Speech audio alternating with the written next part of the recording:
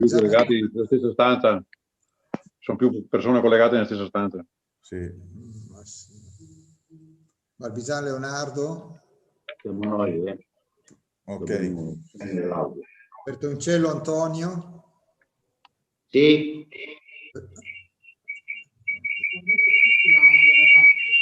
Bravo Bertilla. Bertilla. No, non la vedo. Dalla Buona Paolo.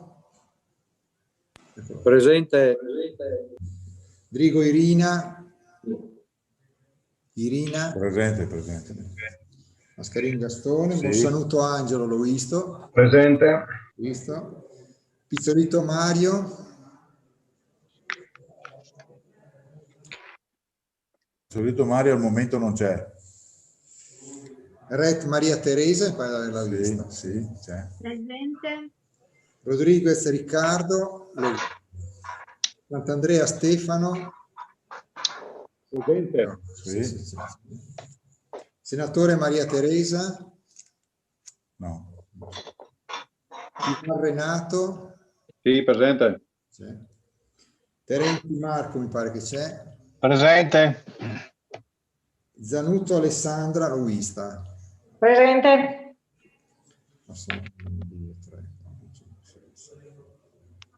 Ci siamo.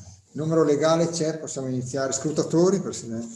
Allora, scrutatori, allora a me risulta che comunque arrivino tutti i consiglieri, quindi avevo già segnato Morsanuto Angelo e allora metto Stivale Renato.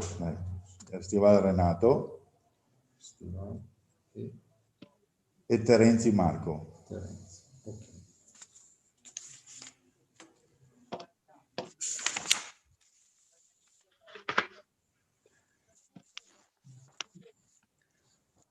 Ok. Allora diamo inizio al primo punto.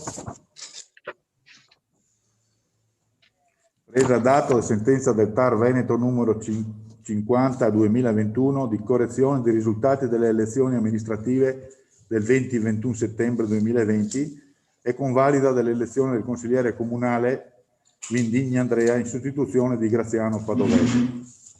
Allora qui, come sappiamo tutti, a fronte di una sentenza del TAR su un ricorso presentato dal gruppo del PD di Portogruaro in nome del presidente Zanin Roberto, la sentenza del TAR ha dato ragione al gruppo comunque Civici e Democratici, così rappresentati in consiglio, e quindi è uscito, sapete tutti, è uscito il consigliere Graziano Padovese, che io a nome di tutto il consiglio ringrazio per il lavoro svolto in questo breve periodo e lo salutiamo e gli diamo appuntamento eventualmente per il futuro.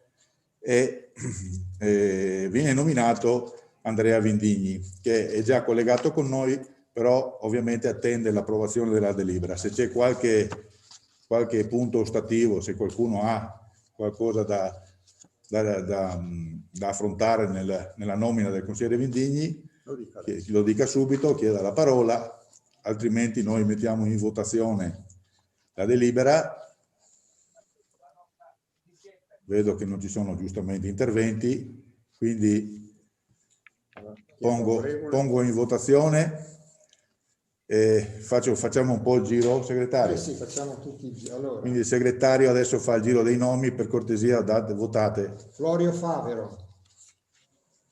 Favorevole? Favorevole. Barbisan Leonardo. Favorevole. Bertoncello Antonio non c'è. Bravo Bertilla. Bertoncello Antonio no c'è, scusi. C'è. Sì, favorevole. Bravo Bertilla non c'è. Dalla Buona. Favorevole.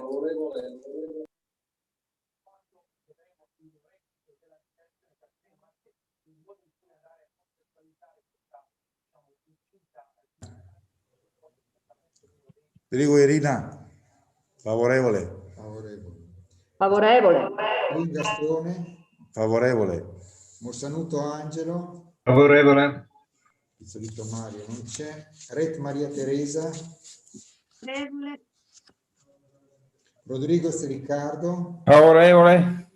Sant'Andrea Stefano, Favorevole. senatore Maria Teresa non c'è, Stivar Renato, Favorevole. Terenzi Marco, Favorevole. Zanutto Alessandra. Favorevole. Va bene, quindi l'immediata Quindi eseguibilità. facciamo anche l'immediata esecutività, per cortesia magari con alzata di mano, senza stare a fare il giro delle chiamate, Ecco. visto che c'è l'unanimità. Ok. Quindi noi accogliamo, io saluto e accolgo in Consiglio Comunale il consigliere Vindigni Andrea e gli do anche la parola se vuol dire qualcosa. Prego, consigliere.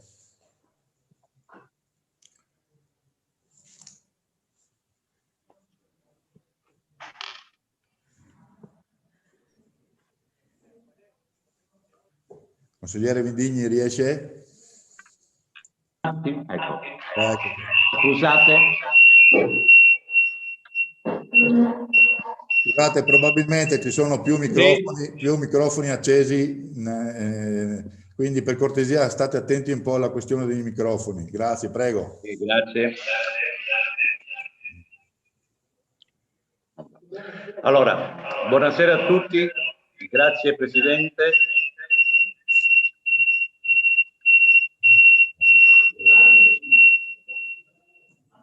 Scusate un attimo, tecnicamente chi è in gruppo deve abbassare il volume del dispositivo, se no comunque il riverbero crea questo problema. Quindi solo chi parla deve avere il dispositivo con l'audio, solo chi parla, e gli altri devono abbassare il dispositivo scusate, l'audio del dispositivo, se no continua il riverbero. Io devo... Ok? Ok, Va bene, abbiamo risolto. Allora, buonasera, grazie Presidente. Sono onorato di far parte di questo consesso. Essere in Consiglio Comunale credo che per tutti i cittadini è un ruolo importante. Darò il mio contributo per la nostra città e mi impegnerò sin da ora a rendermi disponibile per dare al mio ruolo quell'importanza che all'interno di un consiglio comunale ha ciascun consigliere che è presente, sia che appartenga al gruppo della maggioranza che della minoranza. Auguro a tutti un buon lavoro. Grazie consigliere Vindigni, buon lavoro anche a lei a nome di tutto il Consiglio Comunale. Se c'è qualcuno che vuole fare qualche intervento, ma io direi che proseguiamo, abbiamo dato il benvenuto. Passiamo alle comunicazioni al secondo punto. Presidente, scusi se vuole indicare che sono entrata in... Sì, benissimo, saluti, buonasera. Sulle comunicazioni c'è qualche sindaco ha qualche comunicazione? Nessuna comunicazione, grazie. Nessuna, ok. C'è qualcun altro? Posso? Sì, prego, consigliere Bertoncello. No, Poi volevo, signor Presidente, evidenziare e mi auguro che sia stato un inconveniente e non una valutazione. Questa mattina ho parlato anche col Presidente della Commissione, penultima, dove ho registrato, dovendo fare memoria di quello che avevo detto in quella Commissione stessa, ho registrato che non è stata pubblicata. Ho avuto modo di parlare con il Presidente Renato Stival e mi ha dato delle motivazioni che non mi hanno convinto, quindi invito lei, signor Presidente, rispetto alle comunicazioni, che sono quelle che essendo stata la commissione svolta dopo la conferenza dei capigruppo, non ha ritenuto di registrare questo. A me pare una motivazione debole dal mio punto di vista.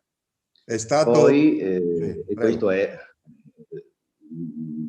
penso che lei su questo mi possa comprendere e sia sensibile. Certo. Per il resto io credo che bisognerebbe fare uno sforzo, se possibile, comprendendo che mandare in diretta comporta anche la presenza di personale dell'amministrazione comunale, questo produce anche dei costi, ma la pregherei di valutare la possibilità di mandare in diretta anche le commissioni. È una richiesta che faccio sperando che lei la possa accogliere. Grazie.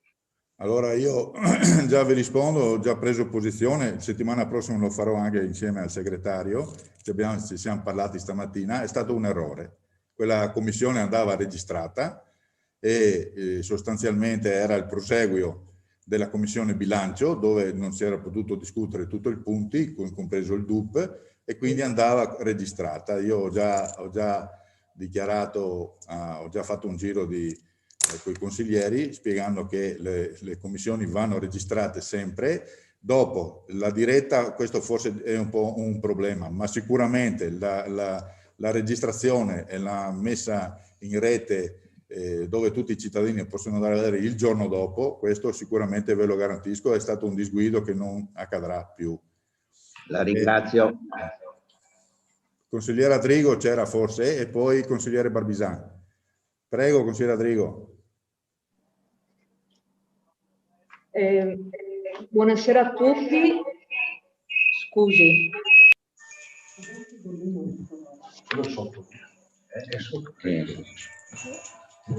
Ecco, io prendo la parola.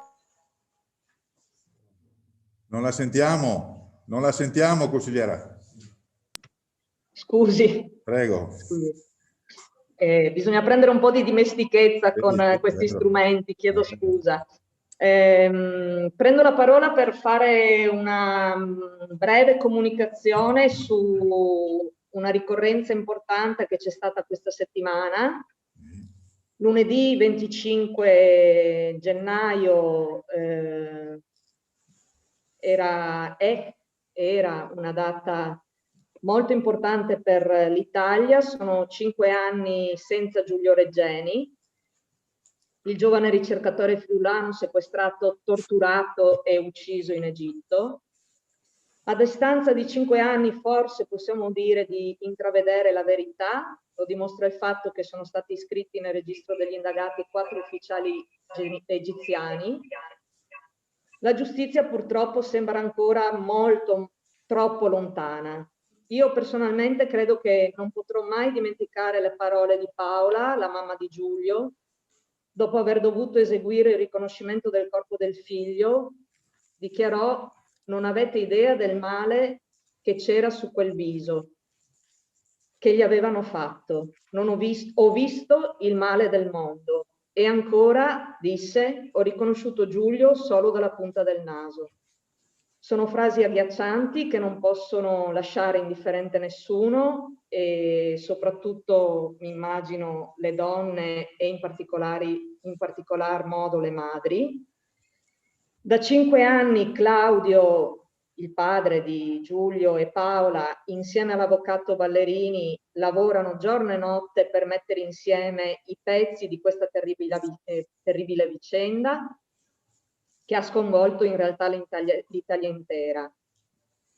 Paola e Claudio chiedono legittimamente l'aiuto fattivo delle istituzioni italiane affinché sia fatta giustizia, a partire dal richiamo dell'ambasciatore italiano dall'Egitto, lo stop degli accordi con uno Stato che ancora oggi usa la tortura.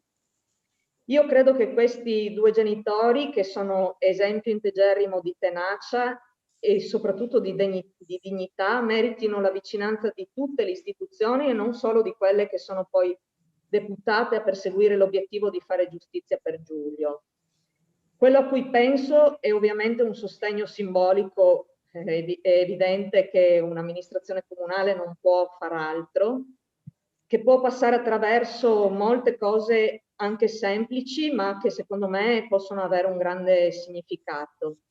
Quindi con questo mio breve intervento, in cui non mi limito a ricordare Giulio, cosa che credo ovviamente sia doverosa e penso di trovare l'accordo di tutti su questo, mi permetto anche di fare una proposta.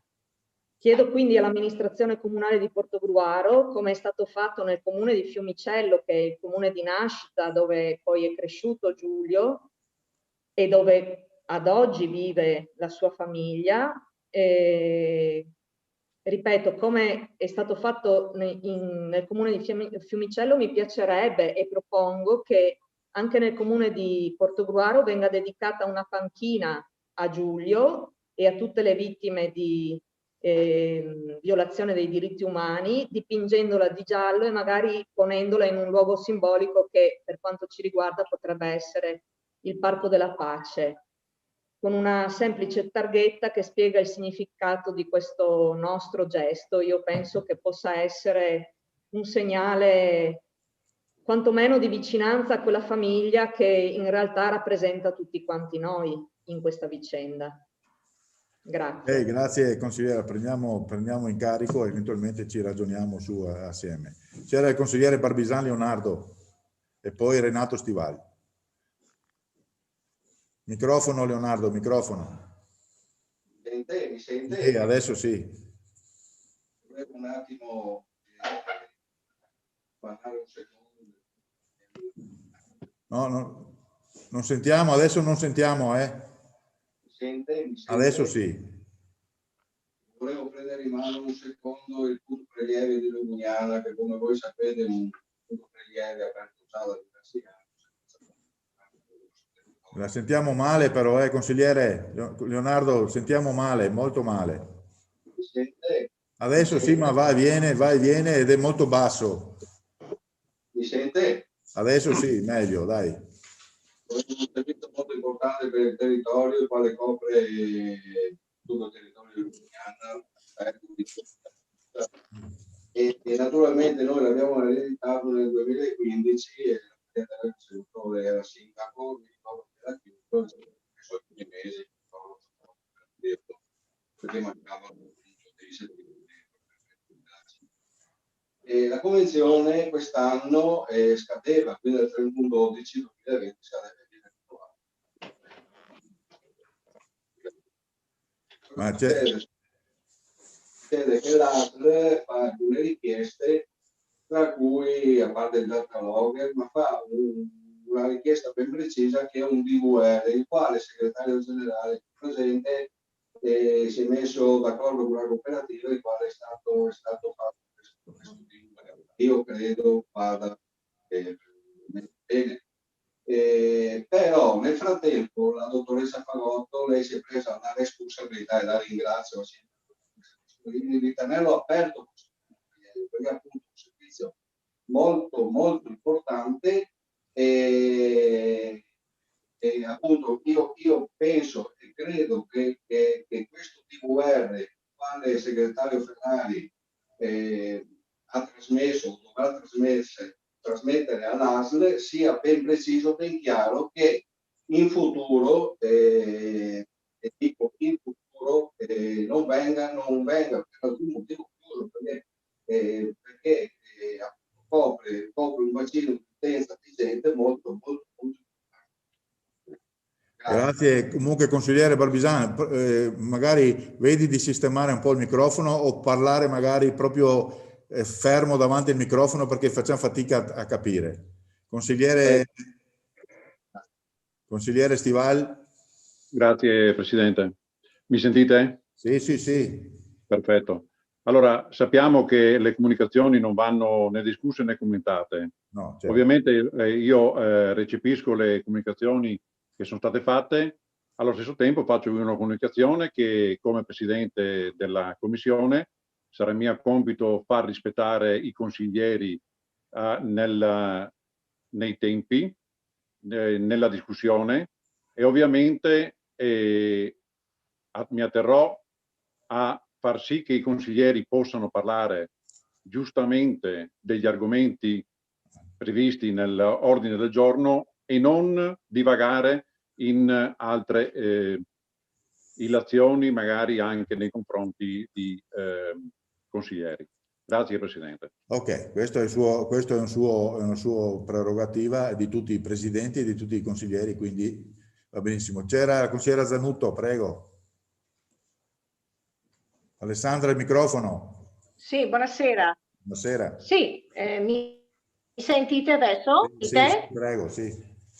Sì, sì, prego. Ecco, allora, mi ricollego un attimo all'intervento che ha fatto la consigliera Drigo, di cui ritengo giusto, insomma, questo aspetto, perché è stato comunque un crimine molto efferato.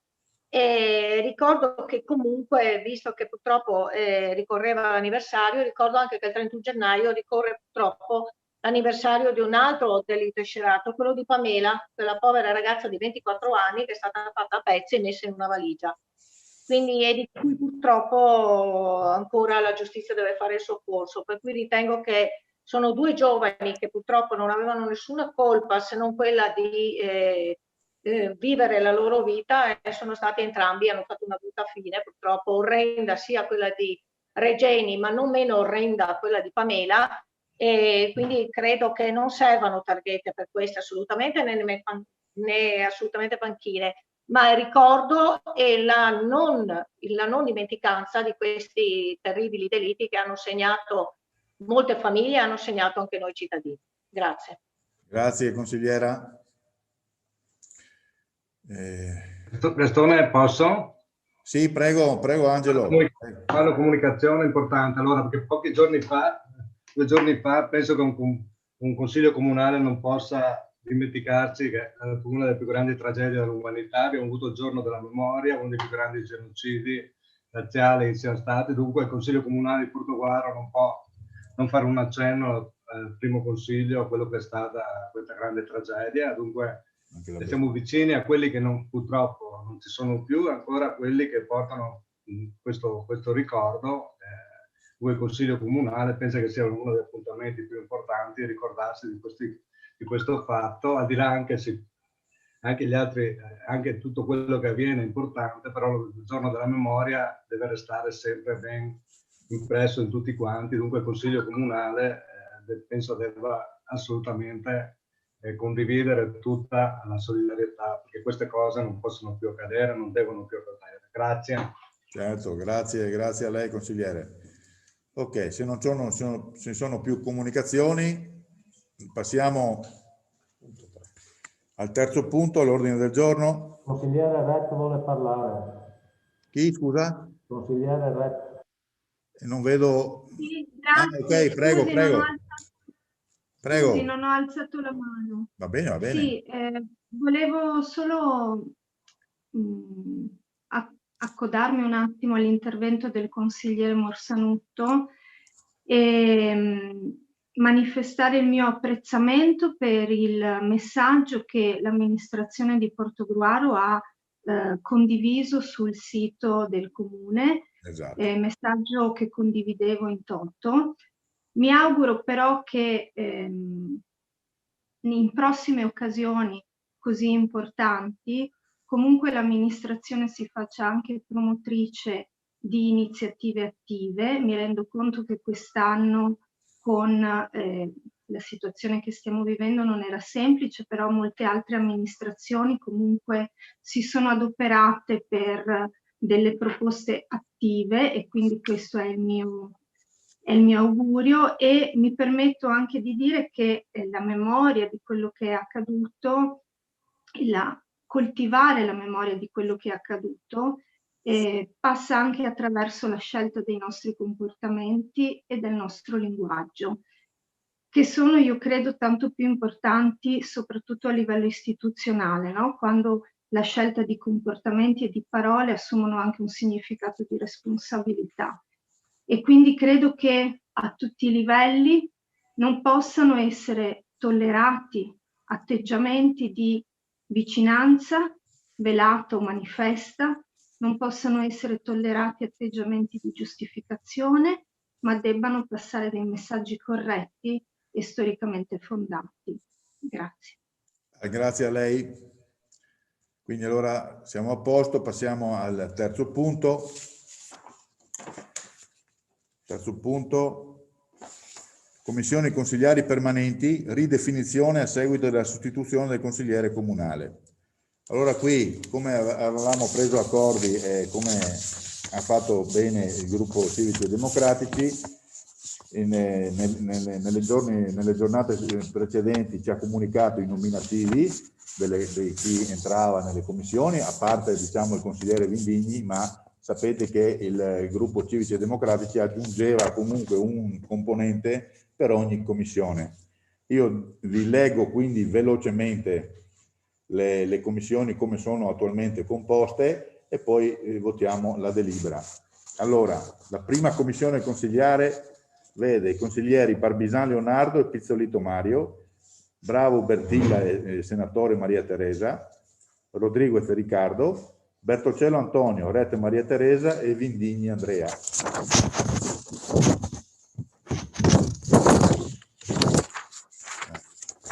La seconda commissione è composta dai consiglieri Zanutto Alessandra, Della Bona Paolo, Bravo Bertilla, Morsanuto Angelo, Rodriguez Riccardo, Terenzi Marco, Drigo Irina e Ret Maria Teresa, che si aggiunge. La terza commissione, Zanutto Alessandra, Pizzolito Mario, senatore Maria Teresa Stivalla Renato, Rodriguez Riccardo, Drigo Irina, Sant'Andrea Stefano e si aggiunge Vindigni Andrea.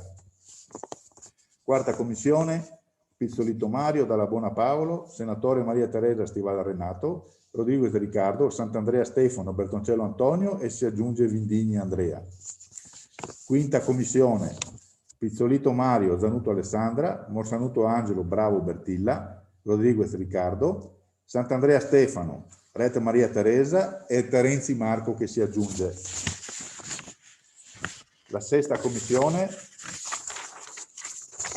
vede i componenti Zanutto Alessandra, Barbisan Leonardo, Stival Renato, Morsanuto Angelo, Rodriguez Riccardo, Bertoncello Antonio, Terenzi Marco e Drigo Irina che si aggiunge. E ci sono le nuove componenti delle varie commissioni. Quindi io adesso non credo che ci siano, se ci sono interventi, ma non credo, pongo in votazione la delibera, quindi il segretario adesso vi chiama per cortesia e date conferma. Se volete, se mi permettete, ci aggiungo l'immediata esecutività a fronte del vostro voto, così siamo più svelti.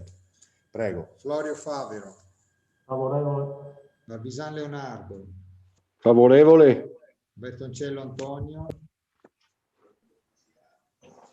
Bertoncello Antonio.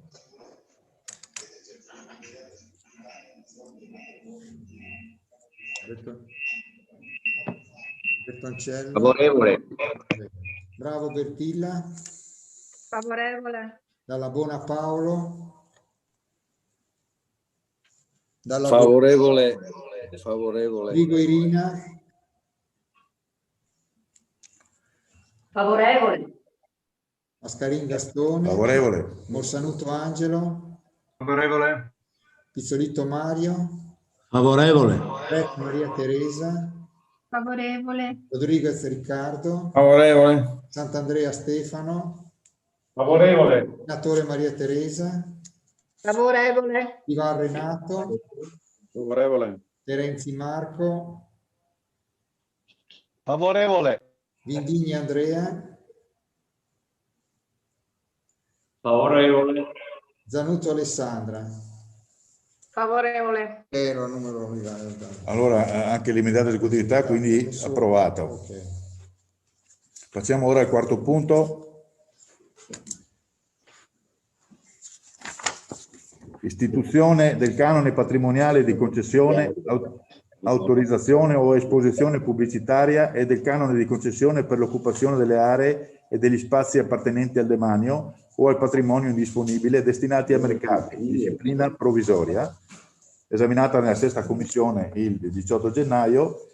Chiedo al Presidente di Commissione se fanno un breve assunto, grazie.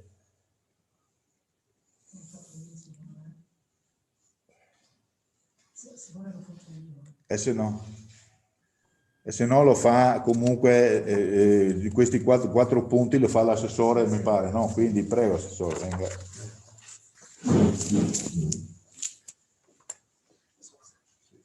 Buonasera. Chiedo scusa, non avevo acceso il microfono, chiedo scusa.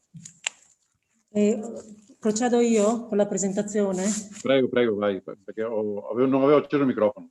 Istituzione del canone patrimoniale di concessione. Sappiamo che la legge di bilancio del 2019 aveva istituito il canone patrimoniale di concessione con decorrenza 1° gennaio del 2021. Il canone di patrimoniale di concessione va a sostituire un insieme di tasse e canoni di natura locale, quali tassa per l'occupazione di spazi e aree pubbliche, imposta comunale sulla pubblicità e diritto sulle pubbliche affissioni. Si riteneva tutti, anche alla luce della pressione fatta all'ANCI, che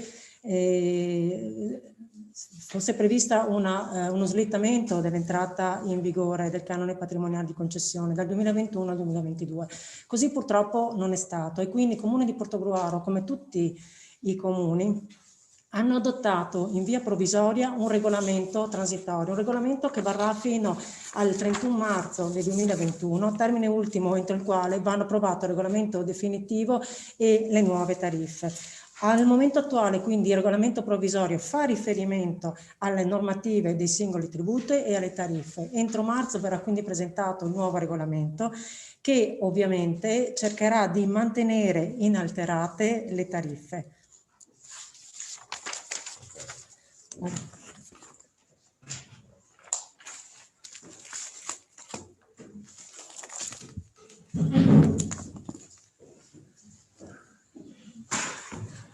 Ok, ci sono interventi?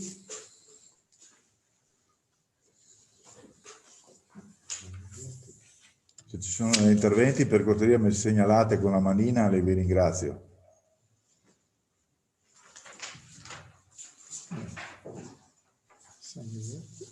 Mi sentite? Sì, prego, consigliere Bertoncello.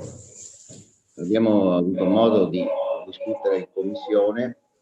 Ovviamente questo problema verrà riaffrontato nel momento in cui verrà posto all'attenzione del Consiglio Comunale entro marzo il regolamento dei canoni. Quindi allo stato attuale delle cose noi votiamo a favore, nel senso che è un atto che conferma la pressione fiscale dei tributi precedenti e quindi noi dichiariamo il nostro voto favorevole. Okay. Benissimo. Altri interventi? Sì. Se non ci sono interventi io pongo, il consigliere Adrigo vuole intervenire? No, ok.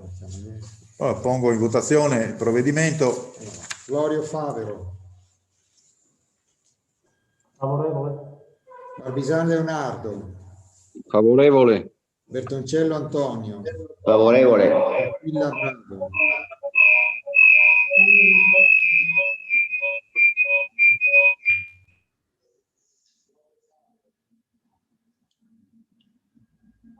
Eccolo là.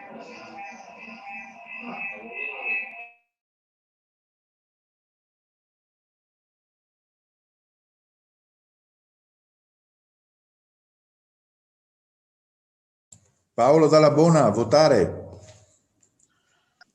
Favorevole. Grazie. Bertilla Bravo. Bertilla Bravo. Favorevole. Perfetto. Drigo Irina. Favorevole. Oscarin Gastone. Favorevole. Morsanuto Angelo. Favorevole. Pizzolito Mario. Favorevole. Ref Maria Teresa. Favorevole. Rodriguez Riccardo. Favorevole. Sant'Andrea Stefano. Favorevole. Senatore Maria Teresa. Favorevole. Stivar Renato. Favorevole. Terenzi Marco. Favorevole. Vindigni Andrea. Favorevole. Danuto Alessandra. Favorevole. Allora anche qui, visto che ci sono stati tutti favorevoli, riteniamo l'immediata esecutività approvata, d'accordo? Va bene Gastone. Passiamo al quinto punto. Criteri criteri per l'individuazione delle aree edificabili e per la determinazione dei relativi valori ai fini dei controlli IMU, anno 2021 e seguenti. Anche qui chiedo al Presidente di Commissione se vuole, oppure lasciare la parola all'assessore, ditemi voi. Anche qui è passata direttamente in Commissione e è stata spiegata dall'assessore e dal dottor Darri. Prego. Ok, quindi io chiedo già se ci sono degli interventi.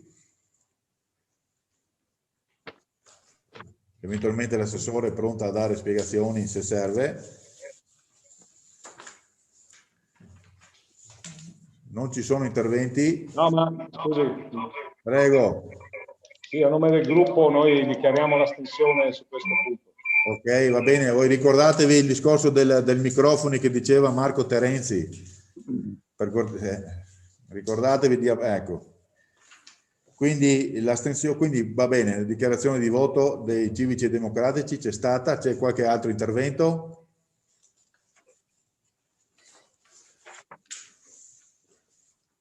No, non vedo interventi, quindi pongo in votazione. Anche qui con l'immediata esecutività. Sì. E anche qui con l'immediata esecutività, se c'è l'unanimità, se no poi io faccio fare comunque il controllo.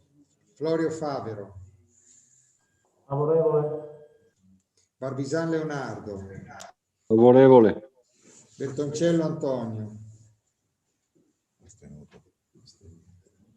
Bravo Bertilla. Favorevole.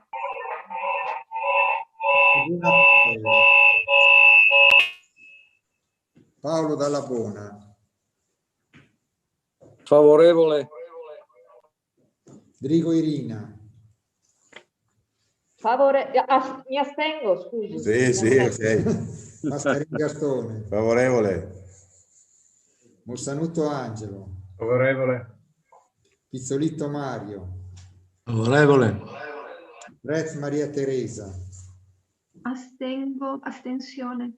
Rodriguez Riccardo. Favorevole. Sant'Andrea Stefano. Astenuto.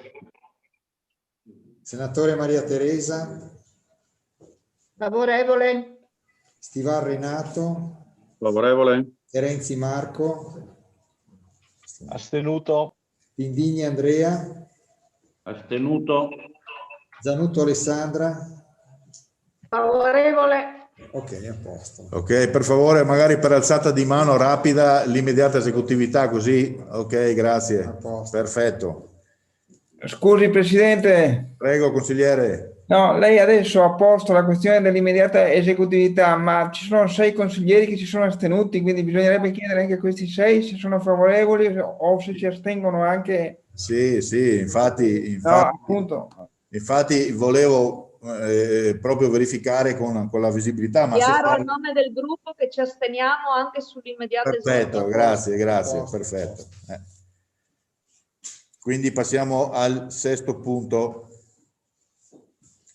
Nuova IMU, aliquote e detrazioni d'imposta anno 2021, esaminata in 6ª commissione il 18 gennaio. Chiedo al Presidente per cortesia, grazie.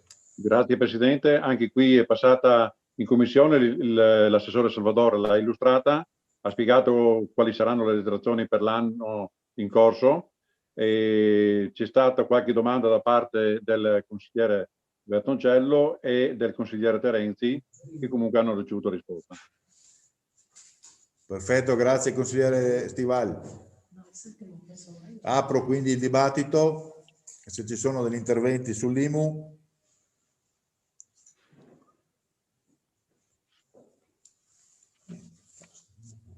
Aspettiamo l'assessore che illustri la delibera. Che faccia ok, allora gliela faccio illustrare.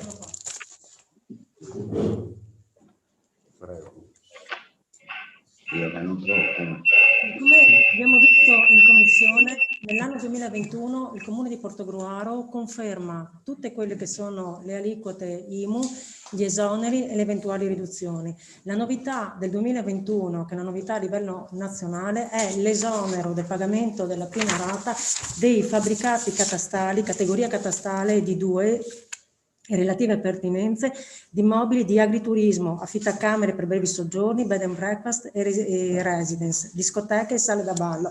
Norma che nasce per, come dire, a creare, per determinare un sollievo e un aiuto ad attività particolarmente colpite dal Covid. Quindi, come già detto, le aliquote comunque su tutte le altre fattispecie rimangono e permangono le stesse dell'anno precedente. Ricordo che dal 2020 non esiste più la Tasi, quindi l'unica imposta è l'IMU.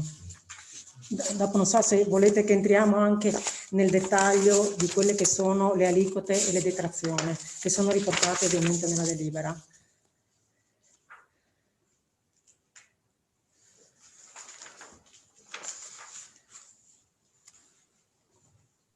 Assessore, per quanto ci riguarda, penso, visto che è stato trattato in commissione, è sufficiente, almeno per quanto mi riguarda, poi altri consiglieri se lo ritengono possono chiedere delucidazioni, altri, ma per quanto mi riguarda non c'è bisogno che lei continui a rileggere la delibera in modo puntuale. Ok.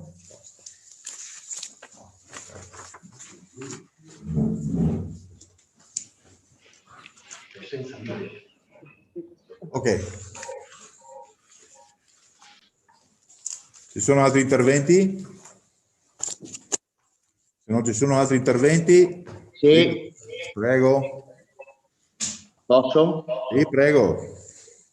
Allora, per quanto riguarda, faccio una piccola premessa, nel senso che per quanto riguarda la pressione fiscale, pur mantenendo l'addizionale IRPEF e IMU a canoni invariati, comunque la contribuzione per abitante è aumentata. Le entrate per abitante in riferimento ai tributi, questo ovviamente lo ricavo dal DUP, sono passate da 590,49 euro a 633 euro per quanto riguarda i tributi, mentre per quanto riguarda le entrate extratributarie sono passate da 114,44 per abitante a 121,11. Riprendendo il ragionamento già fatto in commissione per il Comune di Portogruaro, in questo momento, a nostro avviso, avrebbe potuto ridurre l'IMU utilizzando la quota parte del recupero dell'evasione fiscale, che nelle previsioni, sempre dei documenti del Comune, ci sono accertamenti per circa 1 milione di euro per annualità all'interno del bilancio poliennale, quindi previsto 1 milione, 1 milione, 1 milione.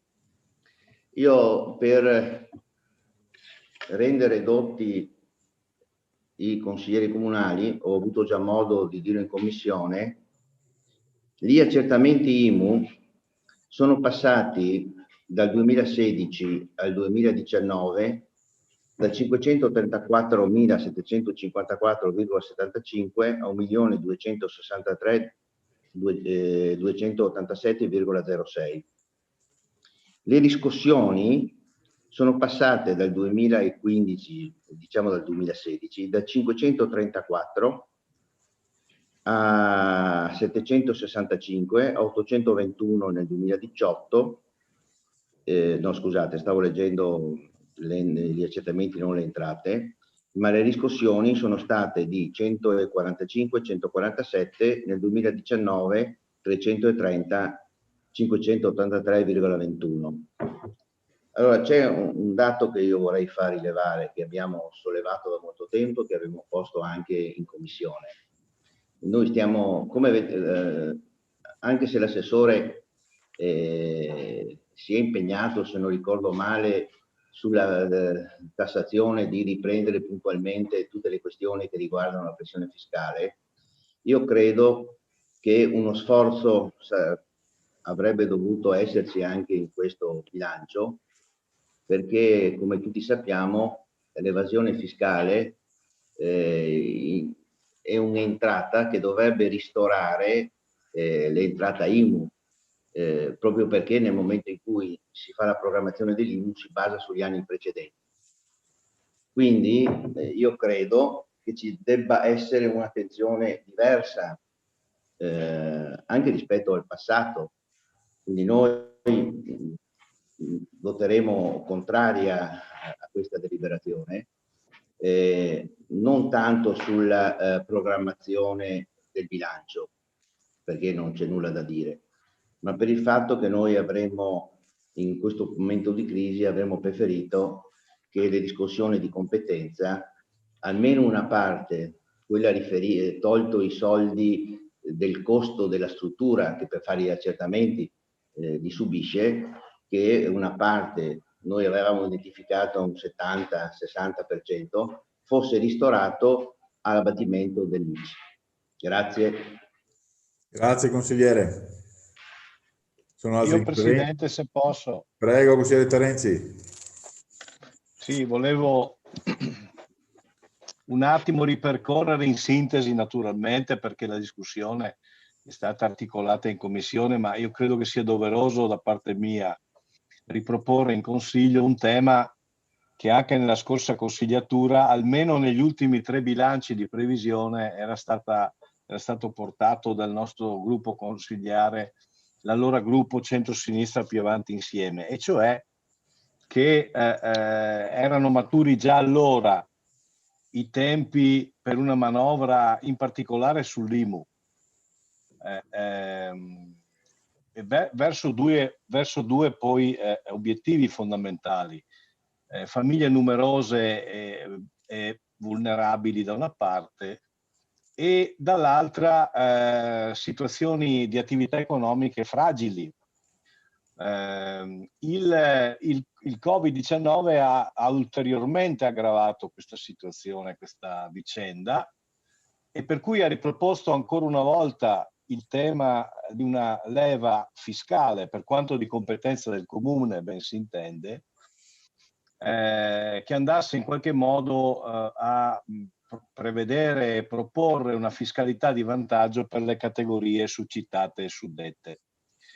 Io rispetto a questa nostra proposta, che è stata regolarmente fatta cadere nel vuoto, mi aspetto e mi auguro che d'ora in avanti, in particolare l'assessore, ma mi rivolgo anche al sindaco, perché questo alla fine è una delle leve principali, importanti anche per una, virgolette, politica fiscale, ma direi anche politica sociale o socio-economica. Ecco, io mi auguro che venga presa seriamente la nostra proposta, e non solo perché le categorie produttive hanno ribadito ancora una volta che servirebbe una politica attiva da questo punto di vista. Sottolineo un aspetto, quello dei canoni di affitto per le attività commerciali del centro storico. Lì, se noi riuscissimo con la leva fiscale ad abbassare gli affitti, naturalmente attraverso delle convenzioni o degli accordi con i proprietari, che si vedrebbero attribuiti dei vantaggi fiscali da questo punto di vista, io credo che faremmo già un servizio interessante. Ecco, allora la mia osservazione vuole riproporre questo tema, che non è affatto banale, perché molti comuni hanno agito con questa leva già prima del Covid, e mi auguro che questa amministrazione non banalizzi il tema e il problema e lo inquadri invece in una valutazione di prospettiva. Concordo con l'assessore quando ha detto in commissione, attraverso il movimento di diverse leve, quindi cercando di attivare dei meccanismi o di attivare delle misure per, ad esempio, l'animazione commerciale del centro storico, che attraversino diverse prospettive, ma quella della fiscalità di vantaggio non è una misura banale, anzi una delle misure più importanti e interessanti, che selettivamente potrebbe essere utile per virgolette, un rilancio dell'attività economica, anche se ovviamente riconosco con l'assessore che non è l'unica leva da attivare. Grazie consigliere Terenzi. Prima di lasciare magari rispondere all'assessore, se c'è qualche altro intervento in maniera che raccoglie tutte le istanze, e poi Ci sono altri interventi? No. Ok, allora io lascio rispondere l'assessore e poi eventualmente proseguiamo.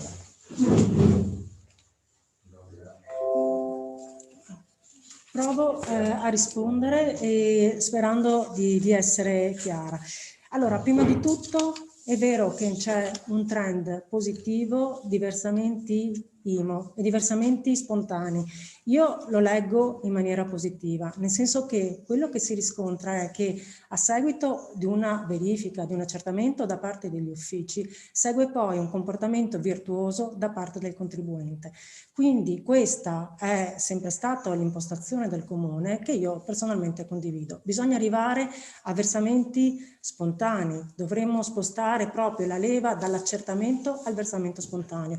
I ravvedimenti operosi negli anni sono aumentati, a dimostrazione che c'è la volontà di pagare. Dopodiché, dal 2018, se non sbaglio, il Comune predispone gli F24 con i conteggi. Questo è stato, secondo me, un importante passaggio proprio per favorire il pagamento e il versamento spontaneo, anche perché il Comune a questo punto, predisponendo i conteggi, evita che il contribuente commetta degli errori. Altro aspetto sulla riscossione, perché è un aspetto importantissimo la riscossione. È vero che gli accertamenti sono aumentati, io ritengo che siano aumentati proprio perché c'è molta attenzione da parte degli uffici, ci sono strumenti più efficaci rispetto al passato. Però quello che noi riscontriamo dai nostri dati è che è aumentata anche la riscossione e dal 2018 il Comune si avvale di un altro concessionario. Prima c'era Equitalia, oggi c'è Step. Step si dimostra un concessionario molto attento e veloce e quindi questo ha migliorato nel tempo la riscossione. I residui che oggi abbiamo il più delle volte sono legati o a posizioni importanti di società e quindi di fabbricati di natura strumentale, società che sono magari fallite, o accertamenti importanti rispetto ad alcuni soggetti, ma che vengono costantemente monitorati. Quindi direi che da questo punto di vista il trend dell'IMU è positivo. Dove, a mio avviso, dobbiamo stare prudenti nel 2021-2022, che noi non sappiamo se per effetto del Covid avremo dei significativi cali di gettito.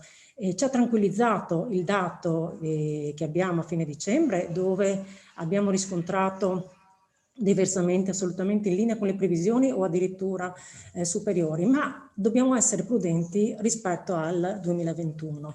Dopodiché, se si deve parlare di fiscalità di vantaggio, parliamone, ma dobbiamo allora considerare tutte le leve. Non può essere la fiscalità di vantaggio legata solo all'IMU, perché ricordo che sulla prima casa, a meno che non sia un'abitazione di lusso, l'IMU non si paga.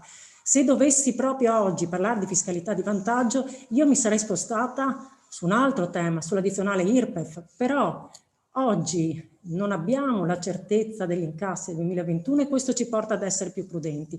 Ma se siamo stati più prudenti sul lato delle entrate, abbiamo messo a disposizione una cifra importante, lo vedremo anche nel bilancio, proprio per intervenire nelle situazioni di bisogno, sapendo sinceramente che gestire le uscite ti consente di programmare meglio che intervenire sulle politiche fiscali sulle entrate, soprattutto sull'IMU che rimane l'entrata principale. Questo non vuol dire che non possiamo comunque in futuro esaminare qualsiasi altra proposta che possa venire, ecco.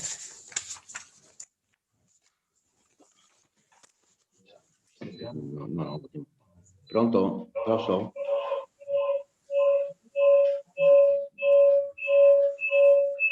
Mi raccomando i microfoni. Posso? Prego. Io ringrazio l'assessore per la risposta che ci ha dato.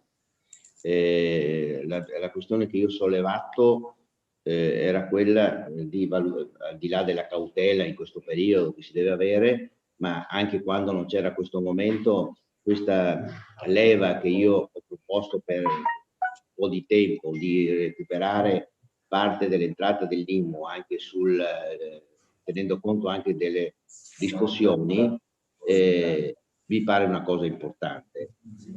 Confermo per l'esperienza che ho avuto che l'ufficio tributi è uno degli uffici che assieme ad altri lavora bene, è molto attento, e quindi non è un problema di attenzione e di, come posso dire, di attività degli uffici. Ho posto solamente un problema rispetto all'evasione fiscale, che non può restare separata da una valutazione dell'IMU, così come lo ha affermato lei, lo affermiamo noi, che la fiscalità deve comprendere non solo l'IMU, ma tutta la serie della pressione fiscale che viene caricato il cittadino di Portogruaro. Quindi è questo il problema. Poi, dottoressa Salvador, lei conviene con me che man mano che si recupera l'evasione fiscale aumenta l'introito dell'IMU, perché quando si recupera perché qualcuno non ha pagato, non è solo il recupero che conta, ma è anche la continuazione per gli anni successivi del pagamento. Quindi quello che lei diceva, che è fiduciosa per effetto che l'incremento dell'IMU, voglio dire, ogni anno registra anche degli aumenti, è un fatto abbastanza oggettivo. E all'interno di questo ragionamento le ho fatto presente che al di là voglio dire, del mantenimento delle tariffe, se poi andiamo a vedere cosa pesa nel cittadino la pressione fiscale, noi vediamo che nonostante tenendo ferma le aliquote per anni, di fatto il cittadino paga di più. Quindi io credo che lei abbia la giusta sensibilità e l'esperienza per poter, come diceva Marco Terenzi prima, riferito all'IMU, come credo che condividiamo tutti, che va fatto uno sforzo per non analizzare le singole entrate, ma cercare di avere un quadro generale per poter fare una politica fiscale del nostro comune che sia vicina ai cittadini in rapporto ai servizi che il comune vuole dare. Grazie. Grazie consigliere Bertoncello. Ricordo a tutti, mi raccomando, che per ogni punto ci sono 2 interventi, quindi magari di tararli giustamente a dovere. Grazie. Ci sono altri interventi? C'è il dottor Datri che voleva, credo, dare una informazione, se non sbaglio. Dico bene? Sì, solo. Prego. Solo. Buonasera a tutti. Volevo aggiungere solamente un ulteriore spunto di riflessione per avere un quadro completo della capacità di riscossione del comune negli anni. Allora, è corretto dire che se noi facciamo riferimento al primo degli anni che sono stati esaminati, nell'annualità 2016 gli accertamenti sono stati circa 535.000 euro e gli incassi in quell'anno sono stati circa 100.000 euro.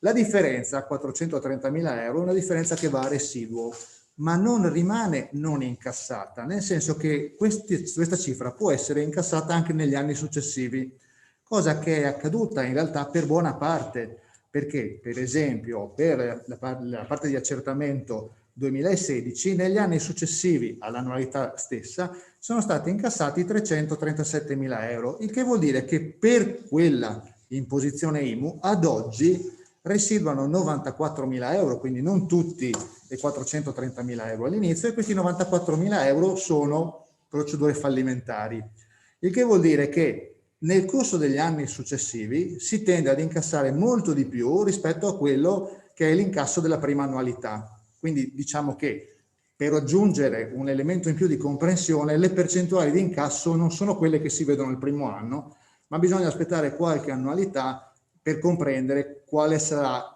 il reale successo del recupero dell'evasione. Recupero che può avvenire sia in forma spontanea, perché il cittadino paga nelle annualità, come dicevo prima, successive, sia per effetto di procedure coattive, che sono quelle di cui parlava prima l'assessore, per esempio messe in campo dal nostro concessionario attuale, che ha circa raddoppiato la capacità di incassare rispetto ad Equitalia. Ecco, volevo solo aggiungere questo. Grazie, dottor Datri. C'è la Maria Teresa Senatore, prego. Sì, grazie Presidente. Io ho sentito con molto piacere il dottor Datri, che saluto, e il mio intervento era proprio un ringraziamento agli uffici, al personale della ragioneria perché quando su indicazione dell'assessore Bravo si è voluto andare verso i bollettini precompilati relativamente all'IMU, sapevamo che era un ulteriore aggravio di lavoro, ma gli uffici sono stati assolutamente molto disponibili ed è per questo che l'intervento era per ringraziare il dottor Datri e la sua persona e tutto il personale comunale per la grande collaborazione che ha dato quando abbiamo avviato questa richiesta, credo anche molto ben apprezzata dai cittadini di Portogruaro e che sta portando i suoi frutti. Grazie ancora a tutto il personale del Comune di Portogruaro e a lei, dottor Datri, in particolare. Grazie consigliere senatore. Ci sono altri interventi?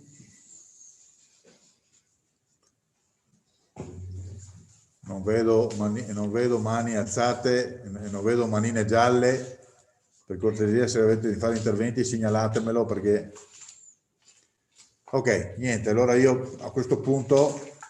Aspetta, Gastone. Prego, consigliera Bravo. No, scusa perché ho problemi di connessione, mi va via completamente la voce, a volte non vedo.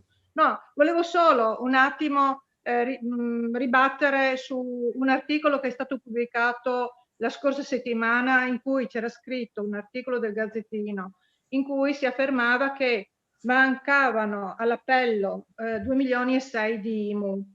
Allora, credo che il dottor Datri sia stato molto chiaro nell'esprimere che quei 2.600.000 non mancano assolutamente nelle casse del comune, ma che sono frutto di una serie di ribaltamenti da anno in anno e che si concludono considerando gli incassi negli anni successivi. Ecco, volevo un attimo ribattere questo, perché mi è molto spiaciuto vedere pubblicato un articolo del genere, dicendo appunto che mancavano 2,6 milioni, come per dire che gli uffici e l'amministrazione non fosse competente nella riscossione di quanto gli spetta. Grazie. Grazie consigliera Bravo, certo, fatto bene a chiarire questo concetto. Lei sarebbe, consigliere Bertoncello, mi raccomando, perché io glielo faccio fare, ma sarebbe il terzo intervento. Presidente? Sì, prego. Ci siamo meravigliati anche noi di questo articolo e abbiamo cercato di capire da dove veniva fuori. Non c'è stato un intervento del gruppo Civici Democratici, certo. C'è stato un intervento, voglio dire, recepito dai giornalisti, immagino, in seguito a una discussione che immagino è fatta in commissione, e forse qualcuno si è espresso male o sì, fermo, voglio dire, quello che ha detto la consigliera Bertilla Bravo. Da parte nostra non ci sono, per carità, nessuna dichiarazione rispetto a questo articolo di giornale, insomma. Va bene, benissimo. Mi dispiace, insomma, nel senso che noi sicuramente non siamo intervenuti noi. Insomma. Va bene, grazie, grazie. Consigliere Stival, prego. Chiedo scusa, ma ho toccato il sbaglio. Ah, ok. Sì. Purtroppo è un meccanismo qua. Sì, sì, va bene, nessun problema. Buono, se non ci sono altri interventi, io pongo il provvedimento ai voti e chiedo al segretario di fare l'appello. Qua ho sentito che ci sono voti anche contrari, quindi poi facciamo anche l'immediata esecutività. Prego. Florio Favero. Favorevole. Barbisan Leonardo. Favorevole. Bertoncello Antonio. Bertoncello. Contrario. Bravo Bertilla. Favorevole. Dalla Buona Paolo. Favorevole. Drigo Irina. Drigo Irina. Contrario. Mascarini Gastone. Favorevole. Minuto Angelo. Favorevole. Pizzolito Mario. Favorevole. Rec Maria Teresa. Contraria. Rodriguez Riccardo. Favorevole. Sant'Andrea Stefano. Contrario. Senatore Maria Teresa. Favorevole. Ivan Renato. Favorevole. Terenzi Marco. Terenzi. Favorevole. Sicuro? Sicuro? Ormai? Sono preso dalla tecnologia. Contrario, in armonia a quanto già comunicato dal mio gruppo. Vindini Andrea. Contrario. Danuto Alessandra. Favorevole. Sull'immediata eseguibilità, come prima, votano. Chieda. No, scusi, Presidente. Sì. Allora, io devo rilevare che già lei nella precedente seduta del Consiglio Comunale del 29 dicembre aveva salvato il capogruppo dei Civici Democratici, che aveva addirittura votato contro la propria mozione sul Santa Cecilia. Questa sera salva Terenzi, che vota favorevole e poi dice no, voto contrario, in armonia con il mio gruppo. Cioè, sui voti non è che possiamo votare 3 volte e concedere votazioni che poi non sono conformi alla realtà. Vorrei dire, stia attento su questo. Sì, lei ha ragione, però mi pare, scusatemi, un po' di buonsenso. Se c'è stata una dichiarazione di voto del gruppo e con questi strumenti che ci siamo detti c'è stata per quanto mi riguarda, dopo se volete io confermo il favorevole del consigliere Terenzi, non cambia la sostanza, ma mi pare insomma onestamente di non aver fatto niente di... Ma si tratta pur sempre di una votazione ufficiale, quindi non so, allora io voto domani. No, cosa c'entra? Consigliere Rodriguez, dai, non giochiamo su queste cose qua che è importante. Presidente, prego. Poiché mi ha chiamato in causa il consigliere Rodriguez, che interviene naturalmente secondo il suo convincimento e secondo anche la sua visione, diciamo così. In realtà accade, come è accaduto anche nella scorsa consigliatura, che per sviste o per elementi anche di superficialità, colpevole ovviamente, ma accade che si sbagli la direzione del voto.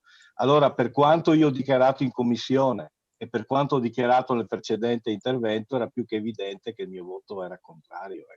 Sì, anche perché, giustamente come mi dice il segretario, la votazione non era ancora conclusa e quindi uno può capitare che si ravveda. Grazie segretario per aver precisato e aver tranquillizzato così il consigliere Rodriguez. Buono, dai, quindi proseguiamo, aveva finito? Immediata eseguibilità, chieda però. Immediata eseguibilità, allora, Lorio Favero. Favorevole.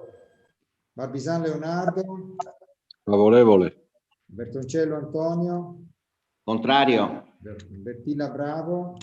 Favorevole. Dalla Bona Paolo. Favorevole. Rigo Irina.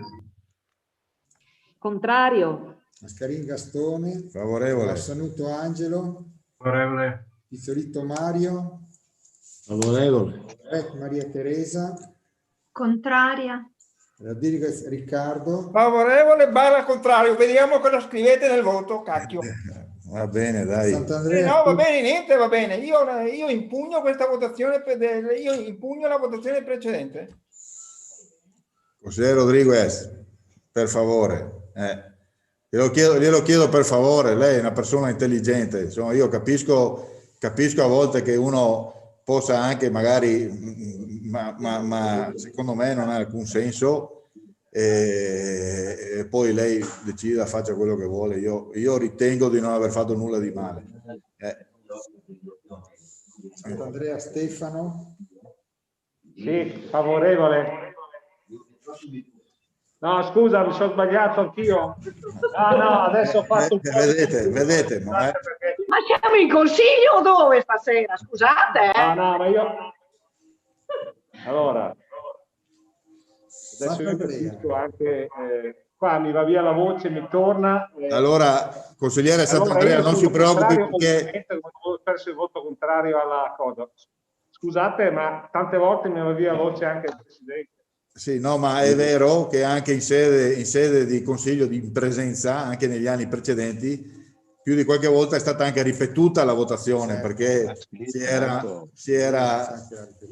l'avevamo anche ripetuta in un paio di occasioni che mi ricordo io benissimo, in cui c'era stata un po' di confusione all'interno dei consigli. Si rifà la votazione, è morta là, non è un problema. Quindi lei, consigliere Sant'Andrea, adesso vota?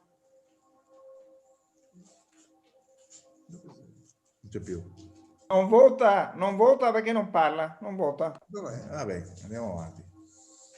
Voto contrario come tutto il gruppo, come votato contrario alla delibera. Senatore Maria Teresa. Favorevole. Stivar Renato. Favorevole. Renzi Marco. Contrario. Vindini Andrea. Contrario. Danuto Alessandra. Favorevole. Come prima. Quindi il provvedimento è approvato, grazie. Passiamo allora all'8º punto.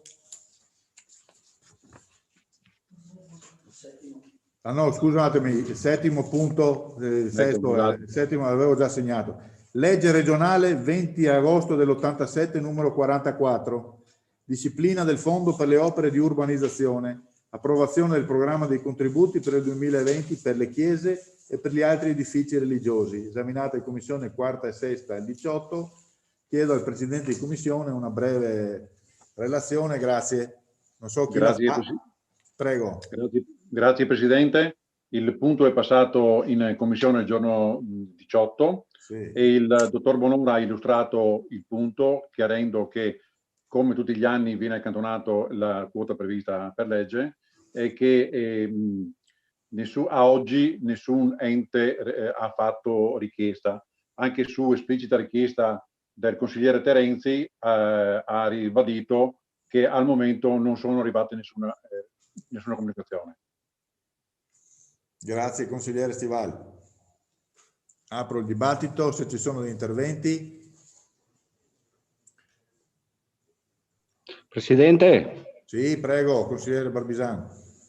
No, chiedevo, visto che è il secondo anno consecutivo che nessuna parrocchia chiede questi denari, chiedevo all'assessore Rambuschi, lui che ha a carico tutte le frazioni, magari di pubblicizzare questi denari, cioè far sì che la parrocchia, io faccio sempre riferimento alla parrocchia mia del paese di Lugugnana, tipo che ha il campanile da ridipingere, che si faccia carico, e lui che ha l'incarico assieme all'Alessandra Zanuto di pubblicizzare questi denari.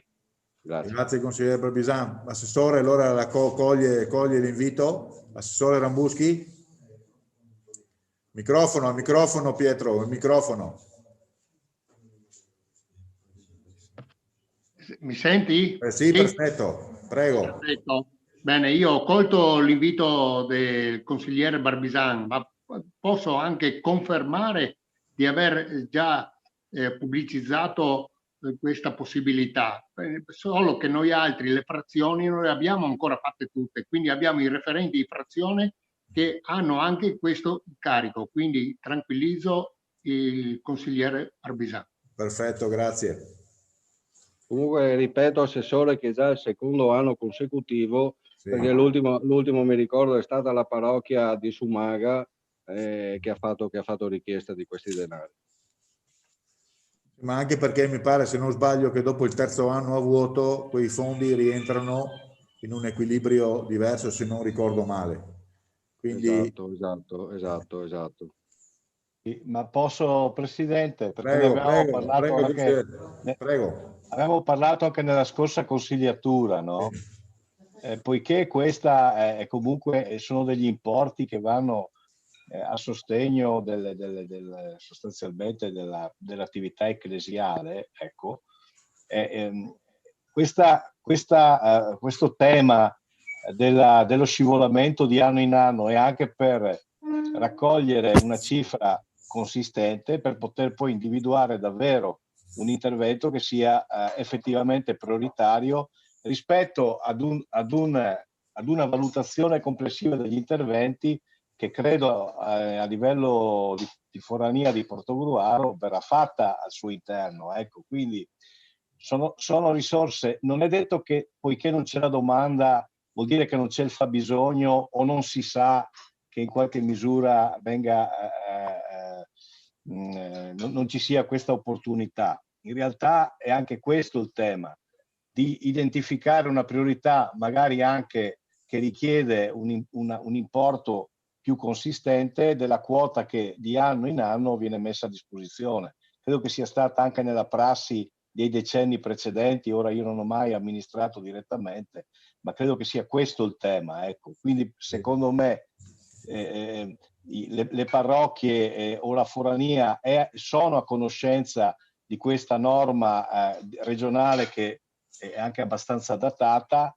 Probabilmente si attende l'accantonamento complessivo delle quote annue per identificare poi un intervento prioritario che magari richieda un fabbisogno finanziario più elevato rispetto alla singola quota annuale. Ecco, tutto qui.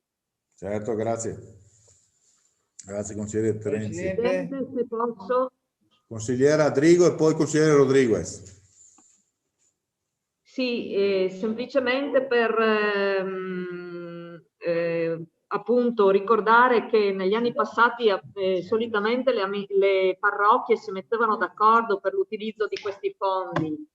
E, credo che il consigliere Terenzi abbia ragione, probabilmente il periodo non è facile, non lo è certamente nemmeno per le parrocchie, probabilmente stanno aspettando che arrivino tempi migliori, che nel frattempo si accumuli qualche fondo in più per poter sfruttare al meglio questi contributi. C'è il vantaggio appunto che non si annullano anno per anno, ma che si accantonano, e quindi magari giustamente per il prossimo anno, concordo con il consigliere Barbisan, coordinando le parrocchie un po' di tempo prima si può forse sfruttare al 100% questa occasione, insomma, ricordando che le parrocchie solitamente utilizzano questi fondi per realizzare opere che poi tutti i cittadini sfruttano all'interno delle strutture di proprietà appunto delle singole parrocchie nelle frazioni, ma anche nel centro urbano, insomma. Ok, grazie consigliera Drigo. In alcuni schermate, io dico, non vi si vede. Non so se nei confronti dei cittadini magari volete sistemarvi. Quindi c'era il consigliere... Presidente, io ho tolto il video semplicemente perché così la connessione è più agevolata, ma se ritenete lo attiviamo. No, io lo dicevo a voi perché nei confronti per esempio del pubblico, per carità, se uno non mi permetto cioè non è che vi obblighi, non è un compito mio, però dicevo che... Sono assolutamente d'accordo con lei sull'osservazione, semplicemente perché alcuni interventi non si riescono a sentire bene. Certo. Per cui senza la connessione video si riesce ad avere meno disturbi dal punto di vista appunto della connessione. Ok, così almeno lo sanno anche i cittadini, quindi lo hanno sentito. Assolutamente non c'è la volontà di nascondere nulla. Sì, beh, certo. Consigliere Rodriguez, tocca a lei. No, soltanto per una piccola chiosa rispetto a questo punto. È vero che ci sono questi contributi regionali, è vero che ci sono poche domande, ma dobbiamo anche essere consapevoli che il contributo regionale che viene conferito dalla regione annualmente è di piccola entità. Tante volte le opere che si troverebbero a fare alcune parrocchie è chiaro che devono essere integrate da altre entrate che magari provengono da comitati parrocchiali o altro. Quindi credo che la spiegazione più ovvia, al di là del momento contingente legato alla pandemia, sia proprio legato all'esiguità del contributo regionale e di cercare poi di integrare quello che manca. Se poi la proposta del consigliere Barbisan che ha fatto all'assessore Rambuschi sul campanile di Lugnana rientra economicamente nella spesa, benissimo, però voglio dire il contributo regionale è molto basso. Ok, sì, vero. C'era qualcuno? Renato Stival, prego. Scusa, Sì, scusa, grazie. Sì, Posso? prima Renato Stivale, dopo volevo Gerolamo. solo fare una precisazione. Prego allora, prego, dai, La consigliere precisazione è che l'8 per 1000 non viene, l'8% non viene dalla regione, ma sono oneri di urbanizzazione secondari del comune di Portogruaro. È la legge regionale 4487 che prevede questo, solo per mera, quindi non sono contributi regionali, ma sono contributi del comune. Scusa. Grazie. Consigliere Stival, prego.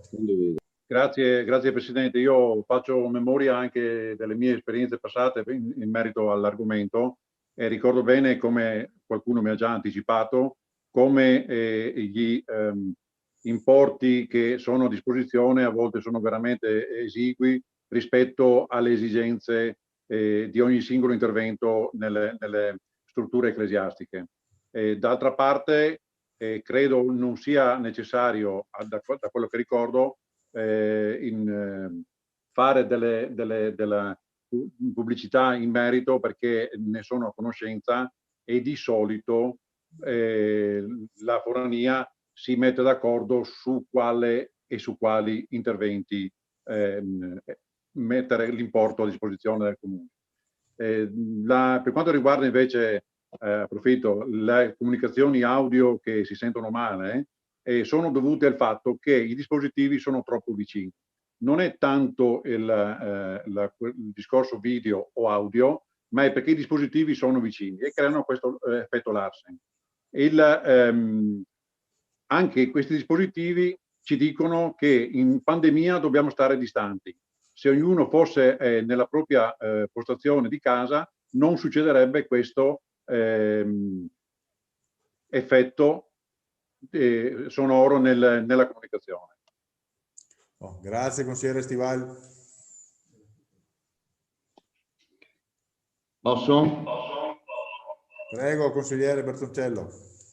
No, volevo, concordo sull'intervento, la prima parte dell'intervento del consigliere Stival in riferimento al fatto che la Forania si metteva d'accordo tra di loro per evitare che piccole risorse distribuite in più parrocchie non risolvessero il problema di nessuna. Quindi io credo che forse l'amministrazione in colloquio con il responsabile della Fornaria credo sia opportuno, insomma. Per quanto riguarda invece l'ultima parte dell'intervento Stival, volevo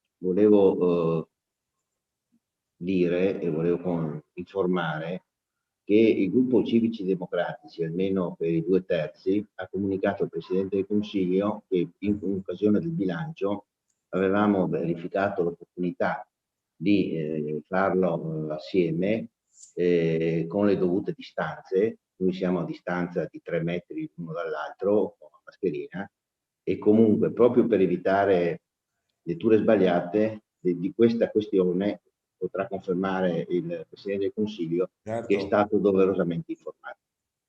Certo, è vero, io l'ho anche già riportato in una riunione di maggioranza, quindi tutti i consiglieri erano avvisati di questo. Ricordo che sia il gruppo della Lega che il gruppo Civici e Democratici mi aveva chiesto la possibilità di avere delle aule qui in sede comunale, e io, in accordo con il segretario, che ha anche lui le sue responsabilità, giustamente non sono poche, avevamo concordato con il non concederle, però il gruppo Civici e Democratici mi aveva già avvisato che sarebbero stati in una sede consona a quelle che sono le normative attuali, vigenti, compreso anche il consiglio del comandante Poles per quanto riguarda poi i movimenti. Quindi confermo quanto detto dal consigliere Bertoncello. Vi raccomando però il discorso audio lì, perché è quello che credo. Posso allora chiedere una cosa? Prego. Eventualmente, se ci dovessero essere consigli comunali in futuro che richiedono un coordinamento tra i consiglieri, perché insomma questo è un consiglio comunale importante, si approva il primo bilancio di questa amministrazione e ci sembrava giusto avere la possibilità di coordinare gli interventi nel miglior modo possibile per fare in modo che siano anche interventi efficaci e in qualche modo propositivi. Dovesse succedere un'altra volta, lo chiedo formalmente, nel momento in cui ci colleghiamo sempre da ambienti che rispettano tutte le normative anti-Covid, come stiamo facendo questa sera, mantenendo le mascherine e quant'altro, è possibile fare un unico collegamento in modo tale da utilizzare un unico dispositivo. Certo. E allora a quel punto non si pone più il tema del riverbero. Io comunque prima, quando parlavo del video, parlavo anche della connessione stessa. Prima la consigliera Bravo ci ha detto a tutti che aveva dei problemi di connessione. Quando ci sono più partecipanti a riunioni di questo tipo, l'utilizzo del video appesantisce la trasmissione dei dati attraverso la rete. Se i video non vengono sempre costantemente utilizzati, si alleggerisce la trasmissione dei dati e quindi le connessioni funzionano un po' meglio. Io mi riferivo a questo.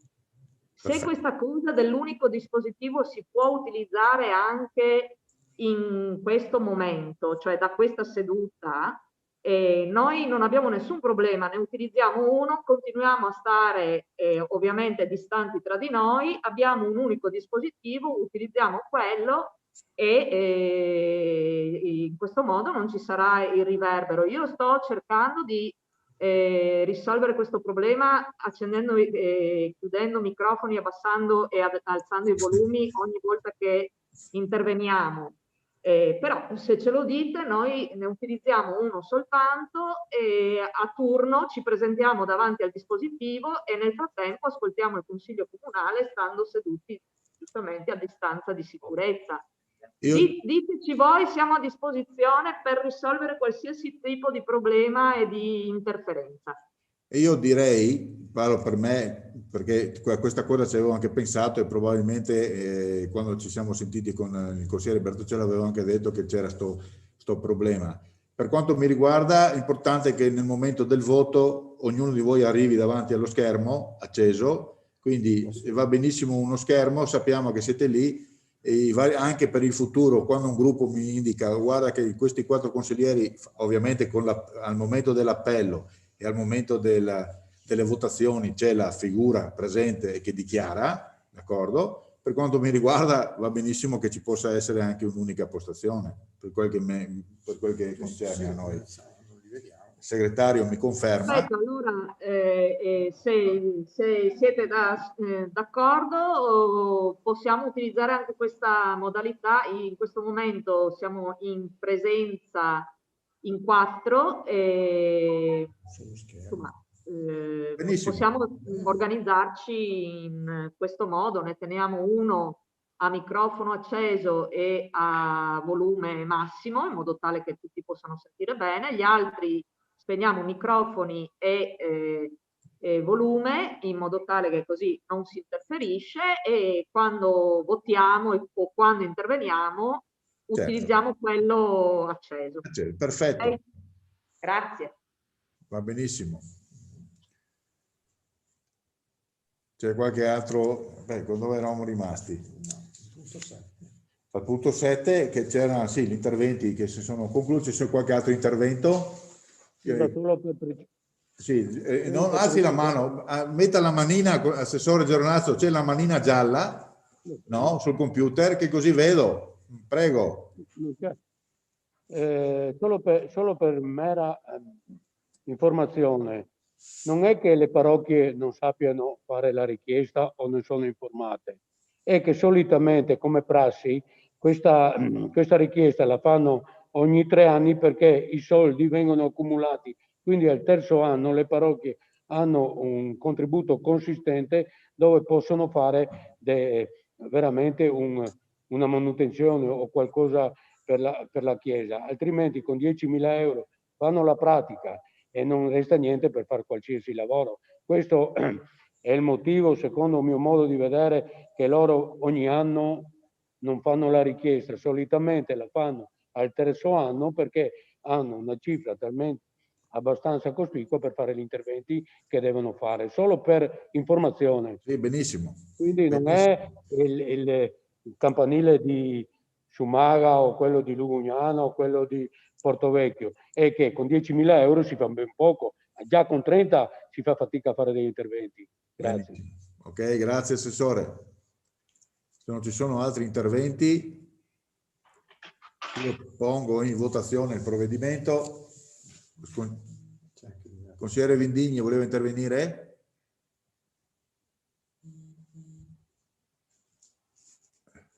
No, ok, allora andiamo al voto. Florio Favero. Favorevole. Barbisan Leonardo. Favorevole. Bertoncello Antonio. Favorevole. Non avete spento ancora però.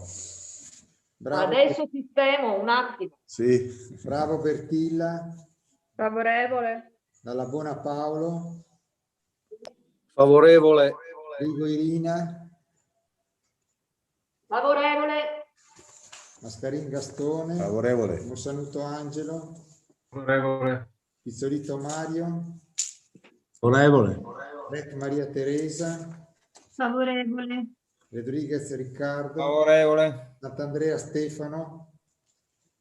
Favorevole. Senatore Maria Teresa. Favorevole. Stivar Renato. Favorevole. Renzi Marco. Favorevole. Vindigni Andrea. Vindigni Andrea. Consigliere Vindigni. Consigliere Vindigni, microfono. Sì, non sentivo.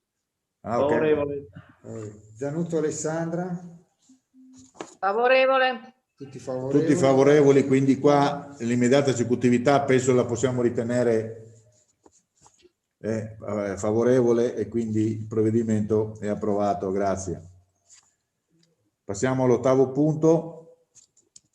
Verifica delle quantità e qualità di aree e fabbricati da destinarsi a residenza, alle attività produttive e terziarie che potranno essere ceduti in proprietà o in diritto di superficie e determinazione dei rispettivi prezzi di cessione anno 2021. Esaminato in commissione quarta e sesta il 18 gennaio, chiedo una breve relazione. Grazie Presidente, anche questo argomento è passato sempre nella commissione del 18 gennaio ultimo scorso e il dottor Bonora presente ha illustrato il punto all'ordine del giorno chiarendo che mentre non ci sono aree per fabbricati da destinare a residenza, ci sono invece a disposizione delle aree per attività produttive. Devi dire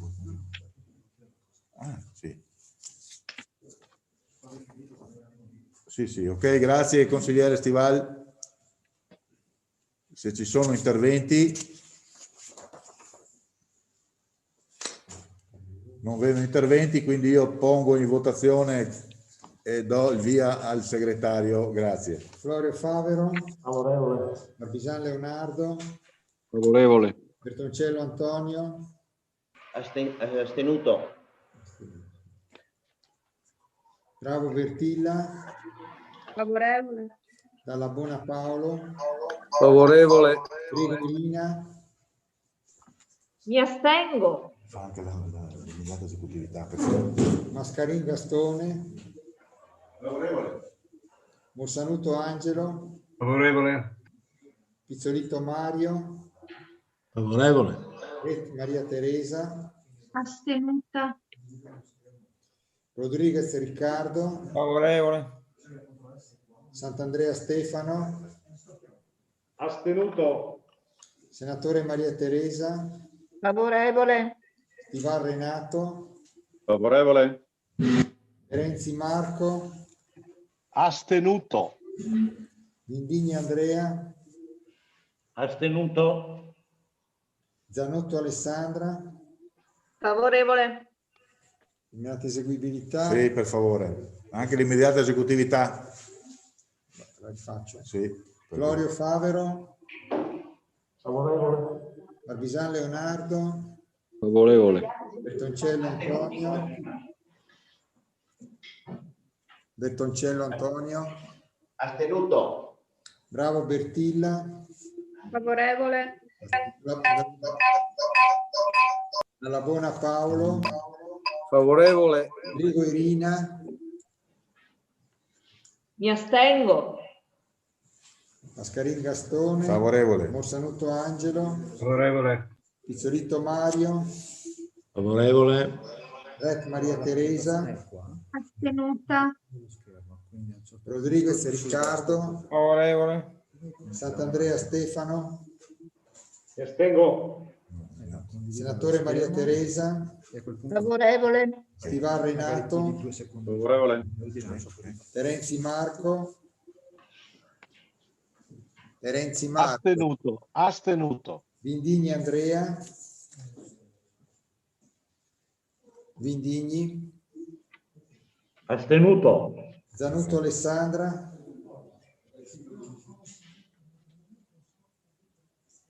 Zanutto Alessandra.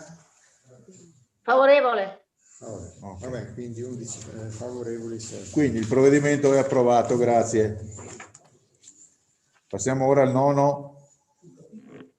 Tari 2021, esaminato in sesta commissione il 18 gennaio. Per favore, Presidente, grazie. Grazie Presidente. Anche questo punto è passato alla Commissione. L'assessore Salvador, nell'illustrare l'argomento, ha sottolineato come ci sia una complessità data dall'attuale quadro normativo e che il provvedimento potrà trovare definizione nel secondo semestre, una quadra nel secondo semestre, e soprattutto in mancanza di un piano tariffario. Grazie. Chiedo scusa, quindi è probabile che le prime due rate saranno applicate sulla base 19, mentre il conguaglio verso fine anno. Grazie. Grazie consigliere Stivali. Qui apro la discussione, se c'è qualche intervento.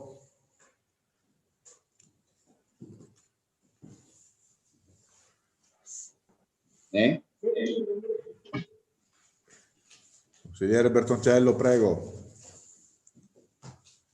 No. Ci sono Sì, prego. Faccio alcune considerazioni. Sì, mettete il video però per favore. Sì. Mi vedi? Sì, prego, prego. In questi giorni la stampa ha dato ampio risalto alla tematica dell'incremento potenziale delle tariffe per i servizi ambientali, raccolta, smaltimento e trattamento dei rifiuti. Questo a seguito della nuova metodologia di riclassificazione e allocazione dei costi per i servizi in questione. Nel dicembre il Consiglio di Bacino Ambiente ha approvato il PEF per il 2020, secondo la nuova metodologia indicata dall'autorità di regolazione energia e rifiuti e ambiente, ARERA, prevedendo a risultati perfettamente differenziati nella disgregazione tra i vari comuni della città metropolitana. Innanzitutto va precisato che le novità introdotte dal nuovo metodo riguardano l'adozione dei costi di efficienza che non sono necessariamente quelli storici aziendali, una politica di ammortamenti omogenea e ragionevole, metodi di riclassificazione e disaggregazione dei costi in senso generale e nello specifico tra i vari comuni fruitori del modo differenziato dei servizi stessi. Il calcolo di una remunerazione del capitale investito secondo il metodo UAC.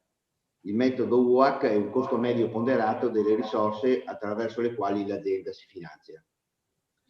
Quindi è evidente che le problematiche oggi sollevate non sono attribuibili alla metodologia, bensì a fattori di costo di partenza governati dal gestore e ai coefficienti di disaggregazioni che sono nell'autonomia dell'unità di bacino.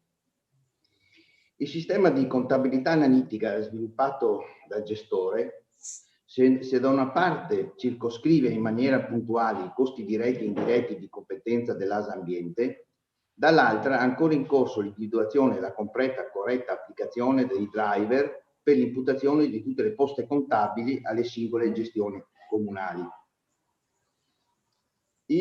Altro elemento di novità del metodo tariffa rifiuti, MTR, da condividere con i comuni, è il calcolo della remunerazione del capitale. La remunerazione al capitale, calcolo doveroso in qualsiasi società di capitale, è un adempimento per garantire al proprietario del capitale, il socio e non il gestore, e quindi la bontà del suo investimento. Fermo restando il risultante del PEF, approvato dal Consiglio di Bacino nel dicembre del 2020, si potevano proporre l'adozione di alcune rettifiche che rimangono tutte nel perimetro di autonomia del Consiglio stesso e non impattano sull'equilibrio economico del gestore. Io credo che l'assessore Salvador possa raccogliere queste osservazioni per il prossimo piano finanziario. Perché ho fatto questo intervento e mi sono documentato attraverso l'IFEL e ho voluto fare queste precisazioni? Perché io credo che al di là che la Commissione ha dovuto, voglio dire, in modo molto celere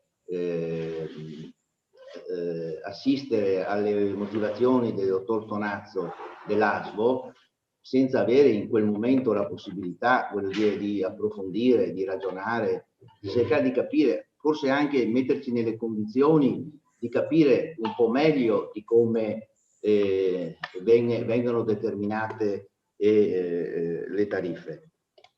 Io ricordo anche che nel Consiglio di Bacino l'assemblea è formata da tutti i comuni e che il comitato di bacino, per quanto riguarda il nostro territorio, è presente il sindaco di Concordia Claudio Dorico.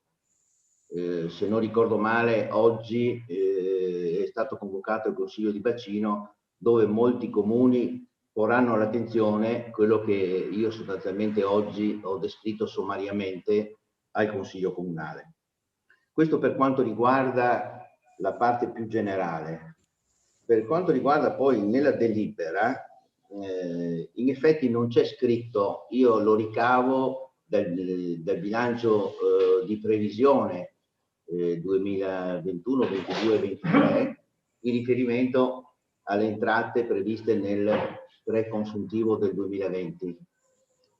L'incremento che non viene inserito nella delibera, se non ricordo male, è del 6,6%.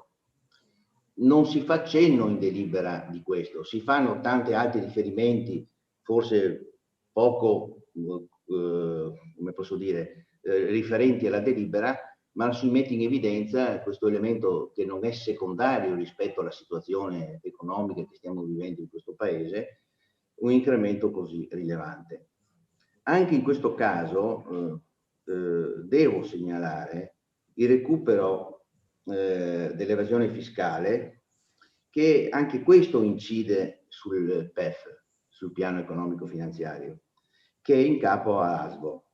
Questa modalità, se sembrava nel passato coerente, quella di affidare ad ASVO l'attività di recupero dell'evasione fiscale, forse oggi deve essere o dovrebbe essere rivisitata e attenzionata.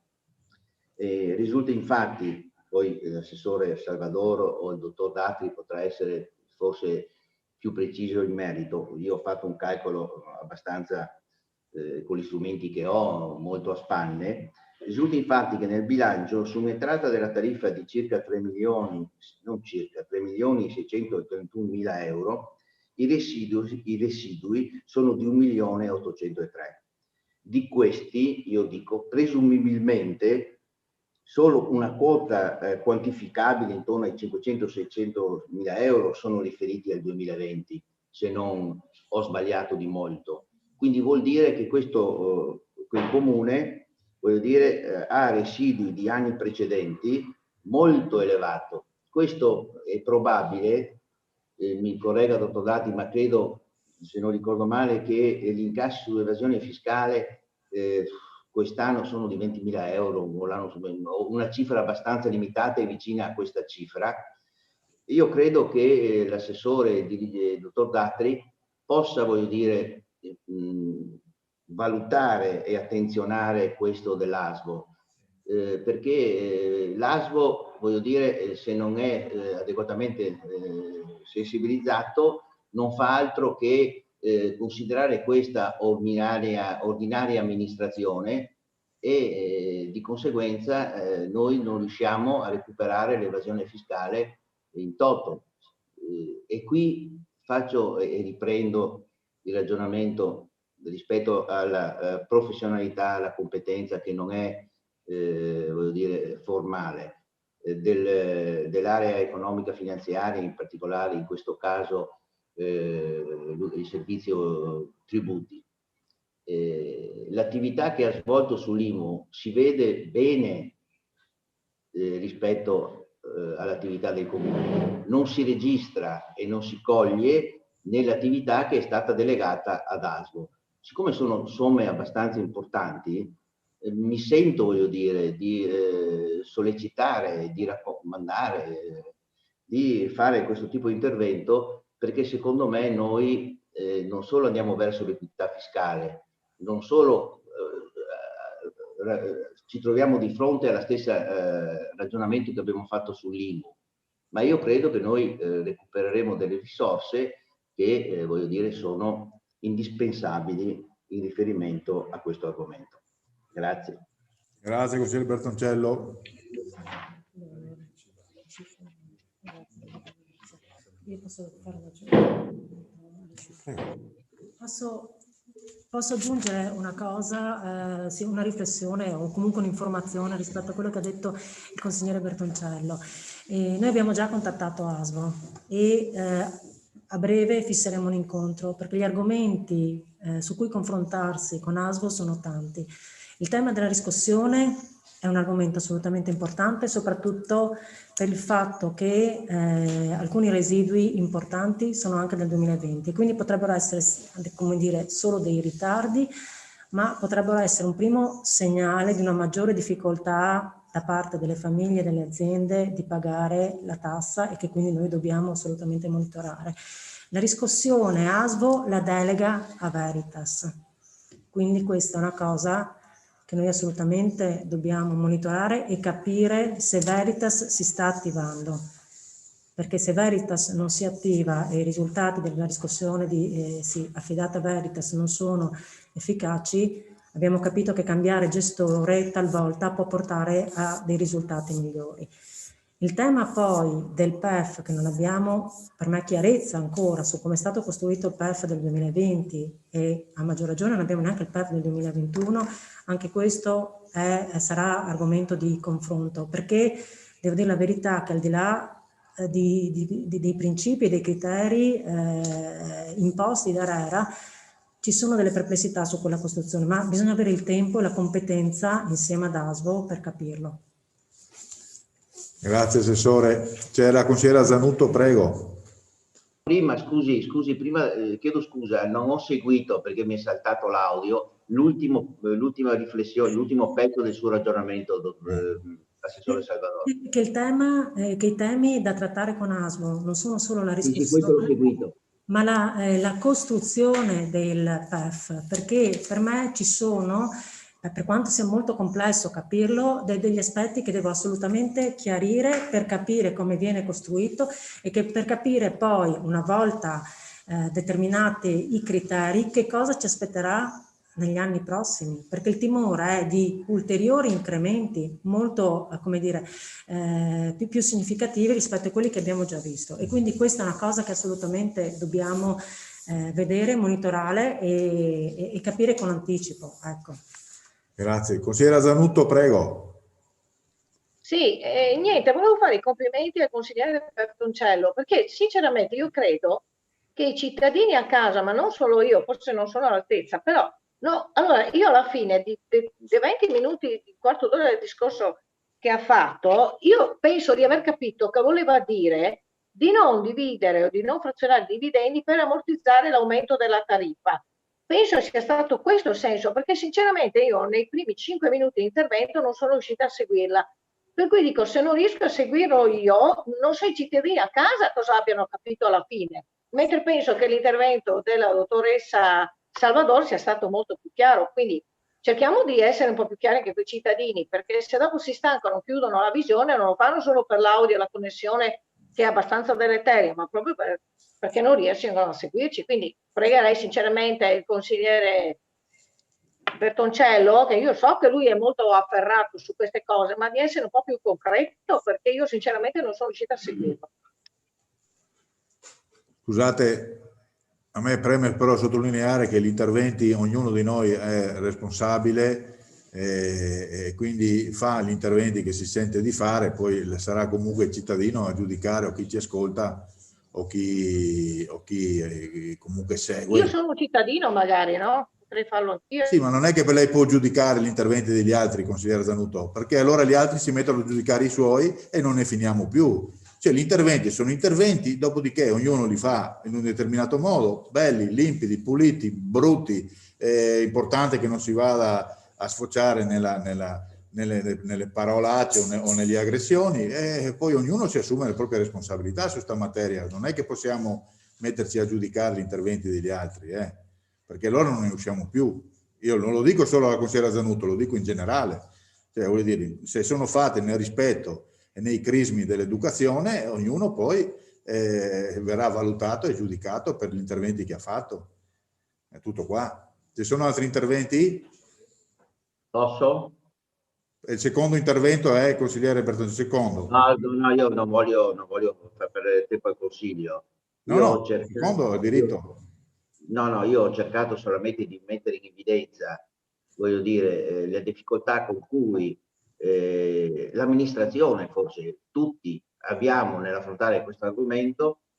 Ci sono state delle precisazioni, delle richieste di approfondimento sul metodo, su cosa doveva operare il Consiglio di bacino e quali poteva essere l'autonomia del Consiglio comunale per tentare di contenere voglio dire, la tariffazione, e ho cercato di mettere in evidenza il tema della discussione dell'evasione fiscale e ho raccomandato, per quanto mi compete, ma credo che l'assessore con me possa condividere, l'ha detto l'assessore stessa, che è complicato e difficile e che ha bisogno di, voglio dire, di approfondire con ASVO tutta una serie di questioni che non sono facili, voglio dire, per chi si approccia a un argomento di questo genere. È difficile per un dirigente, è difficile per un assessore, figuriamoci per i consiglieri. Quindi il mio era solamente un invito per quanto riguarda il futuro rispetto alla predisposizione del piano economico finanziario. Dall'altro c'è questa raccomandazione, anche questa, che è legata ai residui. Punto, c'è poco di più da capire. Dopodiché il cittadino che ritiene che questo argomento le può interessare, evidentemente c'è anche la diretta, c'è anche la registrazione e forse con il tempo necessario forse riesce a comprendere meglio quello che ho cercato di dire al Consiglio. Grazie. Grazie consigliere Bertoncello. Ci sono altri interventi? Presidente, io molto rapidamente. Prego, consigliere Terenzi. No, per dire che questo è davvero un tema molto ostico, insomma, ecco, quindi l'abbiamo detto anche in commissione, abbiamo ringraziato anche il dirigente di ASVO, però insomma era evidente un po' anche la fatica nostra nel dover, come dire, ascoltare in modo consapevole, ecco, dico questo, ascoltare in modo consapevole anche le questioni piuttosto articolate e complesse.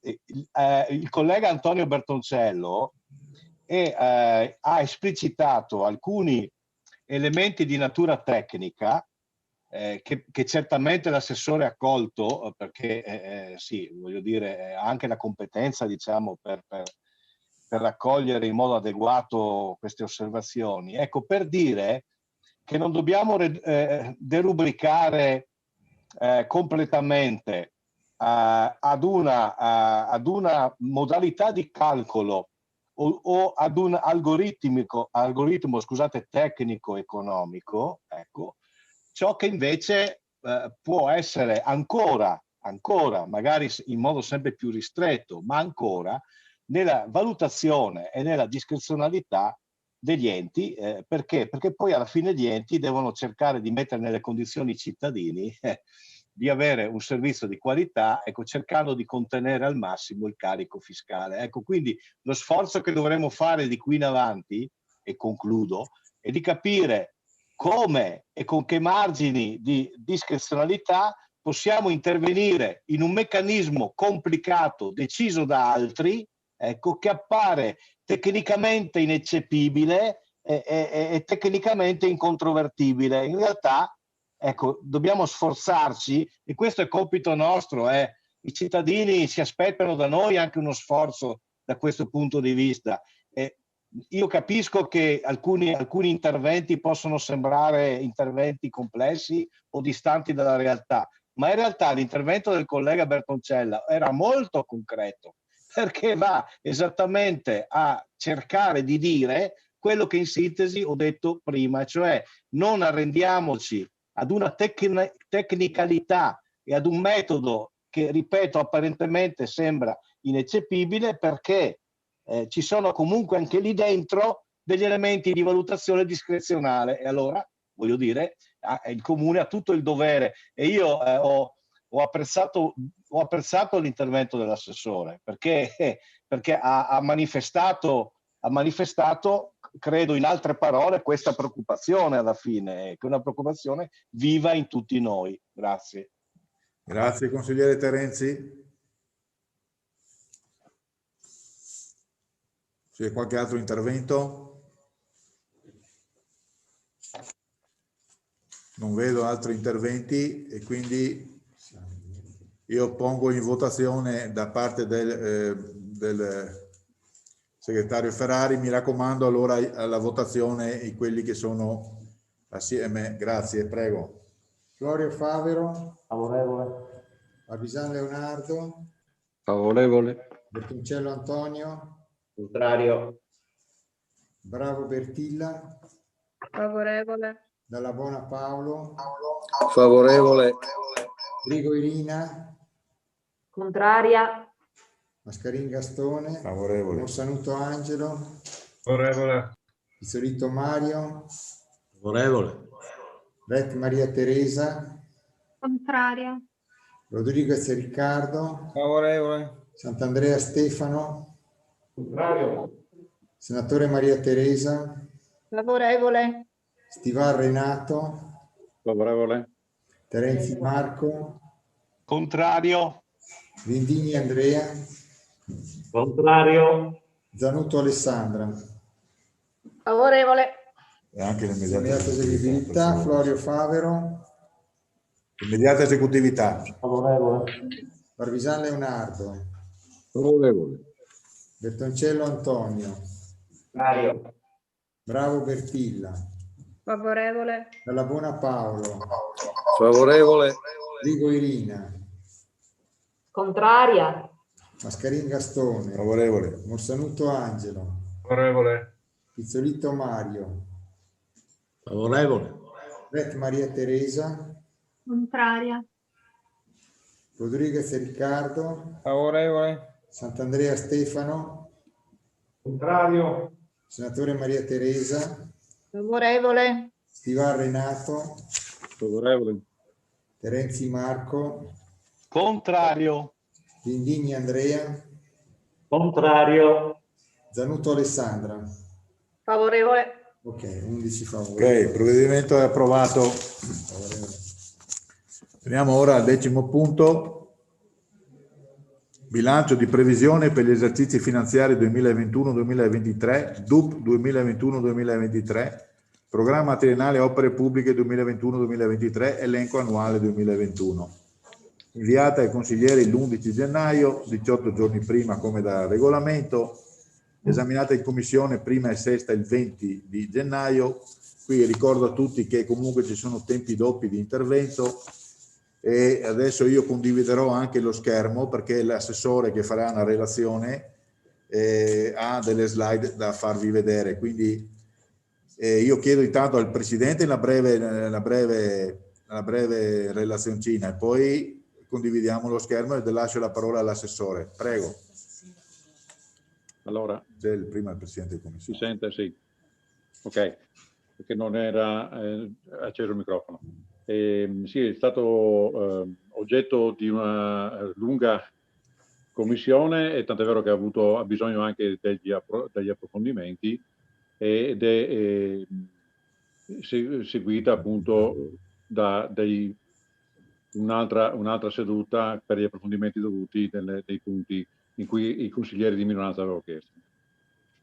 Grazie consigliere Stival. Io adesso tenete un attimo che abbiamo chiamato Andrea per fare la condivisione perché qua mi dà un... Se posso io Presidente prima? Sì, ecco, bravo. Intanto lascio la parola al Sindaco per una breve introduzione. Prego.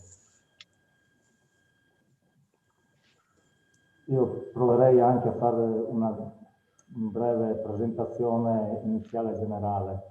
Il nuovo sindaco è stato proclamato il 7 di ottobre, la nuova giunta si è riunita per la prima volta il 27 di ottobre. Il bilancio di previsione, come abbiamo detto prima, deve essere chiuso almeno 18 giorni prima per dare la possibilità ai consiglieri di prenderne visione di tutti i documenti. I giorni lavorativi quindi sono stati 49. Sì, la interrompo, signor Sindaco, però il volume è molto basso e facciamo molta fatica a capire che cosa sta dicendo. Io sono al massimo però. Mi sente meglio? Forse deve provare ad avvicinarsi al microfono, semplicemente. Provo ad alzare la voce, va bene? Si sente lontano però. Si sente lontano. Non so cosa dirvi, perché questo è il computer dell'altra volta. Non sento niente. Effettivamente il Presidente si sente molto chiaramente, il Sindaco invece no, purtroppo. Allora fa piacere Claudio, di Andrea Costa che se può fare qualcosa per il volume. Grazie. Adesso abbiamo chiesto a Andrea Costa un attimo solo, Sindaco. Va bene.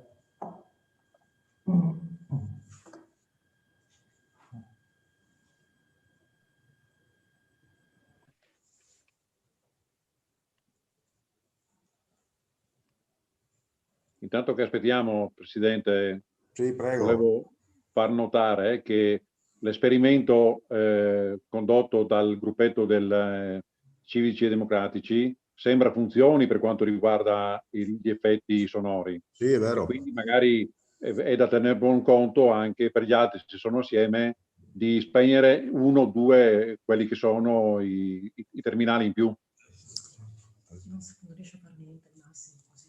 Non può fare. Allora io direi, signor Sindaco,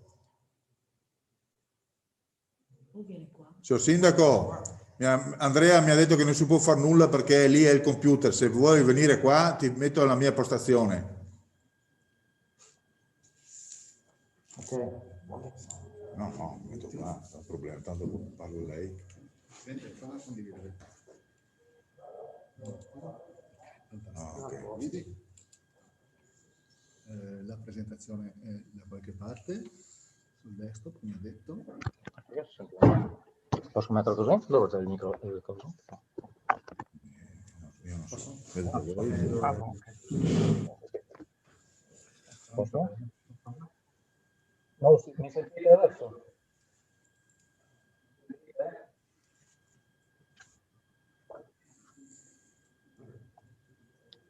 Allora queste sono le slide che dopo condivideremo, però il sindaco... Adesso un attimo. Ah, ecco, sì, si sente già meglio. Si sente già meglio? Vado? Sì, ok. A me pare di sì. Posso, Presidente?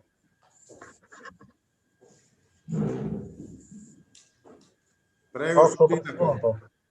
Sì, si sente bene. Ecco, bravo. Però dicevo, il bilancio di previsione deve essere chiuso almeno 18 giorni prima per dare la possibilità che i giorni che hanno qui sono stati più 49 giorni. No, signor Sindaco, peggio, per favore venga qua perché lì è un suono metallico, non va bene, non va bene. Venga qua per cortesia. Non si sente niente.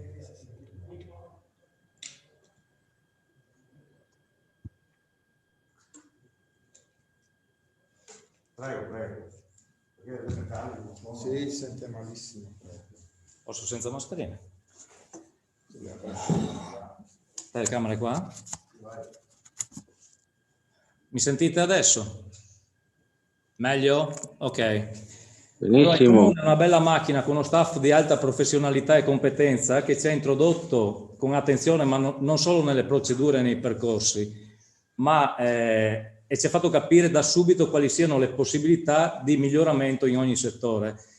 Gli approfondimenti tecnici e manageriali sono alla base di qualsiasi attività e pensiamo serva ancora di più nel settore pubblico, che ha bisogno, ancora di più in questo periodo di emergenza, di essere guida e non ostacolo per la vita sociale, sanitaria, scolastica, imprenditoriale, lavorativa, sportiva e quant'altro.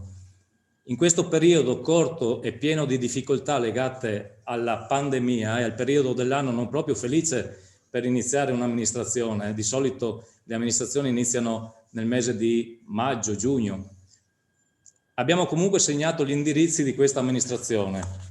Il bilancio preventivo che ci accingiamo a discutere è il primo passo di un percorso che poi troverà ovviamente la giusta dimensione e identità nei prossimi mesi.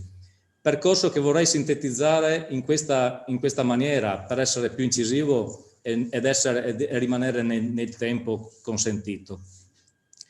Tema sociale. Entrerà poi nel dettaglio l'assessore Anna Fagotto, ma vorrei solo sottolineare che dalla prima seduta la Giunta non solo è sensibile al tema, ma ha subito stanziato 30.000 euro per aiuti alimentari per persone in difficoltà e ha contribuito a patrocinare e contribuire a iniziative di qualsiasi raccolta e fondi per il settore sociale. La nostra struttura sociosanitaria gestisce dai 5 ai 6 milioni all'anno per persone che più hanno bisogno nel nostro comune, ma anche negli altri comuni.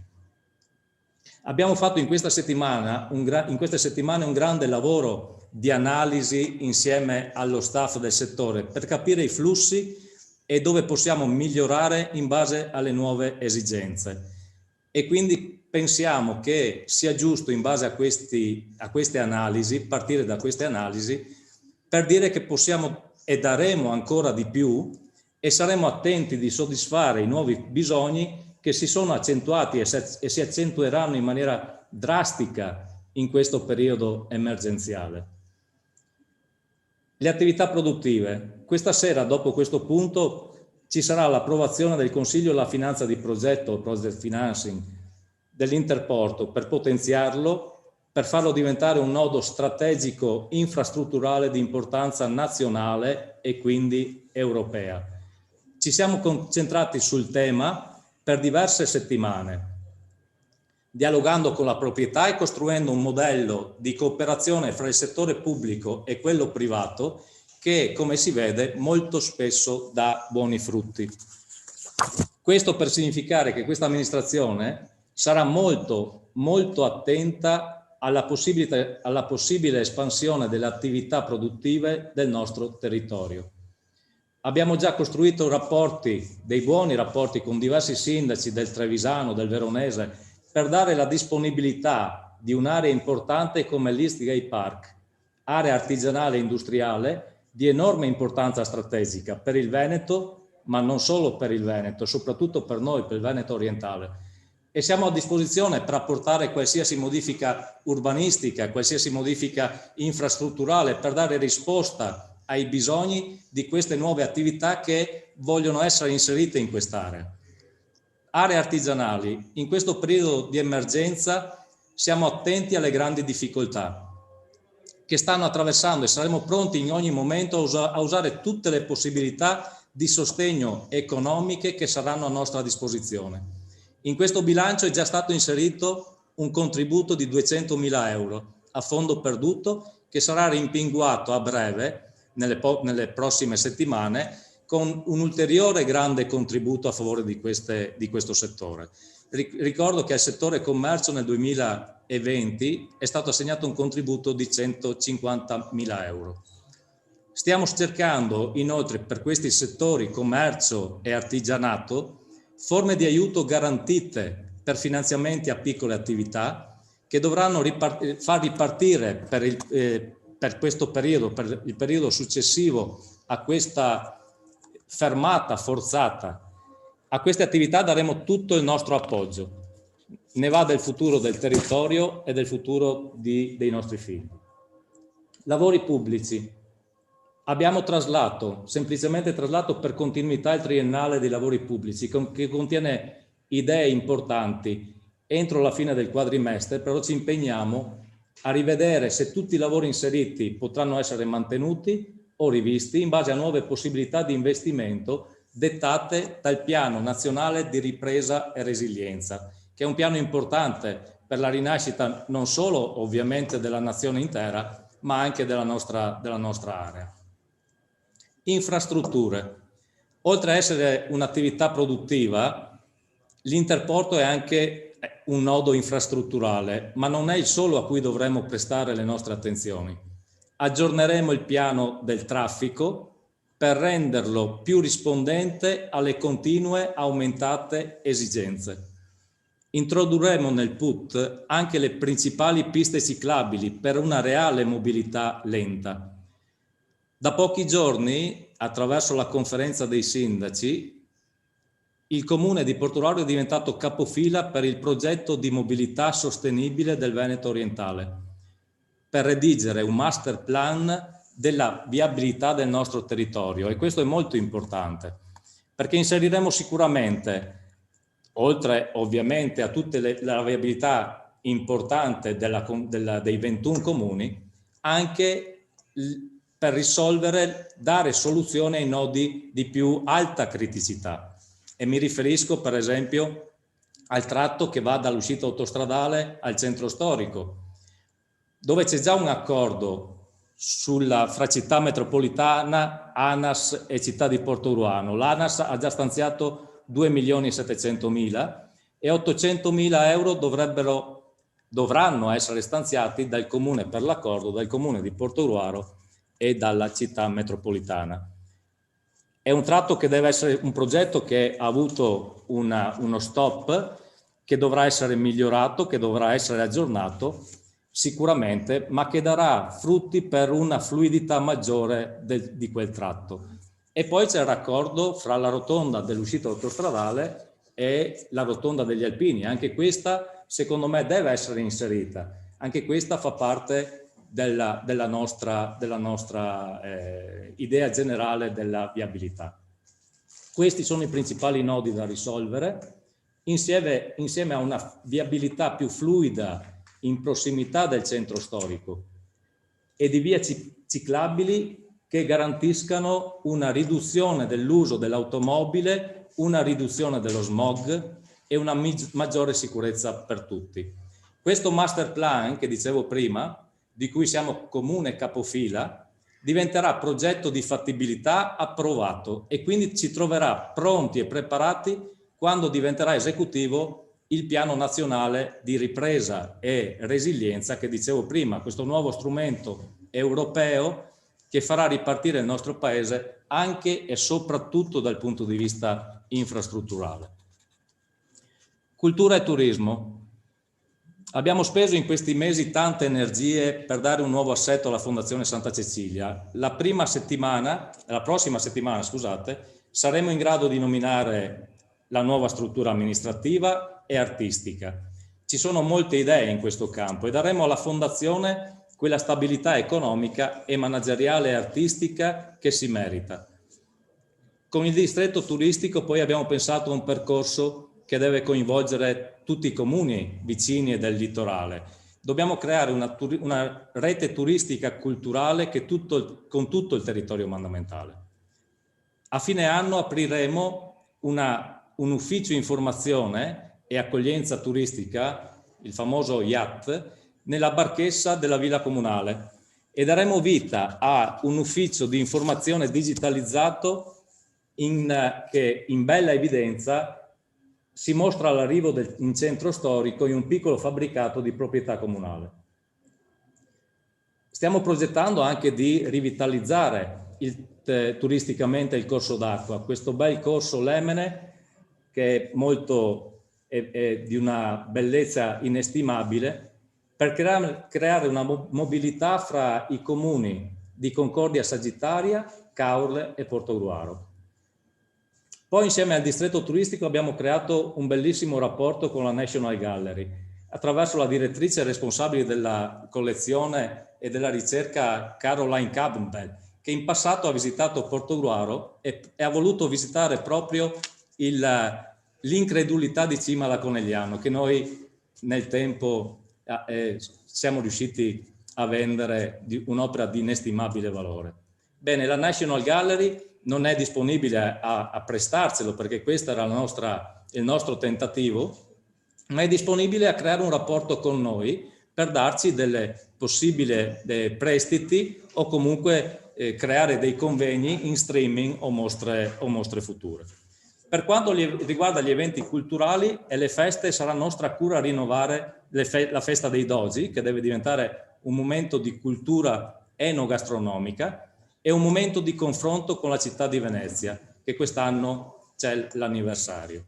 E anche qui bisogna creare dei rapporti intensi, culturali e di altro tipo. C'è la volontà di creare il Festival del Libro per i bambini, cercando di far vivere nelle strade questo bellissimo strumento di crescita. C'è la volontà di creare il Festival della Comunicazione in prossimità del Festival internazionale della musica, per amplificare l'importante evento della Fondazione Santa Cecilia. C'è la volontà di creare il Da Ponte Day, con 3 città dell'M5 che abbiamo proposto nella festa di Sant'Andrea, Castelfranco Veneto, Asolo e Vittorio Veneto, che si sono rese disponibili da subito e ci hanno confermato la disponibilità per la buona riuscita dell'evento. Perché dico cercare di creare? Perché ovviamente tutto dipenderà dall'emergenza Covid e se questa sarà superata, ma noi siamo pronti che se c'è questo superamento siamo pronti per creare anche questi eventi, per dare lustro culturale ancora di più a questa bella città. Personale. Implementeremo il più possibile la macchina comunale, apportando dove possibile nuove forze specializzate. Dobbiamo investire sulla formazione, solo con questo, formazione e nuovo personale dove si può, possiamo far fronte a progettualità nuove e a progettualità che servono per far fronte alle nuove esigenze dettate da nuove leggi. Il futuro passa sulla progettazione preventiva, che si basa sull'idea che abbiamo della futura città. Dobbiamo cercare di creare e di anticipare i tempi per non trovarci impreparati nel prossimo futuro. Ultima, ma non ultima, la sicurezza idrogeologica. Col Consorzio di Bonifica ci siamo incontrati, stiamo pianificando interventi progettuali su aree ad alto rischio idraulico, per esempio l'area di Pradipozzo, e su questo tema l'amministrazione prevede un primo contributo, messo già in questo bilancio, per la progettazione di sistemazione idraulica puntuale su punti critici della città. Questi sono i temi principali che abbiamo toccato, che vorremmo incidere da subito sui prossimi 3 anni, e quindi adesso passerei la parola volentieri all'assessore Claudia Salvador per entrare nel merito della presentazione dettagliata del bilancio. Grazie.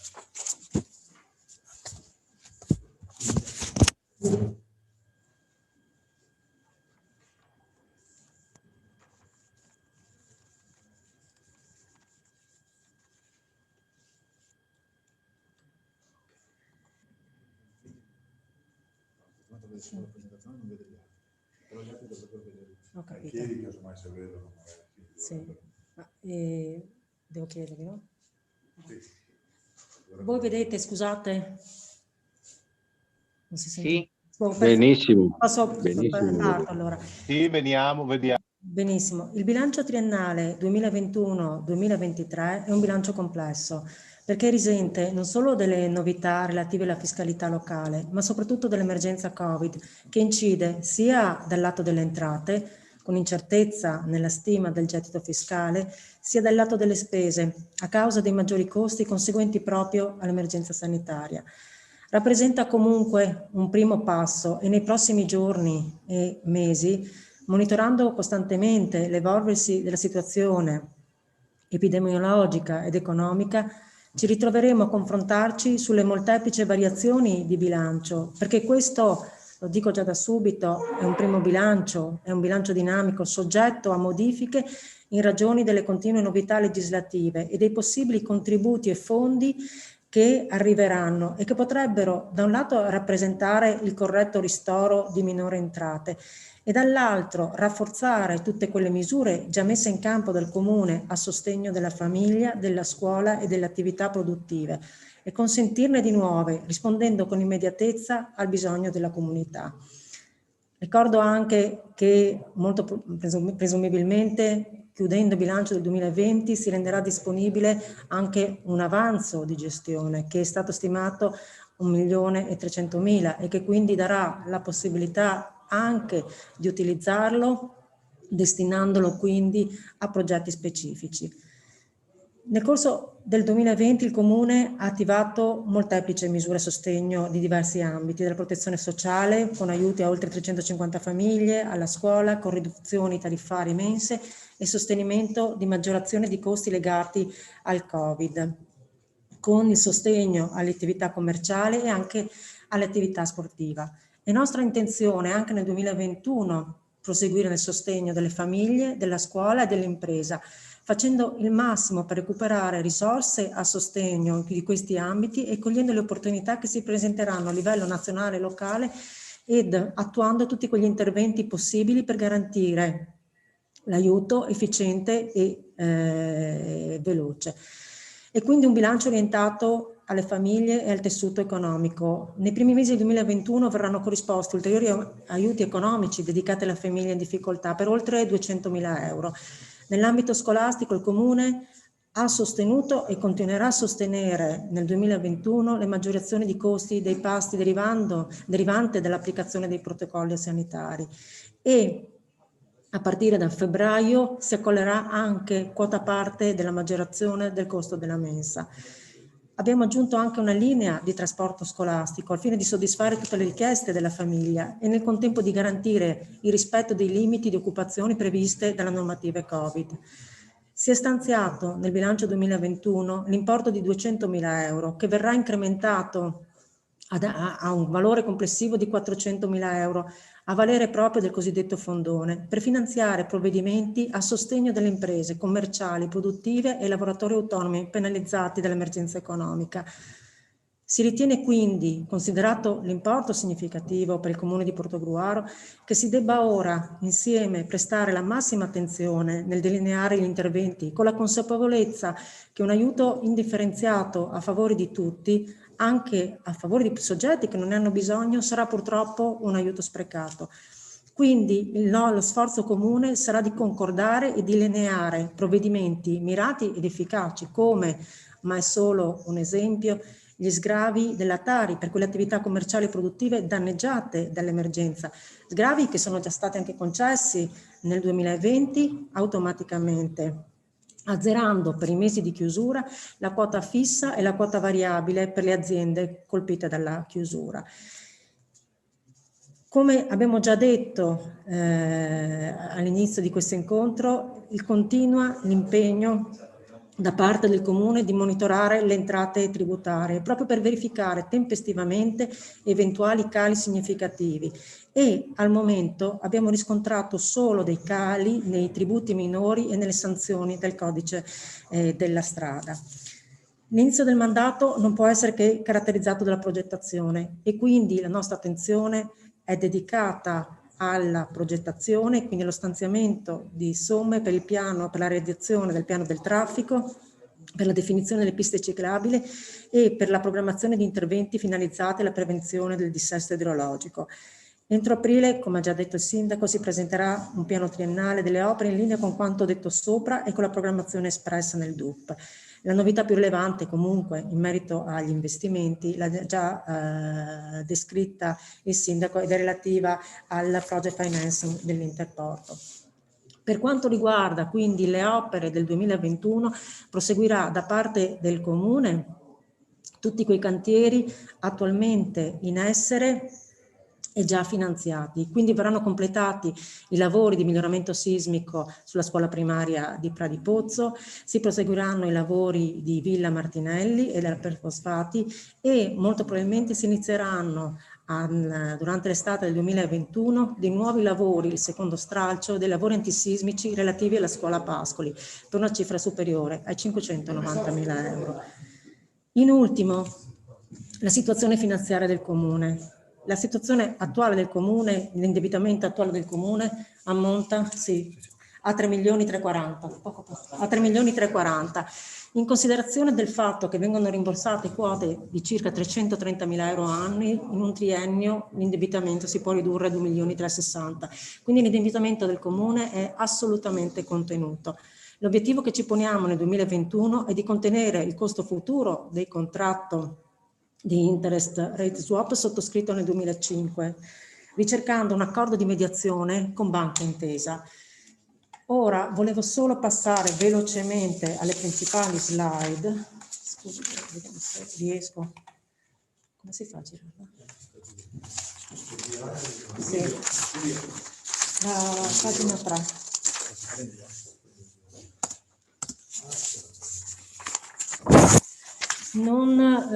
Siccome tanti dati li abbiamo già visti in commissioni, non mi voglio soffermare su tutti i dati, ma solo su quelli che ritengo più significativi o dove si può ravvisare un elevato differenziale rispetto all'anno precedente.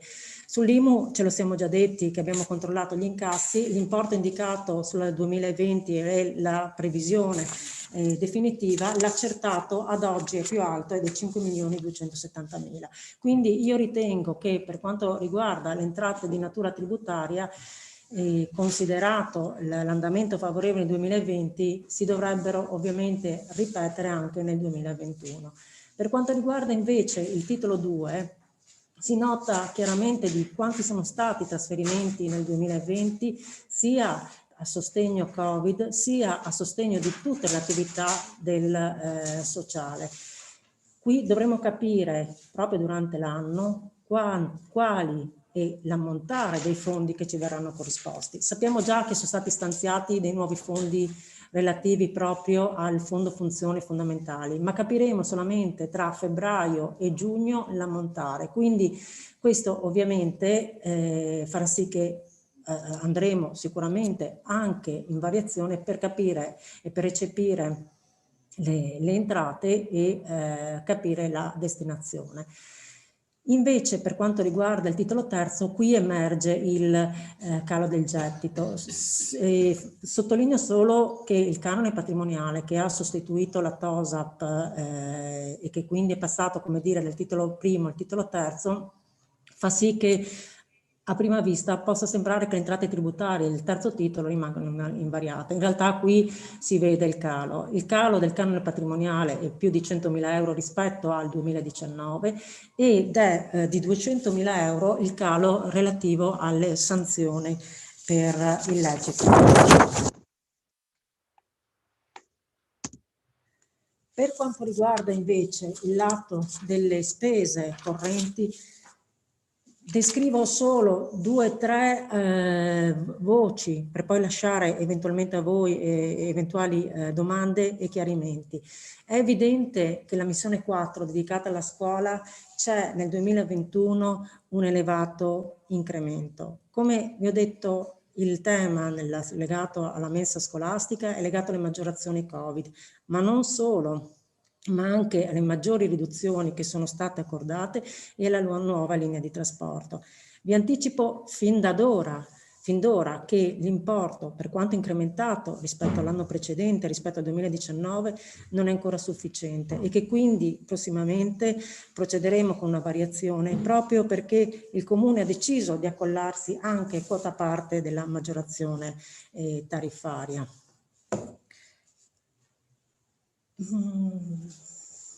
Poi sullo sviluppo economico e competitività, nella voce 2021, come vi ho già detto, comprende già lo stanziamento di 200.000 euro deciso per provvedimenti a sostegno delle attività imprenditoriali e che, con seguito di una variazione successiva, verrà incrementato per 400.000 euro.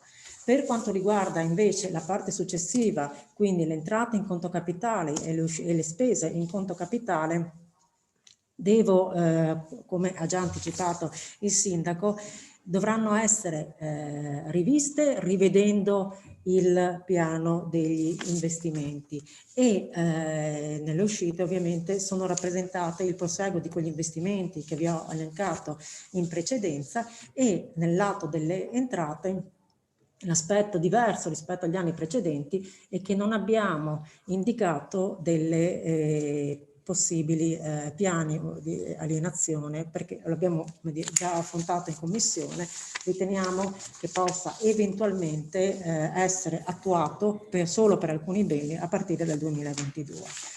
Con questo concludo la presentazione e non so se vogliono qualche assessore intervenire per spiegare.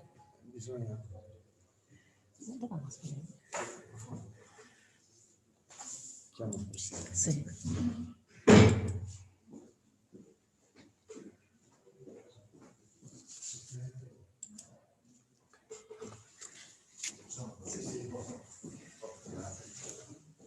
Grazie. Bene. Ok. Allora, sindaco e assessore di bilancio hanno fatto il loro intervento. Mi pare che adesso la parola la do all'assessore Anna Fagotto, che aveva anche lei una relazione, no? Prego, Anna. Sì, buonasera. Buonasera. Volevo iniziare premettendo come in ambito sociale già dal 2020 sono stati erogati fondi, come ha già detto anche l'assessore Salvador, che hanno avuto un'attinenza diretta o richiamata da provvedimenti di avvio di progetti relativi al Covid. Ricordo i fondi per la solidarietà alimentare, di cui all'ordinanza del Capo della Protezione Civile, la 658 del 2020, con la quale abbiamo erogato circa 132.000 euro.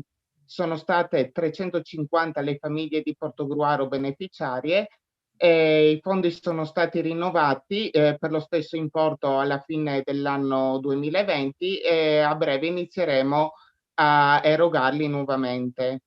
Ricordo poi il Fondo regionale emergenza Covid, un fondo erogato dalla Regione al Comune che funge anche da capofila di ambito per aiutare i nuclei familiari colpiti dall'emergenza sanitaria ed economica dovuta al Covid.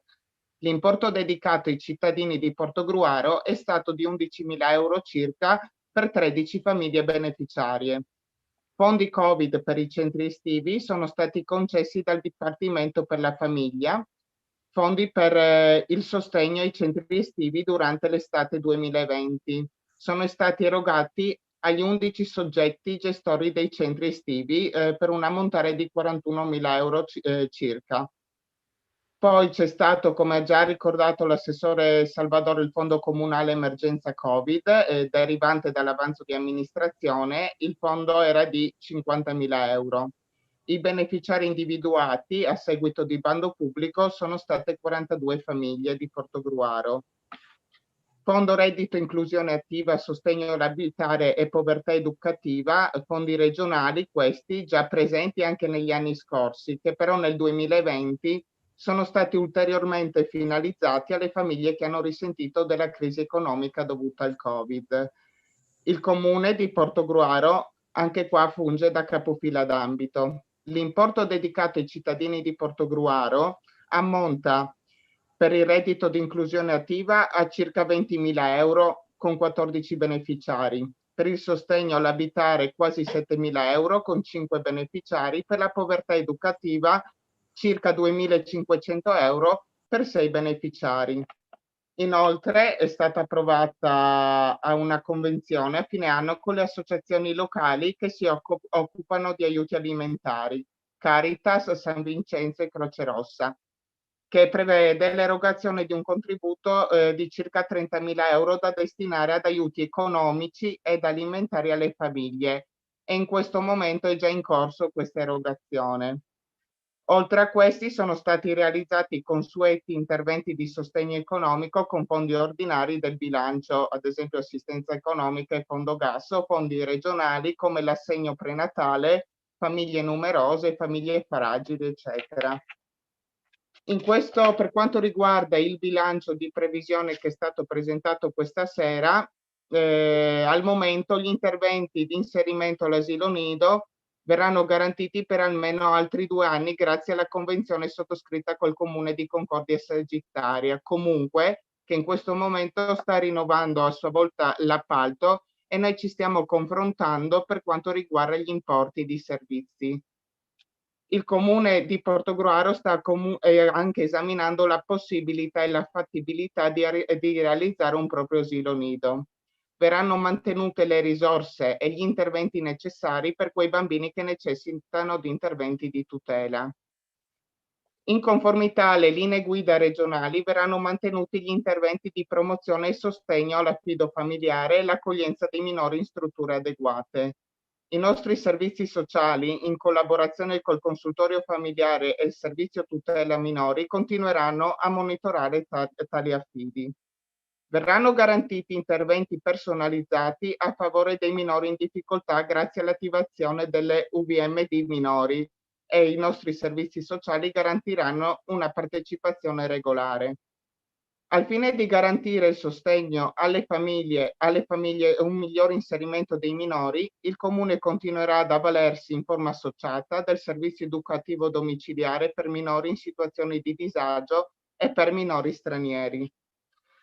Si garantiranno le attività per la promozione del benessere dei minori nei contesti familiari, scolastici ed educativi attraverso attività educative sia nell'ambito dell'Alleanza per la Famiglia sia nell'ambito dei piani per le politiche giovanili. Per quanto riguarda la disabilità, si garantiranno gli interventi demandati in materia di erogazione delle impegnative di cura domiciliare a favore delle famiglie che assistono a domicilio persone non autosufficienti, lo sviluppo di progetti di vita indipendente e di programmi di assistenza a favore di persone affette da disturbi psichici gravi, interventi per le barriere architettoniche e di trasporto dei minori disabili che frequentano il centro di riabilitazione La Nostra Famiglia di San Vito al Tagliamento, realizzato in collaborazione con il Comune di Concordia Sagittaria e con l'associazione ACRAC, di informazione e segretariato sociale per l'accesso ai beneficiari previsti dalla normativa a favore delle persone con disabilità. Sul tema degli anziani verranno garantiti i servizi di assistenza domiciliare, servizio pasti e altre forme di aiuto alla domiciliarità che fanno riferimento alle impegnative di cura ed ausili economici per garantire l'assistenza privata a persone in condizione economica disagiata. Continueranno gli interventi di assistenza domiciliare in sinergia con l'azienda ULS 4 Veneto Orientale e le attività semiresidenziali. Verrà garantita l'attività di segretariato sociale a sostegno per gli anziani e i loro familiari. Verrà garantito il trasporto e l'accompagnamento assistito per le persone anziane e socialmente svantaggiate, anche in collaborazione con il terzo settore. Ricordiamo l'Associazione in Famiglia, APAL e Supralima. Nella frazione di Lugugnana verrà garantita l'apertura del punto prelievi in convenzione con l'ULS 4 Veneto Orientale in collaborazione con i medici di medicina generale e l'associazione pensionati anziani. Verrà garantito lo sportello di consulenza e assistenza in materia di amministratore di sostegno gestito in collaborazione con l'associazione ADS, Rete di Solidarietà. Lo sportello garantisce informazione, consulenza e supporto alle famiglie del nostro territorio in tema di amministrazione e di sostegno. In ogni caso, con finalità di tutela degli interessati, il Comune continuerà ad avviare direttamente le istanze per la nomina dell'amministratore. Verranno garantite tutte le attività informative agli anziani in merito ai servizi e alle agevolazioni a favore della terza età. In applicazione alla normativa vigente verranno assicurati i pagamenti delle rette di ricovero di anziani non autosufficienti ed inabili e ad integrazione del reddito personale e familiare. Per quanto invece riguarda il tema degli interventi per soggetti a rischio di esclusione sociale, verrà assicurata l'attività dello sportello intercomunale Abramo. Si darà attuazione al REI sviluppando nel territorio anche progetti utili alla collettività. Verrà garantito il sostegno economico alle persone in difficoltà sotto forma di ausili e sussidi e di contributi alle fasce deboli per il pagamento di acqua e gas. Per le famiglie verranno mantenuti e quindi erogati gli assegni di maternità, assegni al nucleo familiare, il bonus idrico, energia elettrica e gas verranno erogati con la sola presentazione dell'ISEE alle famiglie più svantaggiate e alle famiglie numerose.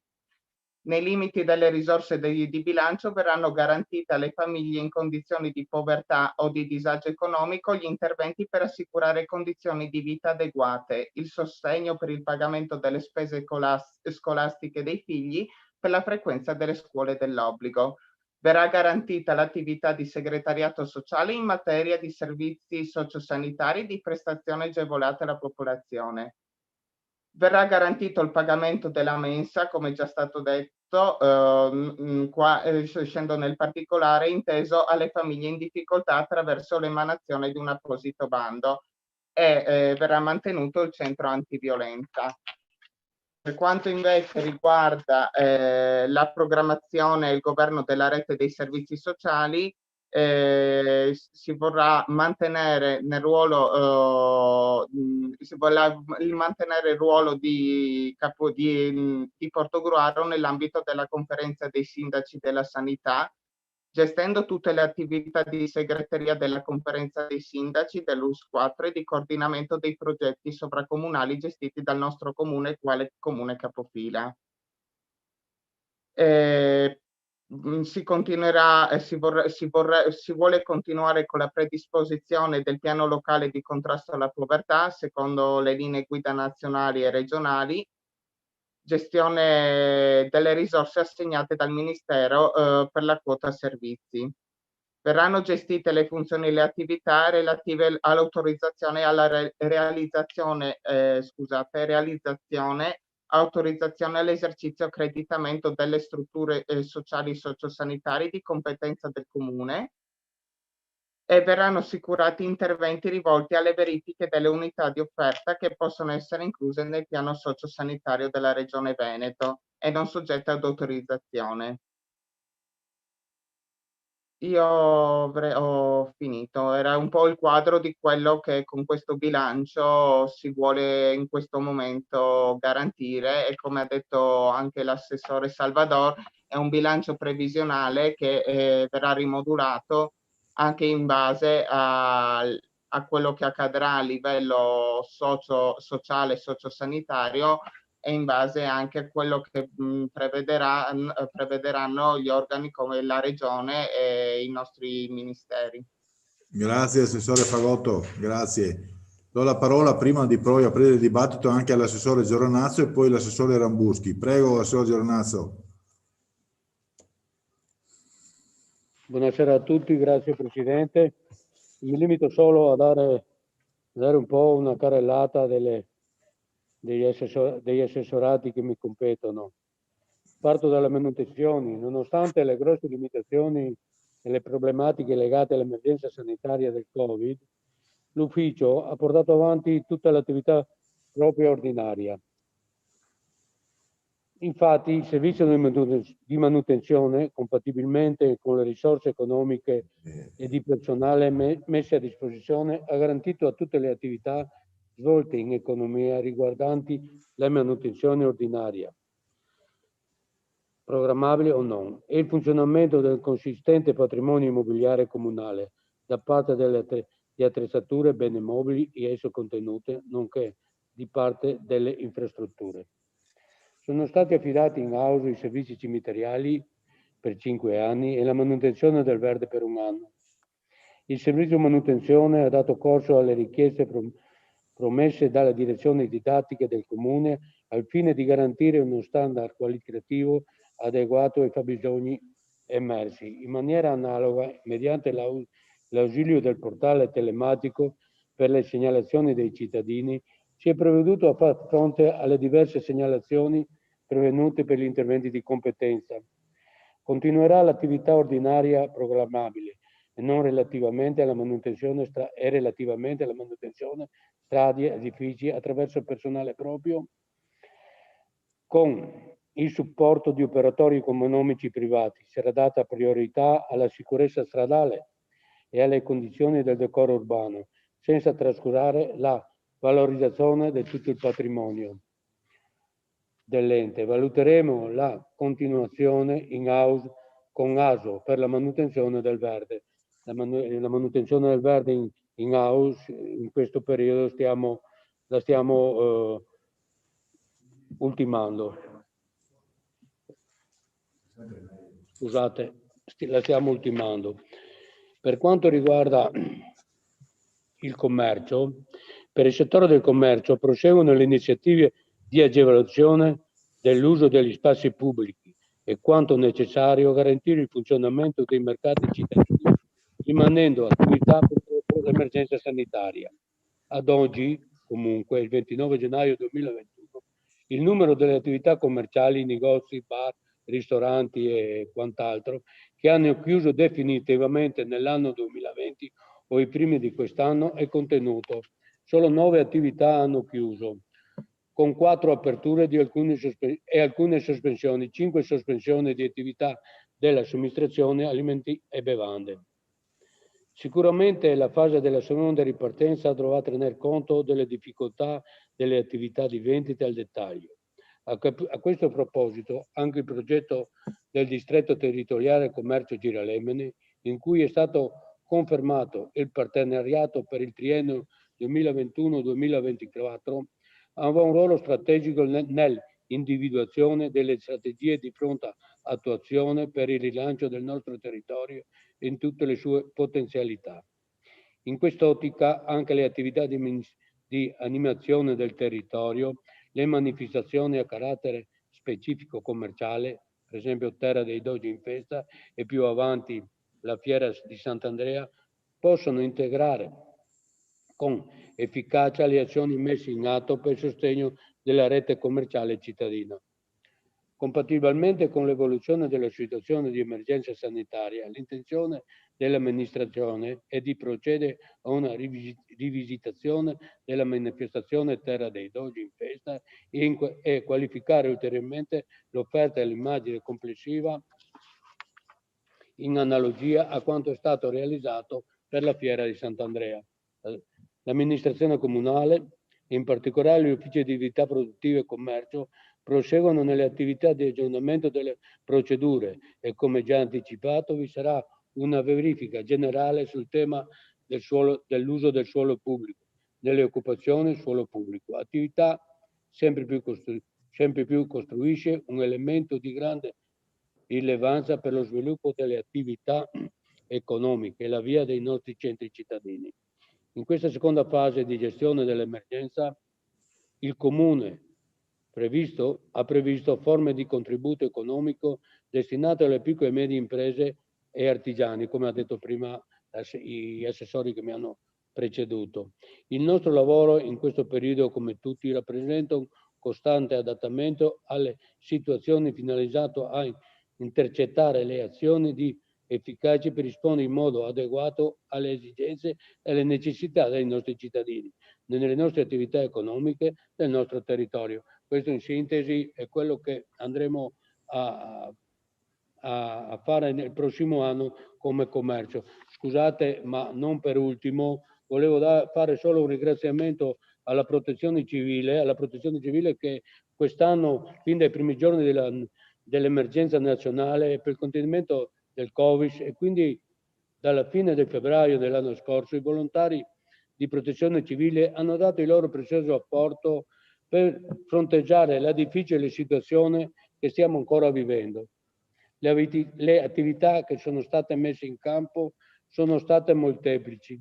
Sin dal 3 marzo, ad esempio, i volontari sono stati presenti quotidianamente dalle 7 del mattino alle 8 di sera, a presidio di strutture montate immediatamente prima dell'ingresso del pronto soccorso dell'ospedale di Portogruaro, presentando la loro assistenza alle persone in attesa e risolvendo problemi logistici che si potevano via via presentare nel corso del servizio. Per queste attività sono state effettuate ben 2.600 ore di presenza. Durante la prima fase di emergenza, la Protezione Civile ha inoltre curato la diffusione di messaggi rivolti alla popolazione e diffusi tramite autoparlanti installati su mezzi in uso alla stessa. Assieme ai volontari di altre associazioni, Protezione Civile si è fatta carico anche del ritiro delle prime mascherine, se vi ricordate, mascherine che avevano fatto la Regione, del loro confezionamento e della consegna a domicilio delle stesse. Le seconde mascherine, quelle che i volontari cittadini portoghesi le hanno fatte e il Comune di Portogruaro le ha distribuite casa per casa, curando successivamente l'approvvigionamento disposto dalla Protezione Civile regionale. Un supporto è stato dato anche alle scuole allorquando è iniziata la cosiddetta didattica a distanza. Le donne e gli uomini di Protezione Civile infatti si sono prodigati per ritirare il computer presso le scuole e fare pervenire ai studenti indicati negli studi scolastici.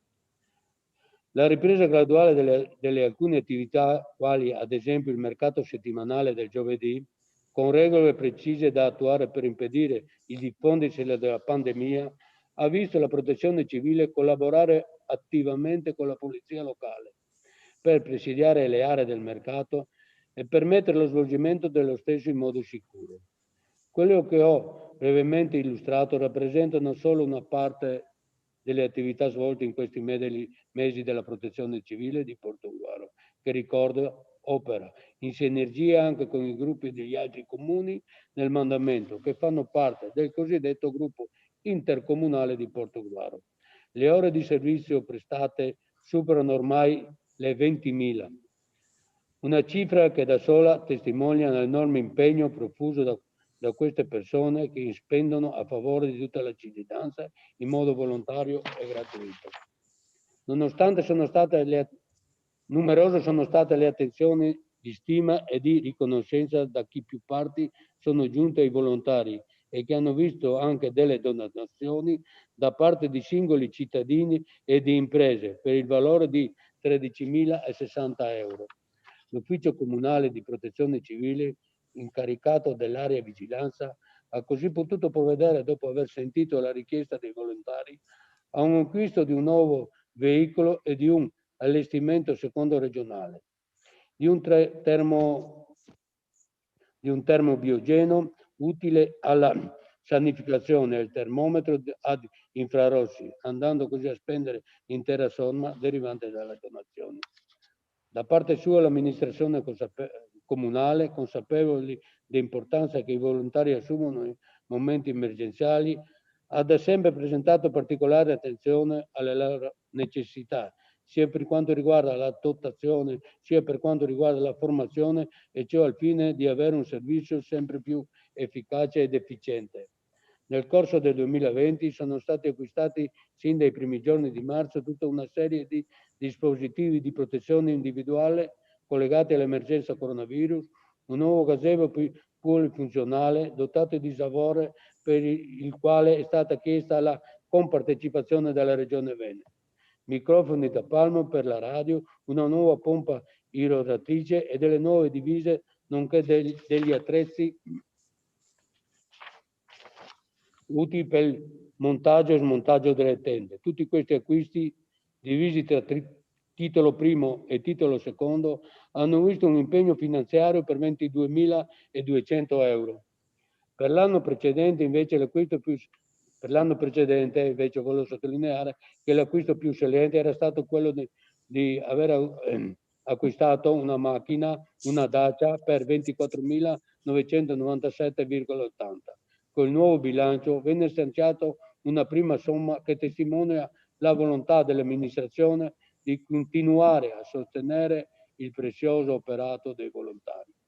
Sottolineo il fatto che la Regione Veneto ha già attribuito al Comune di Portogruaro un primo contributo di 22.500 euro per la sostituzione di un veicolo e che l'ufficio comunale sta predisponendo la domanda per partecipare a un ulteriore bando per il quale verranno chiesti fondi per la sostituzione di alcune strutture amovibili. Quindi scusate se mi sono dilungato un po' nella protezione civile, ma era doveroso fare un plauso a tutti questi volontari che si prestano in silenzio a fare un'opera grande per tutti noi cittadini. Come vediamo, l'anno scorso hanno fatto un grosso lavoro, quest'anno ci sono le prospettive che ci sarà una continuità, quindi scusate, ringrazio ancora la protezione civile per tutto quello che fa. Altro penso che posso fermarmi qui. Grazie. Grazie Assessore Giornazzo. Piero Rambuschi, prego, Assessore Rambuschi.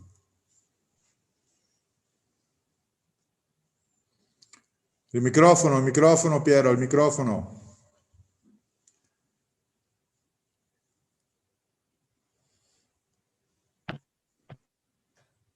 Mi senti? Sì, prego, sì. Vai.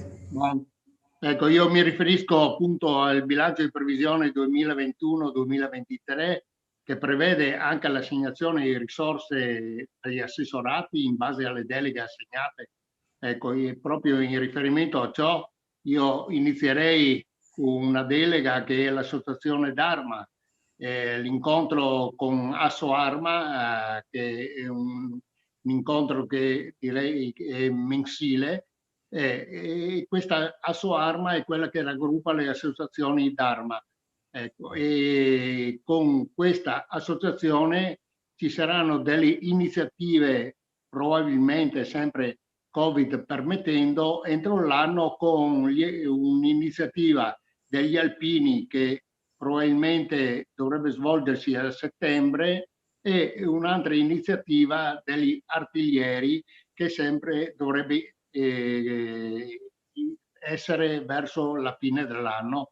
Ecco, tutto ciò non necessita di assegnazione di risorse. Poi il cerimoniale, oltre alle ricorrenze istituzionali, è prevista anche la celebrazione di matrimoni, ma tutto ciò non necessita pure assegnazione di risorse.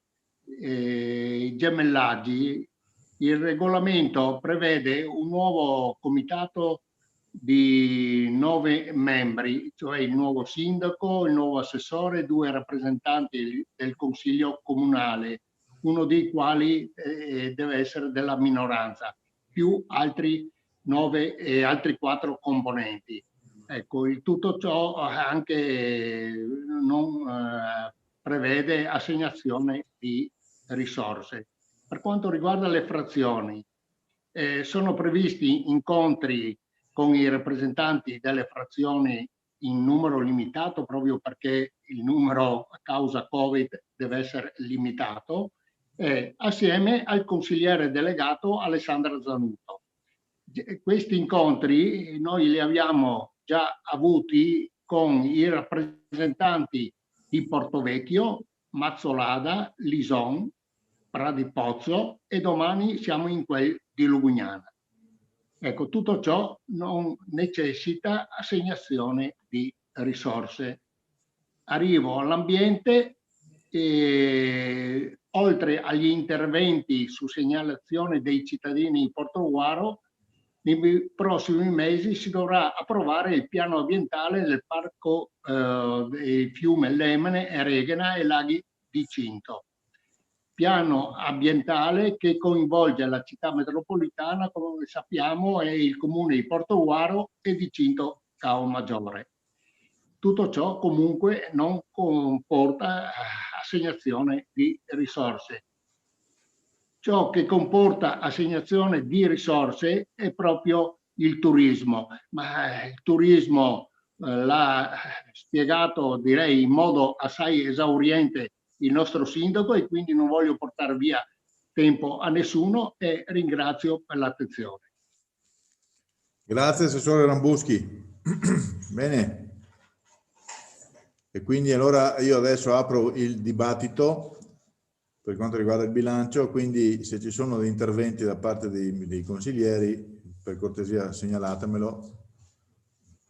Sapete, come vi ho già accennato, che sono tempi doppi. Approfitto per dire anche che per quanto riguarda quanto detto adesso dall'assessore Rambuschi, cioè sul comitato gemellaggi con Marmand e Eras de los Caballeros, il gruppo Civici e Democratici ha già segnalato la consigliera Ret, quindi posso dirlo perché ci è arrivata la comunicazione, e bisognerà produrre anche un nome da parte della maggioranza, e io comunque mi premetto che lo facciamo entro il consiglio prossimo, che è l'8 febbraio, e quindi segnaleremo poi i 2 nominativi. Non è che deve passare in consiglio comunale, ma come notizia la diamo, insomma, ecco.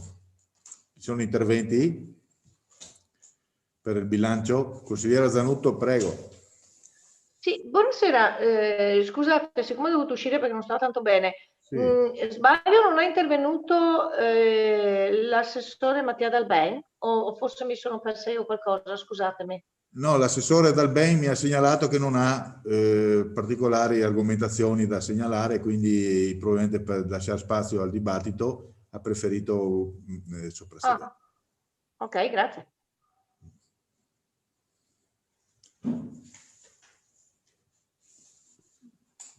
Interventi? Sì, intervengo io allora. Consigliere Sant'Andrea, prego. Sì. Sarò breve, spero. E leggo. Il gruppo consigliare Civici e Democratici, nella sua completezza a seguito del ricorso presentato al TAR, ha lavorato molto sul documento unico di programmazione. Sul bilancio ci siamo incontrati più volte, approfondendo i diversi temi su cui ci siamo anche divisi gli interventi. Quindi io farò solo delle considerazioni di carattere generale che riguardano il quadro complessivo, mentre tutti i miei colleghi approfondiranno nel dettaglio diversi argomenti. Alcuni li citerò io adesso anche per titoli, ma lascerò a loro una trattazione più completa. Il documento unico di programmazione è un atto fondamentale per l'attività del Comune e lo approviamo a ridosso di un traguardo, quello dei 100 giorni, che a maggior ragione dovrebbe tracciare un bilancio sull'eredità raccolta e avviare le prime considerazioni sulle scelte innovative adottate dall'amministrazione. Dal DUP all'attenzione del Consiglio di questa sera, da quelle oltre 100 pagine, non emerge tutto questo. C'è un'evidente dicotomia tra quello che è stato detto oggi o nelle commissioni e quello che si evince leggendo questo documento. Il bilancio è di fatto un non bilancio. Non c'è programmazione, è un documento che non guarda al futuro della città, non c'è attenzione ai grandi temi del territorio, non si coglie nello specifico il ruolo di Portogruaro nel contesto del Veneto orientale. Non c'è nessun riferimento, a parte quello che abbiamo sentito a voce, nella sezione strategica, alle risorse del futuro Recovery Plan, che offre opportunità in tutti i settori, dal sanitario all'ambientale al sociale. Non sono chiare nel DUP le priorità e le azioni su cui si vuole puntare.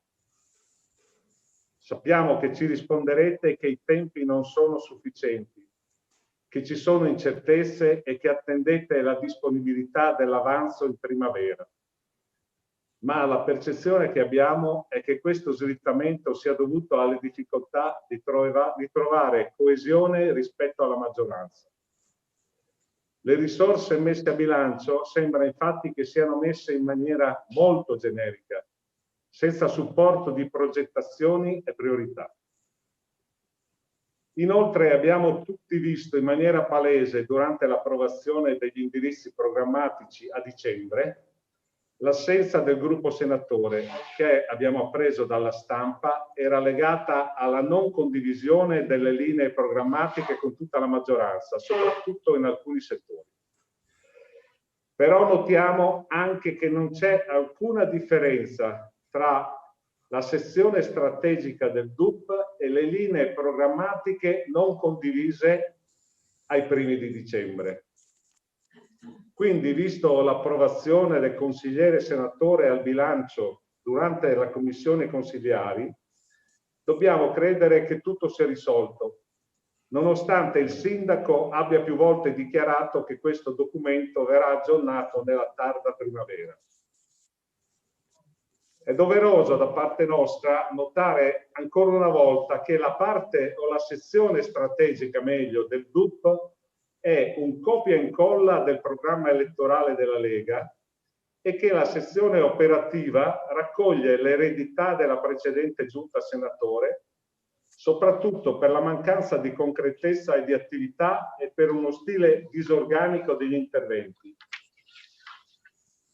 Queste differenze e posizioni contrastanti sono palesi leggendo il DUP, ed è una grande fatica leggerlo, e manifestano una debolezza chiara della maggioranza. Tutto ciò suscita la nostra preoccupazione perché rischia di paralizzare l'attività amministrativa. Una amministrazione debole, infatti, forse non è in grado di affrontare un piano per poter utilizzare le risorse che saranno messe a disposizione dal Recovery Plan e non solo, che richiedono idee nuove e una visione chiara della città. Leggendo sappiamo che al momento il Comune di Portogruaro ha ricevuto da enti sovraordinati circa 1,7 milioni di euro per la gestione delle difficoltà legate alla pandemia e per ristorare minori entrate da parte del Comune, a cui si sono aggiunti circa 350.000 euro di risorse proprie. Gli interventi che l'amministrazione ha messo in campo per la gestione della pandemia si sono potuti realizzare quindi grazie alle risorse trasferite per circa il 90% dal governo. Immaginiamo che le risorse messe a disposizione del Comune siano derivate dalla riduzione delle attività di promozione culturale non realizzate per effetto della pandemia. Il periodo storico legato alla pandemia che viviamo, e noi lo diciamo dall'insediamento, sia verbalmente che con interrogazioni e note scritte, necessita di un piano e di confronto con la comunità e con i diversi soggetti che in essa operano, non solo in ambito sanitario, ma anche economico e sociale. Cosa che anche in questa occasione non c'è stata. E invitiamo il sindaco ad adoperarsi d'ora in poi affinché ci sia un confronto aperto con tutte le articolazioni della comunità. Le differenze sociali stanno aumentando, le difficoltà economiche per imprese e famiglie sono importanti, come tutti sappiamo. Ciò imporrebbe almeno di tentare di dare risposte diverse dalla norma e in sinergia con l'intero territorio dove Portogruaro è un punto di riferimento. Invece notiamo anche da questo documento che il ruolo di Portogruaro nell'area è vacillante. Corriamo il rischio di perdere nuovi servizi, oltre a quelli già persi, come il giudice di pace, o di vederli ridimensionati, come è successo negli scorsi anni all'INPS, all'Ufficio del Lavoro e alla Camera di Commercio. Penso per esempio anche all'annoso dibattito sulla permanenza della polizia stradale, che se non trova una sede sarà persa. Le amministrazioni precedenti alla Giunta Senatore avevano lavorato per trovare una struttura unica nell'ambito della cittadella della sicurezza già presente, non solo per questo servizio, ma anche per la polizia ferroviaria e autostradale, motivata dalla posizione baricentrica di Portogruaro fra Trieste e Venezia e anche della presenza dell'autostrada verso Conegliano. Al momento nulla si sa a proposito. Senza ripeterci, stiamo rischiando di perdere il servizio dell'hospice, su cui c'è bisogno di un'azione istituzionale comune del Consiglio Comunale, coinvolgendo la conferenza dei sindaci della sanità. Su questo argomento interverranno i miei colleghi. Faccio presente che nel DUP c'è scritto di mantenere l'hospice con gli attuali posti letto, mentre le dichiarazioni del sindaco nell'ultima commissione vanno in senso diverso. Il ruolo di Portogruaro passa attraverso il mantenimento di questi servizi territoriali importanti. Su questo c'è bisogno di un rinnovato impegno da parte dell'amministrazione comunale. Per quanto riguarda la pressione fiscale, non si evince ancora dal documento la volontà di andare incontro alle grosse difficoltà di famiglie e imprese. Certo, è stata confermata rispetto ai 5 anni precedenti l'aliquota IMU senza aumento, ma un'amministrazione, specie in questo momento, dovrebbe fare di più per renderla più equa in rapporto alle attuali esigenze.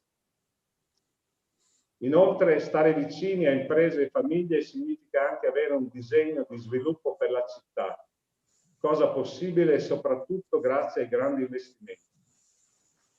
Nel documento unico e programmazione ci troviamo di fronte a un piano di opere pubbliche con interventi a spot e soprattutto non di ampio respiro, che non dà risposte e non crea nuovi investimenti importanti.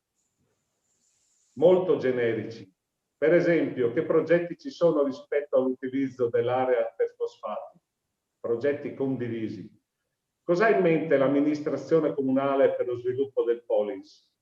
Sono domande a cui occorre pensare ora per mettere le basi a nuove opportunità economiche e di lavoro per i prossimi anni. Anche sul campo dei servizi non ci sono azioni concrete adeguate per rispondere né ad esigenze note né a nuove esigenze legate alla condizione sanitaria attuale. Non vi sono investimenti legati alla ristrutturazione di nuovi spazi per dare servizi decentrati nelle frazioni, legati alla salute ma anche ai servizi comunali. Non vi è un piano legato alla gestione della mobilità gratuita per gli anziani. Su anziani e giovani in particolare, tutti noi consiglieri abbiamo anche ricevuto una nota del Comitato Civico, tutta un'altra Portogruaro, che mette ciascuno di noi di fronte alla necessità di ripensare e riorganizzare le attività pubbliche per innovare e ammodernare servizi e costruire una diversa vicinanza con la comunità. Cosa che deve partire anche con l'individuazione e la messa a disposizione di nuovi modi di aggregarsi e di nuovi spazi in cui aggregarsi. La comunità e le associazioni, dopo la chiusura della Sala del Caminetto, non hanno spazio per le loro attività, nonostante l'impegno assunto dalla Giunta Senatore per individuare una sede alternativa. Non solo, anche sui pochi interventi che troviamo legati alle ristrutturazioni di spazio, penso all'ex sede dell'ATVO, non è chiaro quali saranno le destinazioni. Non si evincono dal DUP e dal bilancio pluriennale progetti concreti e investimenti, neanche in ambito ambientale, settore spesso sottovalutato ma che questo periodo storico deve insegnarci a mettere al primo posto perché riguarda la vita di tutti noi. Il passaggio finale, poi chiudo, lo voglio fare su quanto scritto sull'immigrazione, mi sembra a pagina 53. In generale il DUP nella sezione strategica porta avanti obiettivi positivi, ma questo argomento spicca per chiusura e poca umanità, dove si colpevolizzano i migranti come gli unici soggetti che promuovono la criminalità. Nessuno vuole nascondersi dietro a quelle che possono essere le reali difficoltà, ma non è possibile in un documento così importante generalizzare questioni così delicate con queste sentenze, senza neanche fare dei passaggi rispetto all'integrazione, che insieme alle regole chiare è l'unica via per l'accoglienza. La società multietnica è il futuro e il fenomeno delle migrazioni non può essere fermato, ma va gestito nel rispetto delle regole e dell'umanità. Diversamente ricordare eccidi, genocidi e violenze subiti nella storia servirà a poco. Il Comune di Portogruaro è stato forse uno dei primi col progetto Abramo a dare un obiettivo diverso a queste persone che comunque sono degli esseri umani. A nulla sono servite le nostre interrogazioni, mozioni, lettere per sollecitare interventi e per rivedere scelte fatte, che in una fase come questa potevano legittimamente essere condivise ed assunte dall'intero Consiglio Comunale. Insomma, questo documento fa emergere tutte le nostre perplessità e preoccupazioni, perché non trapela alcuna visione e soluzione né a breve né a lungo periodo, né sulle grandi questioni né sulle piccole. Non vediamo nessuna azione efficace da parte dell'amministrazione in troppi settori, che pure sono in parte evidenziati negli obiettivi annunciati nella sezione strategica. Vi ringrazio. Grazie, consigliere Sant'Andrea. Altri interventi?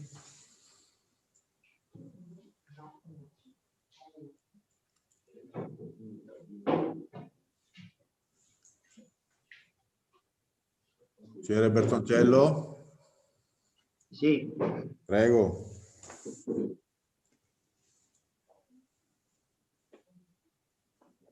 Farò in questa mia introduzione o riflessione o relazione necessariamente riferimento anche alla precedente amministrazione per le ricadute che ha avuto e che ha rispetto alla gestione attuale. Ovviamente, pur essendo una nuova amministrazione, con un nuovo sindaco, non posso non fare riferimento al fatto che questa amministrazione è una continuità della precedente amministrazione, la coalizione centrodestra, a guida Lega, Forza Italia e lista senatore. Anche perché questa è la prima occasione che abbiamo per discutere il bilancio.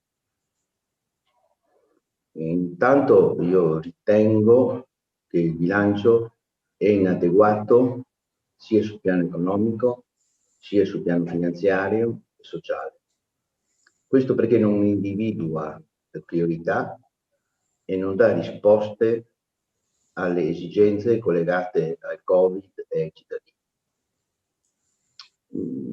Permettetemi di usare questo termine, insomma è evidente infatti a mio avviso dover affrontare questo punto all'ordine del giorno non solo e non tanto per l'impostazione dello stesso, ma perché segue a quella differenziazione marcata, tra le altre cose già espressa dal nostro capogruppo, tra il gruppo senatore e il resto della maggioranza, e a cui abbiamo questa differenziazione che abbiamo assistito a dicembre, che fa emergere le contraddizioni ancora presenti e produce un'incertezza programmatoria.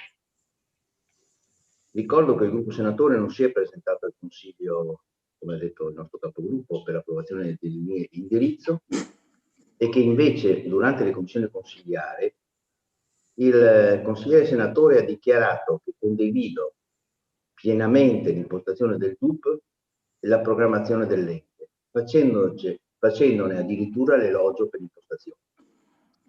È evidente a tutti che c'è una grande contraddizione tra il primo momento del Consiglio con cui il senatore non ha partecipato, motivando anche perché non ha partecipato, e le dichiarazioni fatte recentemente. Da tutti i documenti di area vasta, dal PSR, dalla città metropolitana, dal Vega, a Portogruaro è riconosciuto una potenzialità strategica rilevante.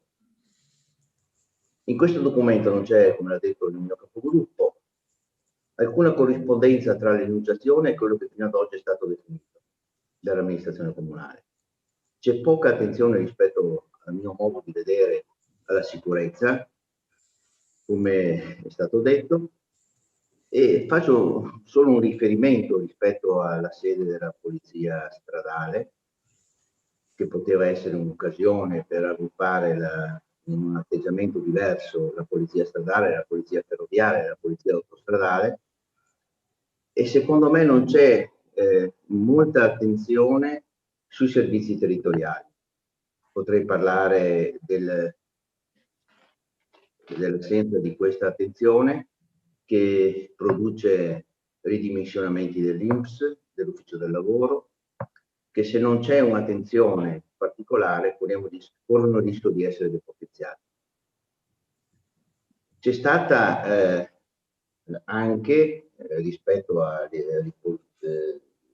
riconosciuta potenzialità strategica rilevante, al mio modo di vedere, una responsabilità politica molto forte rispetto al trasferimento di LTA in Friuli, fatto che io oggi non voglio affrontare e che io credo necessiti un approfondimento e un approfondimento forte da parte del Consiglio Comunale, ma su questo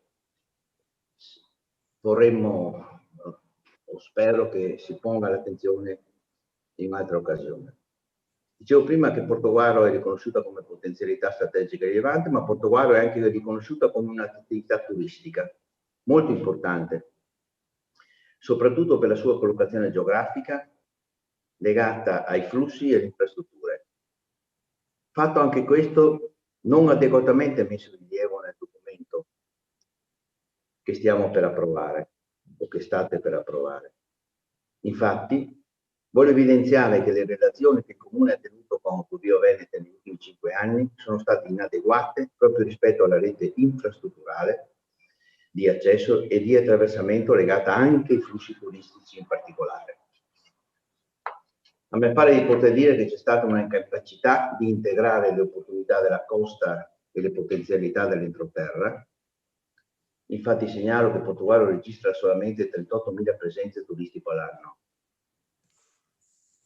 Terzo elemento, Portogruaro è anche riconosciuto come un ruolo di riferimento del territorio, fondamentale per la realizzazione di un sistema di relazioni, ovviamente con le aree vicine e i comuni vicini. In questi 5 anni abbiamo perso questo ruolo e bisognerebbe che l'attuale amministrazione recuperi il rapporto con i sindaci, non solo del portoguarese ma anche del sandonatese, che recuperi il poco peso che si riscontra all'interno della città metropolitana di Venezia. Abbiamo poco peso. In questi giorni si sta discutendo anche del rinnovo dell'assemblea della città metropolitana.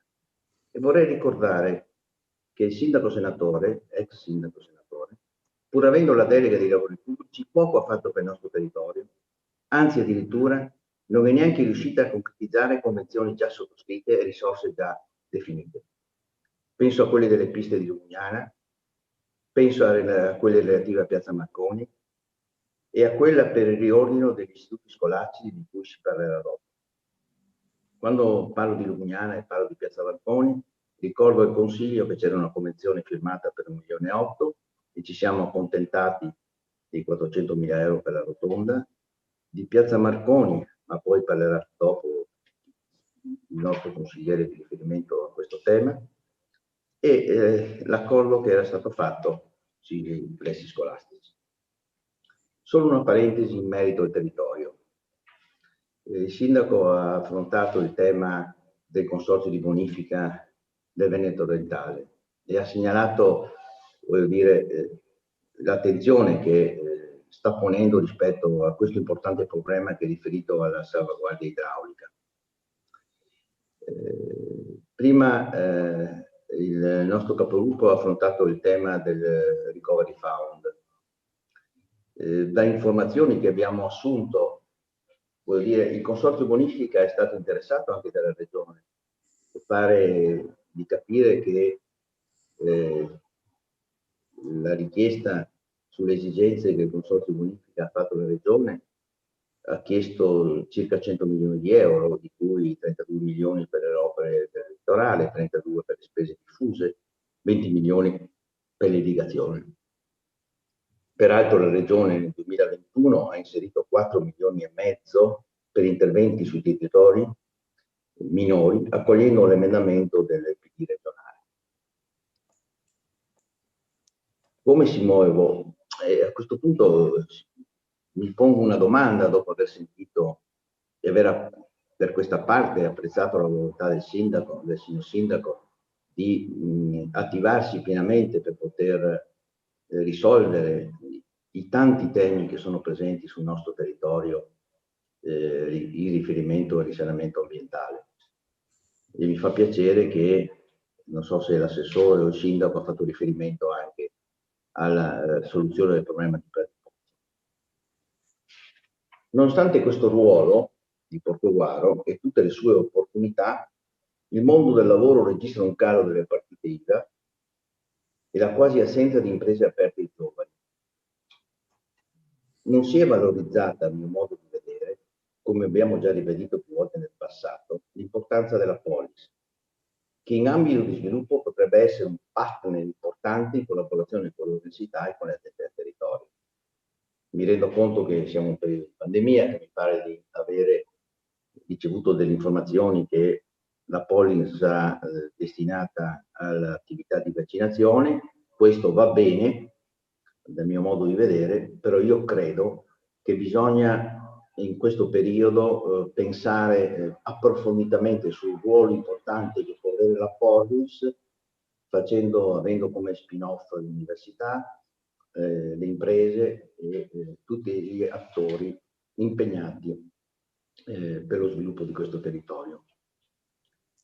Uno dei compiti dell'amministrazione quindi sarebbe quello di trattenere le persone, salvaguardare l'occupazione.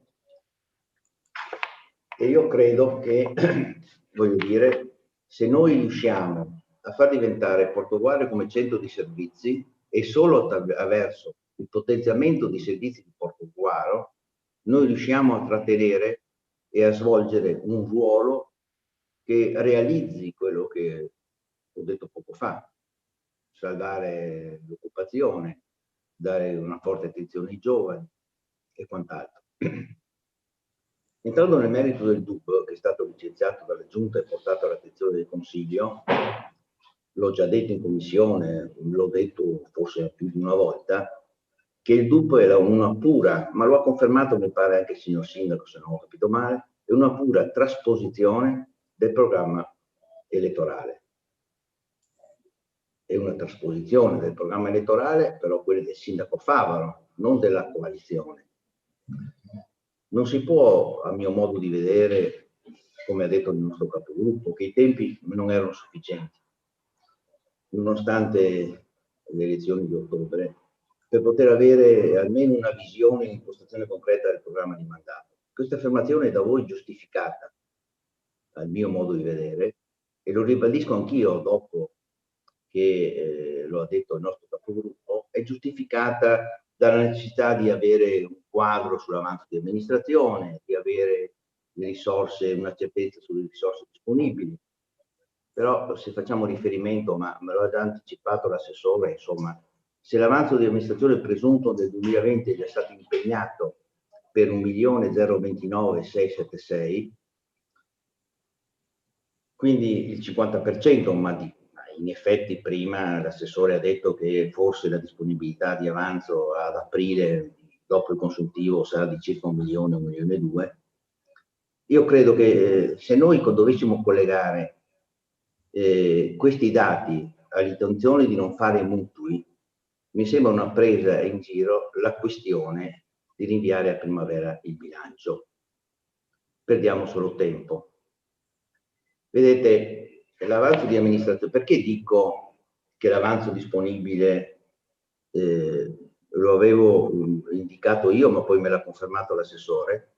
perché l'avanzo disponibile nel 2017 è stato di 1,7 milioni, nel 2018 di 2,60 milioni, nel 2019 di 1,267 milioni.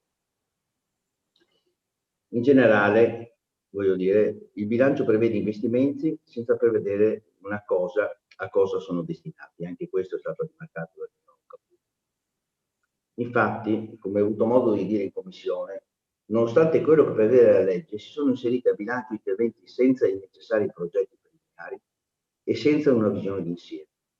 Sottolineo che dalle informazioni assunte in comune ci sono solamente 2 progetti, su uno dei quali pare anche che non ci sia molta condivisione sulla sua realizzazione, anche perché quel progetto potrebbe interferire rispetto alla volontà che ha dichiarata dal sindaco, potrebbe interferire con la rotonda degli Alpini, con la prevista bretella di collegamento tra la rotonda dell'autostrada e la rotonda degli Alpini. Anche questo modo di progettare rappresenta come posso dire, una precarietà rispetto a una visione più complessiva. Se è vero poi che nel decreto 14 del 2018 del Ministero delle Infrastrutture, il punto 5, su questo sono puntuale, prevede che le amministrazioni comunali in riferimento al programma triennale delle opere pubbliche possono, sottolinea possono, consentire la presentazione di eventuali osservazioni rispetto alle più volte enunciate dichiarazioni del sindaco. Io credo che questo possono non possa essere preso alla lettera, perché molti comuni invece pubblicano gli interventi del programma triennale delle opere pubbliche per consentire tutte eventuali osservazioni.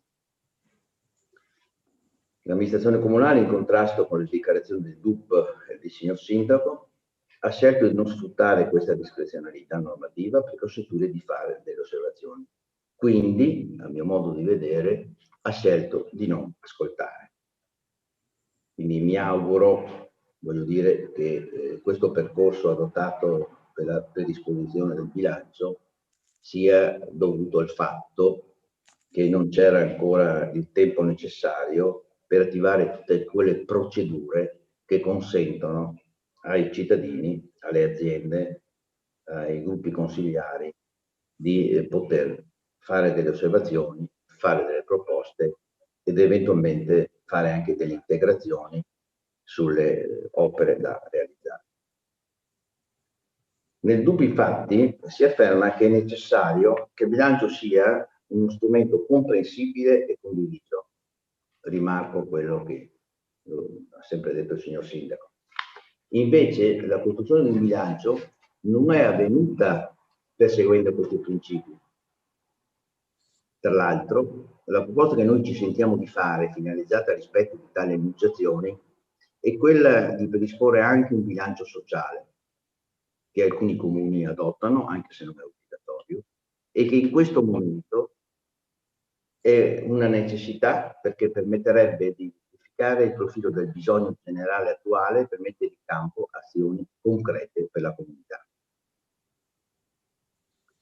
Il DUP, che coincidono con il programma elettorale, si afferma che per un ente locale, e qui un passaggio molto delicato e molto importante, e su questo vorrei avere le indicazioni del signor sindaco e dell'assessore al bilancio, si afferma che un ente locale, l'indebitamento, se sostenibile, non è di per sé un elemento negativo, in quanto serve a finanziare infrastrutture necessarie alla comunità. La sua sostenibilità è data dall'indice di indebitamento.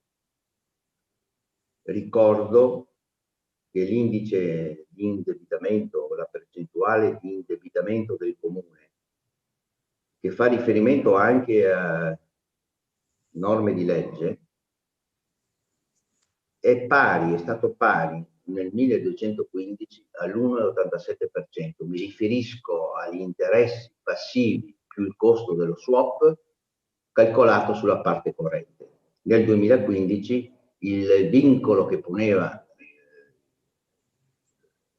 la norma era quella che si doveva rientrare all'interno a quella data al 4%, oggi è all'8%.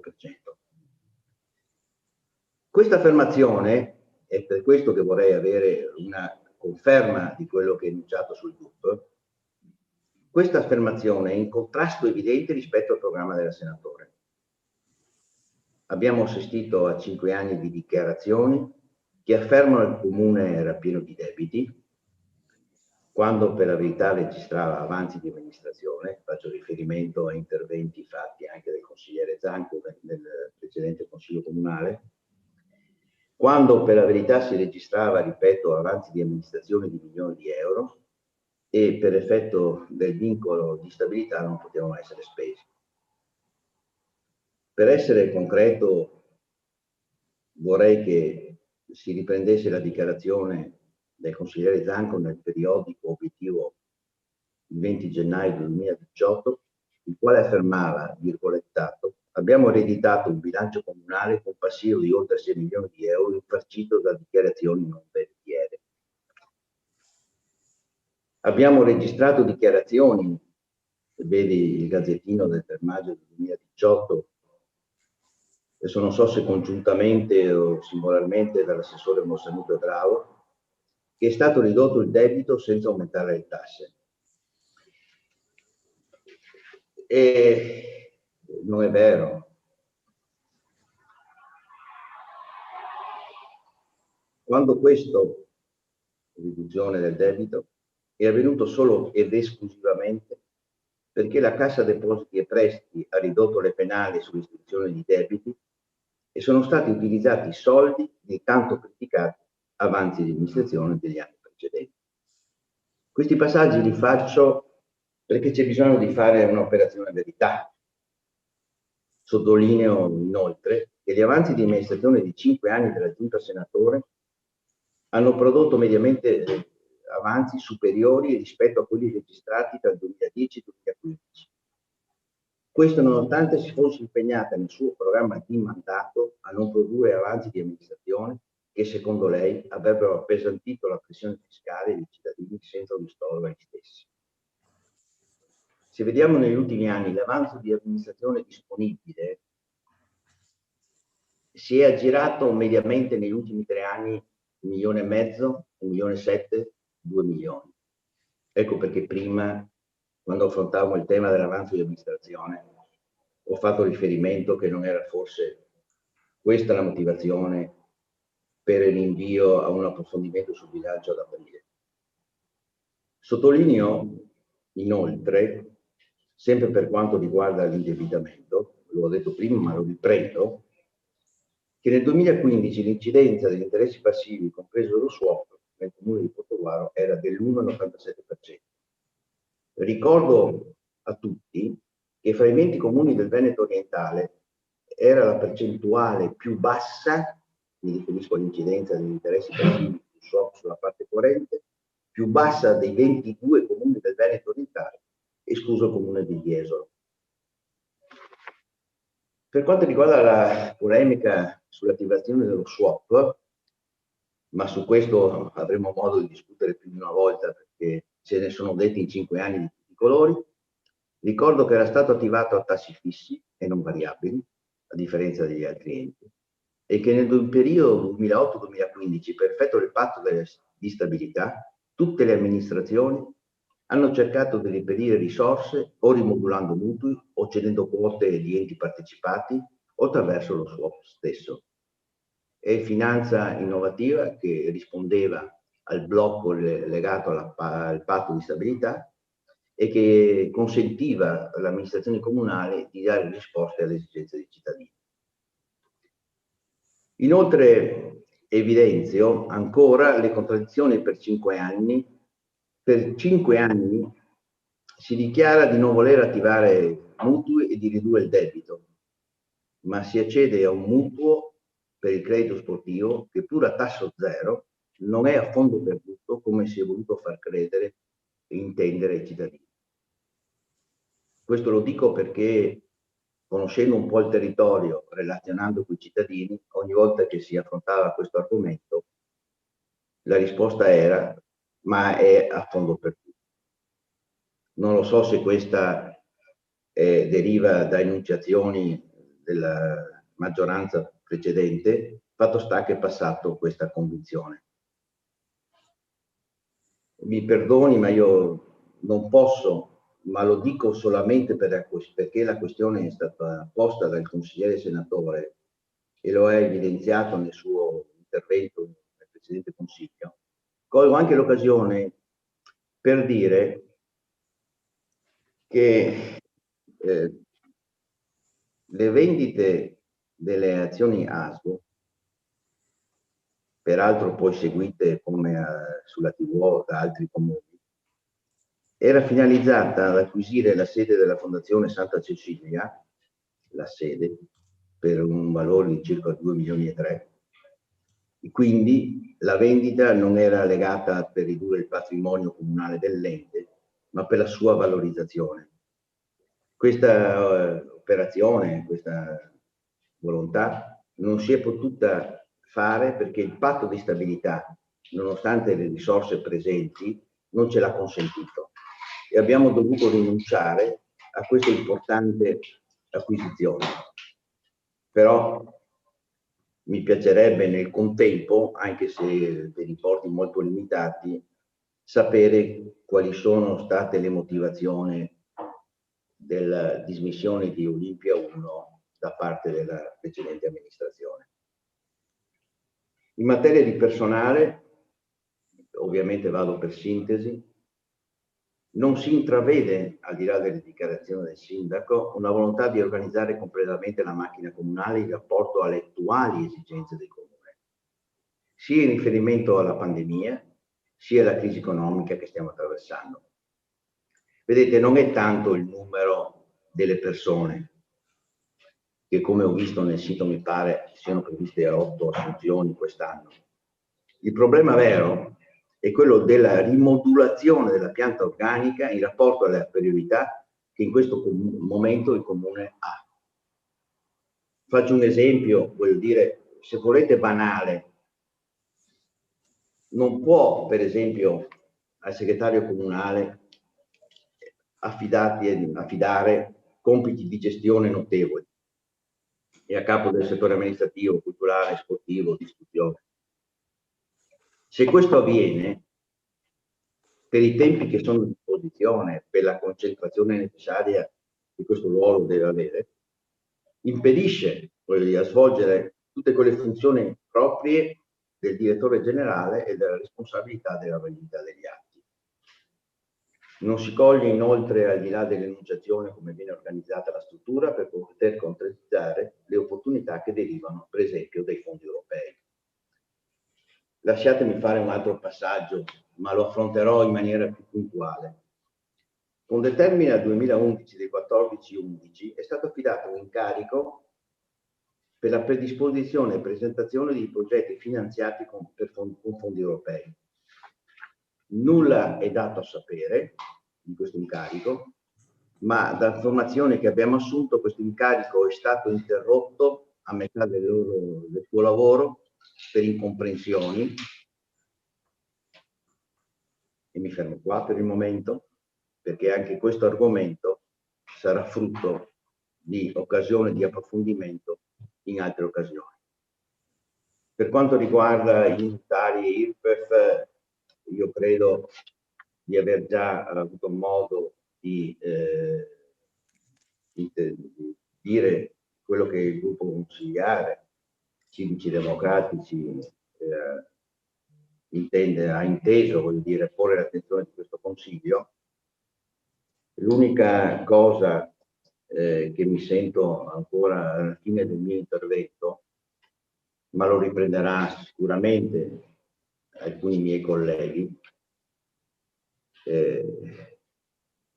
sempre in riferimento all'avanzo di amministrazione, non lo so quale sarà l'intenzione dell'amministrazione quando, per completare il polo polifunzionale di Pradipozzo sono necessari per il suo completamento e la legge prevede che prima di attivare nuove opere pubbliche bisogna completare quelle in corso. Dalle informazioni assunte abbastanza puntuali, l'intervento per il completamento di quella struttura ha bisogno non meno di 1 milione di euro. Se l'avanzo presunto residuo è di 1 milione, vorrei capire qual è la discrezionalità e le decisioni che su questo argomento la Giunta prenderà. Ma su questo sono convinto che i miei colleghi lo affronteranno per il in maniera molto puntuale, molto più precisa e molto più dettagliata. Grazie. Grazie consigliere Bertoncello, è rimasto proprio al limite dei tempi. Lo ascolto io, sempre. Sì, lo so, lo so. Cioè, prima avevo visto la mano della consigliera Zanutto, voleva intervenire o... No, ascolto tutti prima, grazie, finché resisto. Resisti. Ci sono altri interventi? Sì. Sì. Consigliere Vindigni. Prego, consigliere Vindigni, prego. Grazie. Allora, dall'analisi del programma triennale dei lavori pubblici risulta molto evidente un elemento. Secondo noi il programma è tecnico, debole nella sua composizione, senza una visione programmatica d'insieme che faccia emergere linee strategiche che l'amministrazione intende perseguire attraverso la spesa in conto investimento. Nel programma 2021-2023, in cui sono inserite 29 opere pubbliche, solo 4 sono da realizzare nel 2021. E peraltro, da quanto si può evincere, con un livello di progettazione 1, cioè a livello iniziale.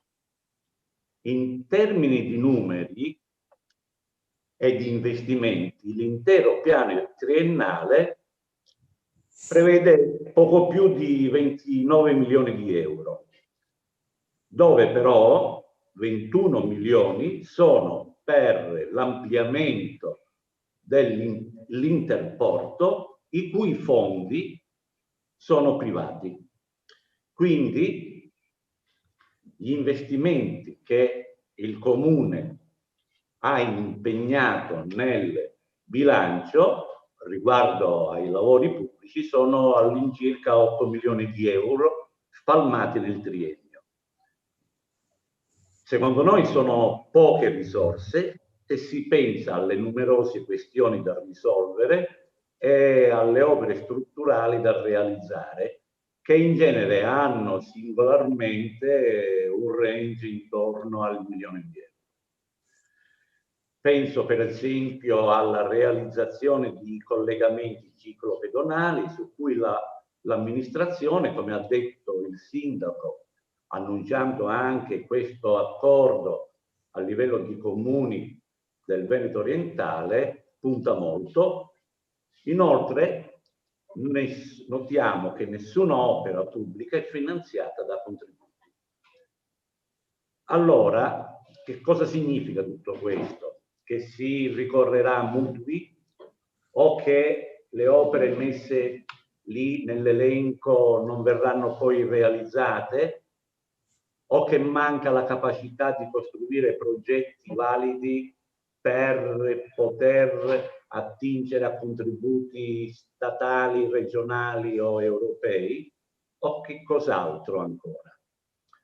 Dalla programmazione triennale in particolare dovrebbe emergere l'immagine di un disegno complessivo di sviluppo della nostra città relativamente ad esempio al potenziamento dei servizi, all'individuazione di nuovi spazi aggregativi, al recupero di edifici da restituire ai cittadini, al miglioramento della viabilità, alle entrate e agli ingressi della nostra città e alla eliminazione di diverse criticità presenti nel nostro territorio, mi riferisco al rischio idrogeologico o agli incroci pericolosi presenti.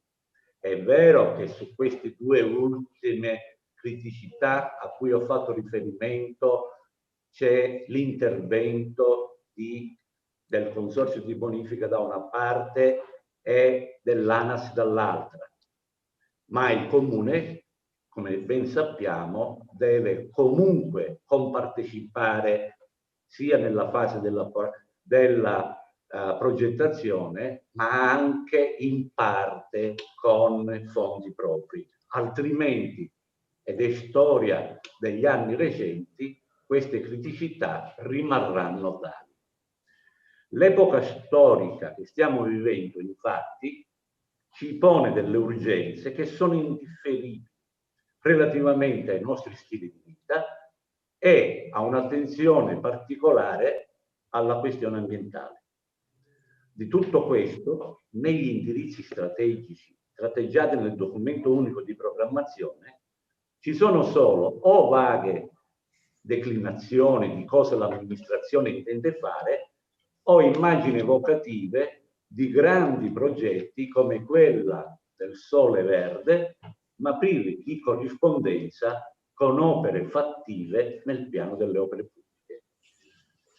Il piano triennale, per interpretare correttamente i bisogni del territorio, doveva essere preceduto da processi partecipativi di coinvolgimento dei cittadini, degli operatori economici e dei portatori di interesse per una raccolta di idee, di suggerimenti e di individuazioni di bisogni, specie se ci si proclama sindaci dell'ascolto. Ma tutto questo purtroppo non è avvenuto.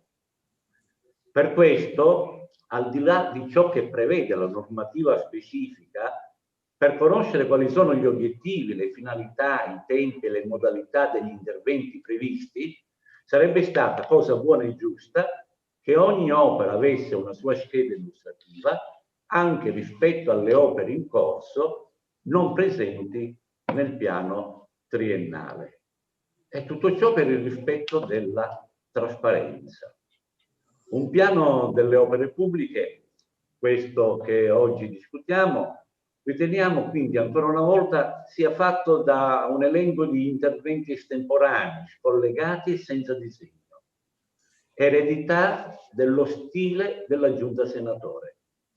Tutto ciò, unito alle fibrillazioni interne alla maggioranza, suscitano la nostra preoccupazione sincera, perché rischiano di paralizzare l'attività amministrativa. Nessuna caduta di un governo della città in questo momento può essere giustificata se si pensano alle numerose risorse in arrivo dall'Europa per la ricostruzione. Sicuramente nei vostri interventi successivi ci tranquillizzerete e speriamo che sia corrispondente alla verità. Delle opere a spot inserite nel piano ci chiediamo solo quale sarà l'utilizzo della ex sede H2O, quando sarà realizzato l'accesso al nuovo impianto sportivo di San Nicolò da via San Martino, che rimane lì, ricordo, quel polo sportivo da 5 anni abbandonato con i cantieri ancora aperti. 5 anni in cui un'opera pubblica è stata, quindi soldi di tutti i cittadini sono stati lasciati lì a deperire. Grossa responsabilità. E quando sarà disponibile l'ex scuola di Portovecchio, che anch'essa è stata rinviata di un'altra annualità, come accade al secondo stralcio del listone urbano per i percorsi ciclopedonali da Viale Trieste a Viale Cadorna e anche al secondo stralcio della pista ciclopedonale nel centro abitato sulla strada provinciale 251. Perché ancora questi ritardi, signor Sindaco? Poi vorremmo sapere quali sono i rapporti che l'amministrazione ha intessuto con Autovie Venete per la sistemazione della viabilità a San Nicolò. Mi riferisco ad esempio all'intersezione, al progetto che è inserito nel piano triennale, quello da 400.000 euro che si dovrebbe fare su via Campeio. Accordi con Autovie, ci chiediamo a che punto sono, per non perdere la possibilità di sistemare le problematicità che sono presenti in tutto il quartiere, sia per la mobilità interna, si pensi al sottopasso di via Fuori, che deve, una volta che si farà il nuovo sottopasso, avere anche la pista ciclopedonale, e se così non fosse sarebbe un errore grandissimo, perché il centro commerciale e tutta quella parte a nord non potrebbe essere raggiunta se non come adesso con la macchina, ed aumenta, come si capisce, l'inquinamento. E ancora vorremmo sapere l'intervento sul teatro, cosa prevede concretamente. Apprezziamo invece, perché non l'abbiamo trovato nel piano delle opere triennali, lo stralcio del parco su Via Valle, i 3.000 metri quadrati di verde pubblico che finalmente rimarranno così, anche se un dubbio il signor Sindaco ce l'ha suscitato durante la commissione, quando ha detto che lì c'è una previsione urbanistica di un parcheggio. Sarebbe una scelta che sarebbe sicuramente contestata, così come è successo 5 anni fa, quando la giunta senatore voleva costruire il parcheggio. E ora comincerei a fare presente le numerose mancanze che ci sono, al nostro dire ovvio, su questo piano, in merito alla valorizzazione e alla tutela ambientale, soprattutto per quanto concerne i parchi, le aree verdi, la ripiantumazione degli alberi, di cui ci sono chiari riferimenti negli obiettivi strategici, ma nel piano triennale delle opere pubbliche non è previsto nessun intervento. E chiediamo quindi che vi sia almeno la redazione in tempi che non siano biblici del verde ben definito. Sulle piste ciclabili non c'è un intervento strutturale in nessuna delle 3 annualità, e questo nonostante diversi progetti già esistenti nel passato e su cui già l'amministrazione del senatore ha perso il treno. Penso alle piste di via Villanova, di Lugugnana, di via Zecchino e via discorrendo. Per quanto riguarda Lugugnana, vorrei ricordare che la precedente amministrazione, basandosi su una convenzione della giunta di centrosinistra con l'ex provincia, oggi città metropolitana, prevedeva un investimento e un finanziamento di 1.800.000 euro per realizzare le piste di via Villanova, la rotatoria di Lugugnana, le piste che dal cimitero di Lugugnana andavano verso il locale ex TNT, appunto per quella cifra. La giunta senatore, come sappiamo tutti, si è accontentata di fare una rotatoria, ha speso complessivamente 400.000 euro, se non andiamo errati, e dei 1.400.000 che sono rimasti se ne sono perse le tracce. E le piste ciclabili sono rimaste lì non fatte. Altra convenzione non portata avanti, su cui chiediamo un impegno del signor Sindaco, è quella che c'era con il Comune di Concordia, il Consorzio di Bonifica e l'ANAS per la sistemazione idraulica e anche la messa in sicurezza della viabilità tra la Levada e Mazzolada, con anche un progetto di piste ciclabili che da Levada internamente arrivavano fino all'Isonne. E permettetemi solo una parentesi a proposito di convenzioni.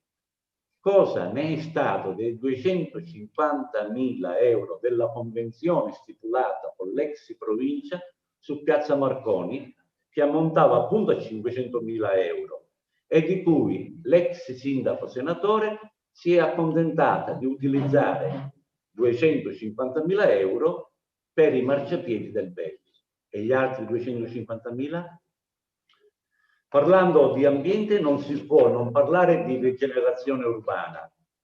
Non vediamo alcuna progettualità e per questo chiediamo di riconvertire le aree dismesse della città, rilanciando il programma degli accordi urbanistici sia per il decoro sia per creare quei nuovi spazi che il periodo in cui viviamo ci impone di trovare per la vita della comunità.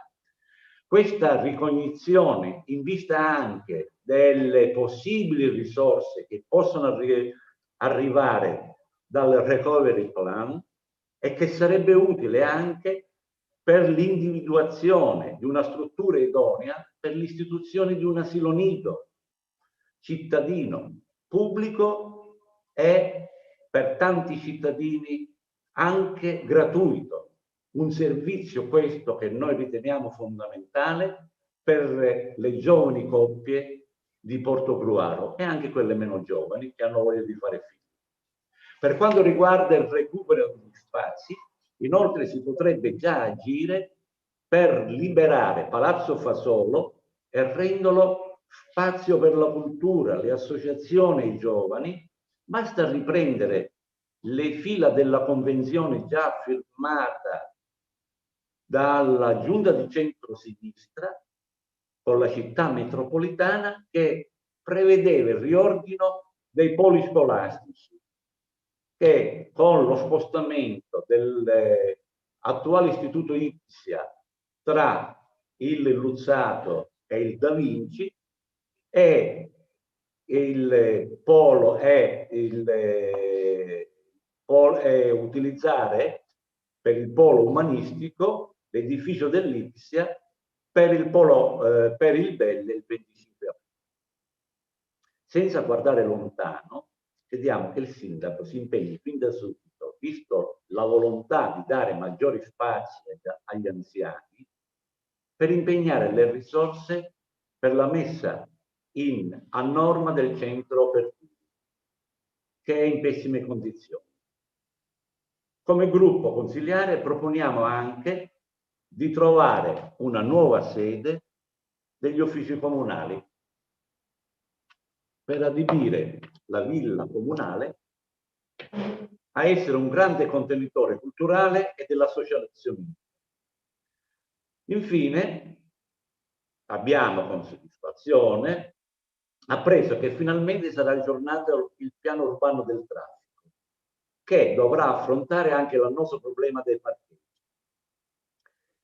Perché l'intenzione è quella di fare un'idea che potrebbe anche essere possibile, ma evidentemente bisogna guardare bene e studiare bene, ma sicuramente il sindaco che è anche del settore è un architetto, quali sono i flussi, qual è lo studio della sua fattibilità e dovrebbero anche valutare il fatto che su quel circuito del possibile ring insistono 5 rotatorie, l'ultima delle quali è quella di San Giovanni, che è anche rialzata e che forse potrebbe presentare qualche problema nella realizzazione del ring. Vogliamo anche puntare la nostra attenzione, ma credo che sia un problema che è sotto gli occhi di tutti, anche dei consiglieri dell'attuale maggioranza, che dobbiamo risolvere il problema dei parcheggi, anche quelli che dovrebbero servire il centro storico. Ricordo che 5 anni fa la Giunta Senatore in maniera inopinata ha rinunciato a 1 milione di finanziamenti e non ha realizzato il parcheggio sotterraneo del Pio X. è che adesso nel DUP vediamo che si parla di un parco interrato, e quindi se allora c'erano delle problematiche idrauliche, come era stato detto, forse le stesse ci saranno adesso. Mi pare però che anche in una commissione il sindaco abbia detto che lui è favorevole alla realizzazione di parchi interrati e ha elogiato il parco interrato di Caorle, che ha addirittura 3 piani a ridosso del mare. C'è qualcosa che all'interno della maggioranza forse su questo non coincide. Comunque, se riesce a realizzarlo, farà cosa per noi buona e giusta. Solo che dovremmo spendere dei soldi che prima avevamo come contributo e che adesso bisogna recuperare da qualche parte.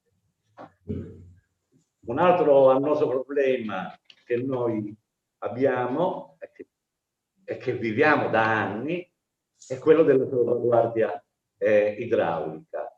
E nella sezione del DUP non è pervenuto. Per quale motivo? Tra l'altro potevamo già affrontare e mettere in sicurezza alcuni tratti dei nostri corsi d'acqua utilizzando i finanziamenti che potevano arrivare dalla tempesta Vaia, sempre che il comune fosse stato pronto con dei progetti, perché era questo quello che permetteva di arrivare ai finanziamenti. L'amministrazione guidata dal sindaco senatore anche in questo è stata poco efficiente, facendo perdere un'importante occasione per affrontare ad esempio i problemi degli allagamenti di Lison, di Pradipozzo, che sono fra le frazioni che soffrono di più. A Portogruaro, oltre alla situazione dell'Oncon Lison, sono diverse le situazioni critiche da sistemare. C'è la zona di San Giacomo, le aree afferenti a sud di Viale Trieste, ma ci sono problemi anche a San Nicolò, nella frazione di Giussava, a Portovecchio e a Summaga. È un problema che tutti noi cittadini di Portogruaro conosciamo bene.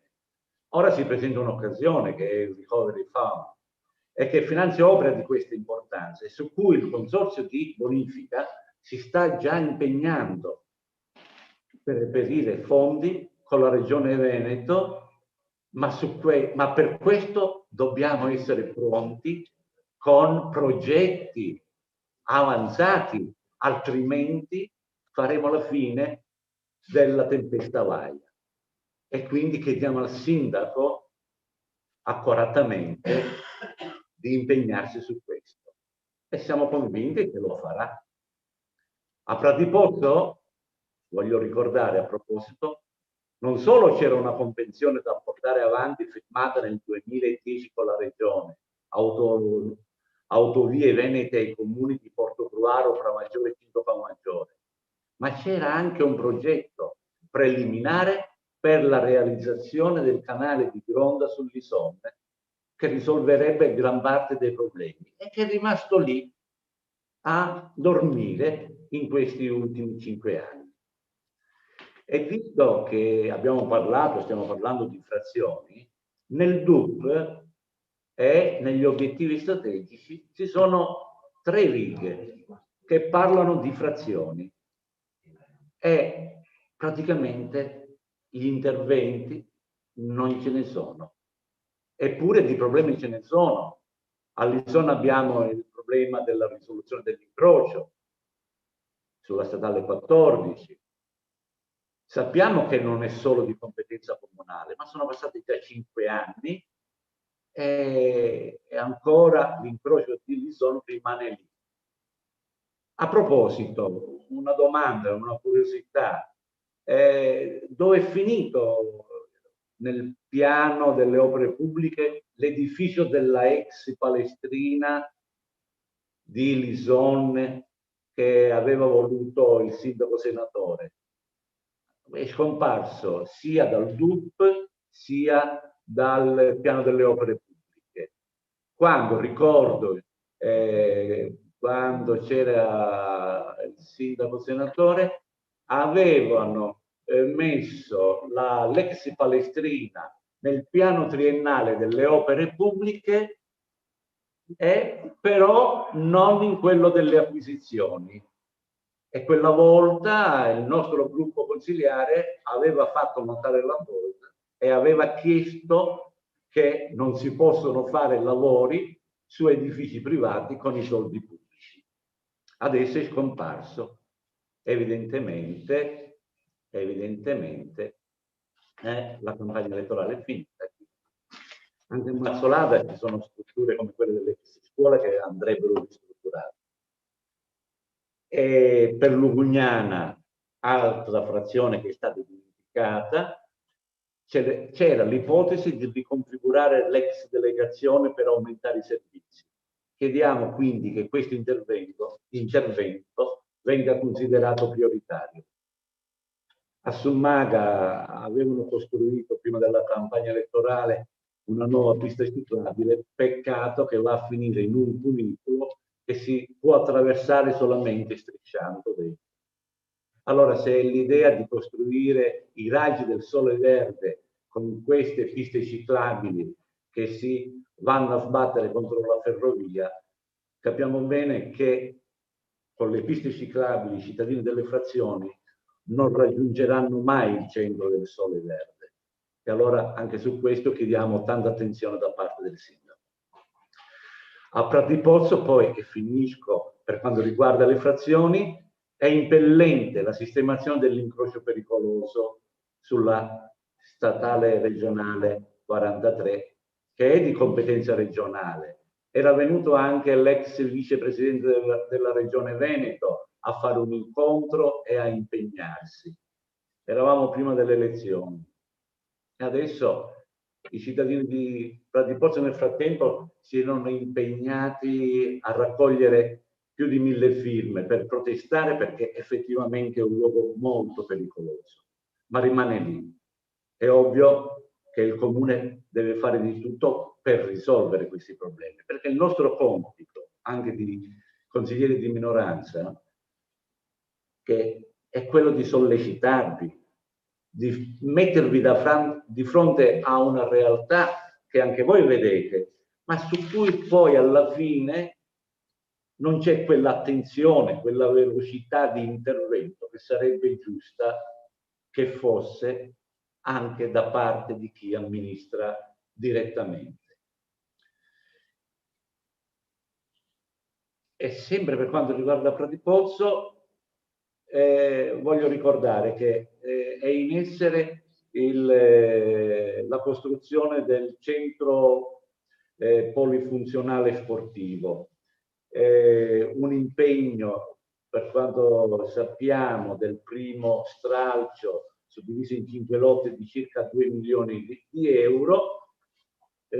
Chiuso questo primo stralcio, bisognerà, credo, ma penso che sia così, trovare altre risorse per fare, perché queste non sono comprese nel primo stralcio, l'impianto di riscaldamento, le tribune e i parcheggi esterni e gli accessi all'area. E quindi serviranno un altro 1,2 milioni. Vogliamo sapere da dove... Consigliere, a 2 minuti ancora. Ho finito. 2 minuti. Ho finito, grazie. Ma ci sono da verificare quali sono tutta una serie di questioni. Il pavimento è in cemento, per cui sicuramente è idoneo all'attività di pattinaggio, ma qualche difficoltà potranno andarci i bambini della scuola elementare, ma difficilmente potrà essere utilizzato dalla pallacanestro e dalla pallavolo. Se l'amministrazione deciderà di non fare le tribune, la struttura non potrà essere usata per le competizioni, scusate, ma solo per gli allenamenti. E problema non secondario sarà l'affidamento della gestione, della sua manutenzione e dei servizi connessi. Noi eravamo d'accordo perché Pratipozzo avesse una struttura sportiva. Forse bisognava pensare a qualcosa di più contenuto, ma adesso che è stato realizzato così, vogliamo che quest'opera non rimanga una grande incompiuta, perché non sarebbe giusto nei confronti dei cittadini di Prantipozzo, ma nei confronti di tutti i cittadini di Portogruaro. E poi bisogna anche mettere mano all'accesso alla struttura, ai parcheggi e alla messa in sicurezza della mobilità, non solo del palazzetto, ma anche della contigua scuola primaria. E poi bisogna anche regolare il tasso di inquinamento. Finito il tempo, consigliere, il tempo per cortesia. Al traffico veicolare. Ho finito, grazie e mi scuso. Grazie a lei. Questone? Sì? Posso intervenire perché non riesco a alzare la mano? Sono collegato con un altro computer. Ci sono altri? Non ho capito. Se posso intervenire perché non riesco a alzare la mano, quello col computer con un altro apparecchio. Posso intervenire? Prego, prego. Sì, prego. Grazie. Allora, intanto volevo fare delle riflessioni anch'io perché ho visto che giustamente stiamo parlando del nuovo piano delle opere pubbliche. Tanto vorrei dire che delle opere pubbliche e del bilancio, devo dire che sia il DUP che il piano delle opere pubbliche può venire modificato, anzi viene modificato continuamente, perché noi l'abbiamo modificato continuamente, perché se arrivano nuovi contributi, se arriva avanti il bilancio, c'è sempre una modifica continua del piano delle opere pubbliche. Però siccome vedo sempre che si va a vedere giustamente anche nel passato per parlare delle scelte che abbiamo fatto in questi ultimi 5 anni, ho sentito parlare anche di cose progetti, di cose che datati 20 anni fa, ma che però non sono stati attuati per vari motivi, non sicuramente causa sempre dell'amministrazione. Volevo fare anch'io un po' una riflessione per capire come magari io non ho queste grandi visioni come può avere l'ex sindaco Bertoncello. Adesso ho sentito anche Vindini, ho sentito addirittura che forse causa dell'assenatore anche del campo di San Nicolò, forse gli manca qualche particolare, ma non voglio entrare. Dico come ci siamo trovati noi e io come mi sono trovato con la mia visione limitata del futuro, di aspettare, di concentrazione. Io sono abituato a intervenire. Allora, appena insediata questa amministrazione, una delle cose che aveva già fatto l'ex sindaco, era quella del trasferimento dell'ufficio delle entrate. C'era il rischio di perdere l'ufficio delle entrate, se non avremmo dato una sede come promesso dall'amministrazione precedente. Ecco, dopo tra il dire e il fare c'è sempre di mezzo il mare e c'è sempre di mezzo un sacco di problemi. Bene, nella Villa Martinelli abbiamo cominciato i lavori al piano terra per mettere in tempo record l'ufficio delle entrate. Mancava anche verbale di consegna perché la provincia doveva ritornare questo immobile. Abbiamo messo l'ufficio delle entrate, bella visione, giusto, tutto quello che... E abbiamo pensato anche di mettere anche i vigili urbani nella parte più vecchia dello stabile e ci siamo riusciti. Abbiamo fatto sicuramente una sede importantissima dei vigili urbani. Non dimentichiamo che abbiamo fatto un comando unico con il comune di Concordia, dunque anche da lì abbiamo fatto un passo, ma resto nelle opere pubbliche. Naturalmente c'era anche l'ambizione di fare un unico polo fiscale, mettendo anche l'INPS al primo piano. Ma qua dopo saltano fuori i problemi che bisogna risolvere, non avere solo visioni e mandarli agli altri. Ci siamo accorti, c'era 1 tonnellata di guano, di colombi,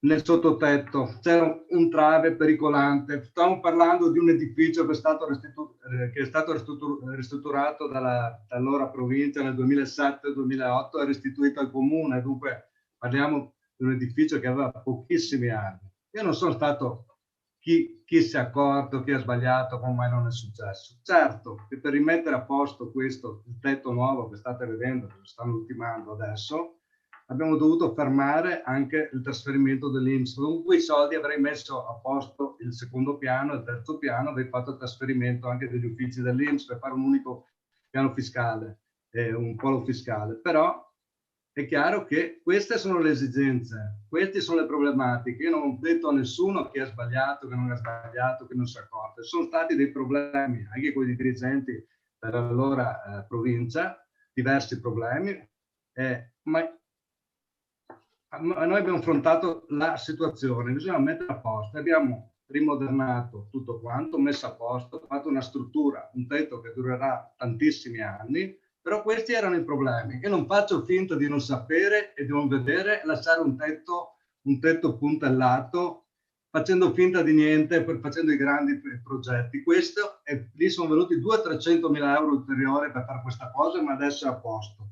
Parto da Villa Marzotto. Villa Marzotto, abbiamo fatto restyling esterno, ma dentro era tutta fuori regola.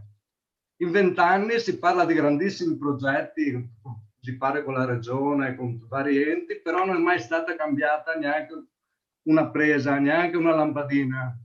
Non esisteva riscaldamento, un riscaldamento precario con una caldaia nel vano scale. Addirittura eravamo arrivati al punto che gli ultimi 10 anni il famoso orario estivo.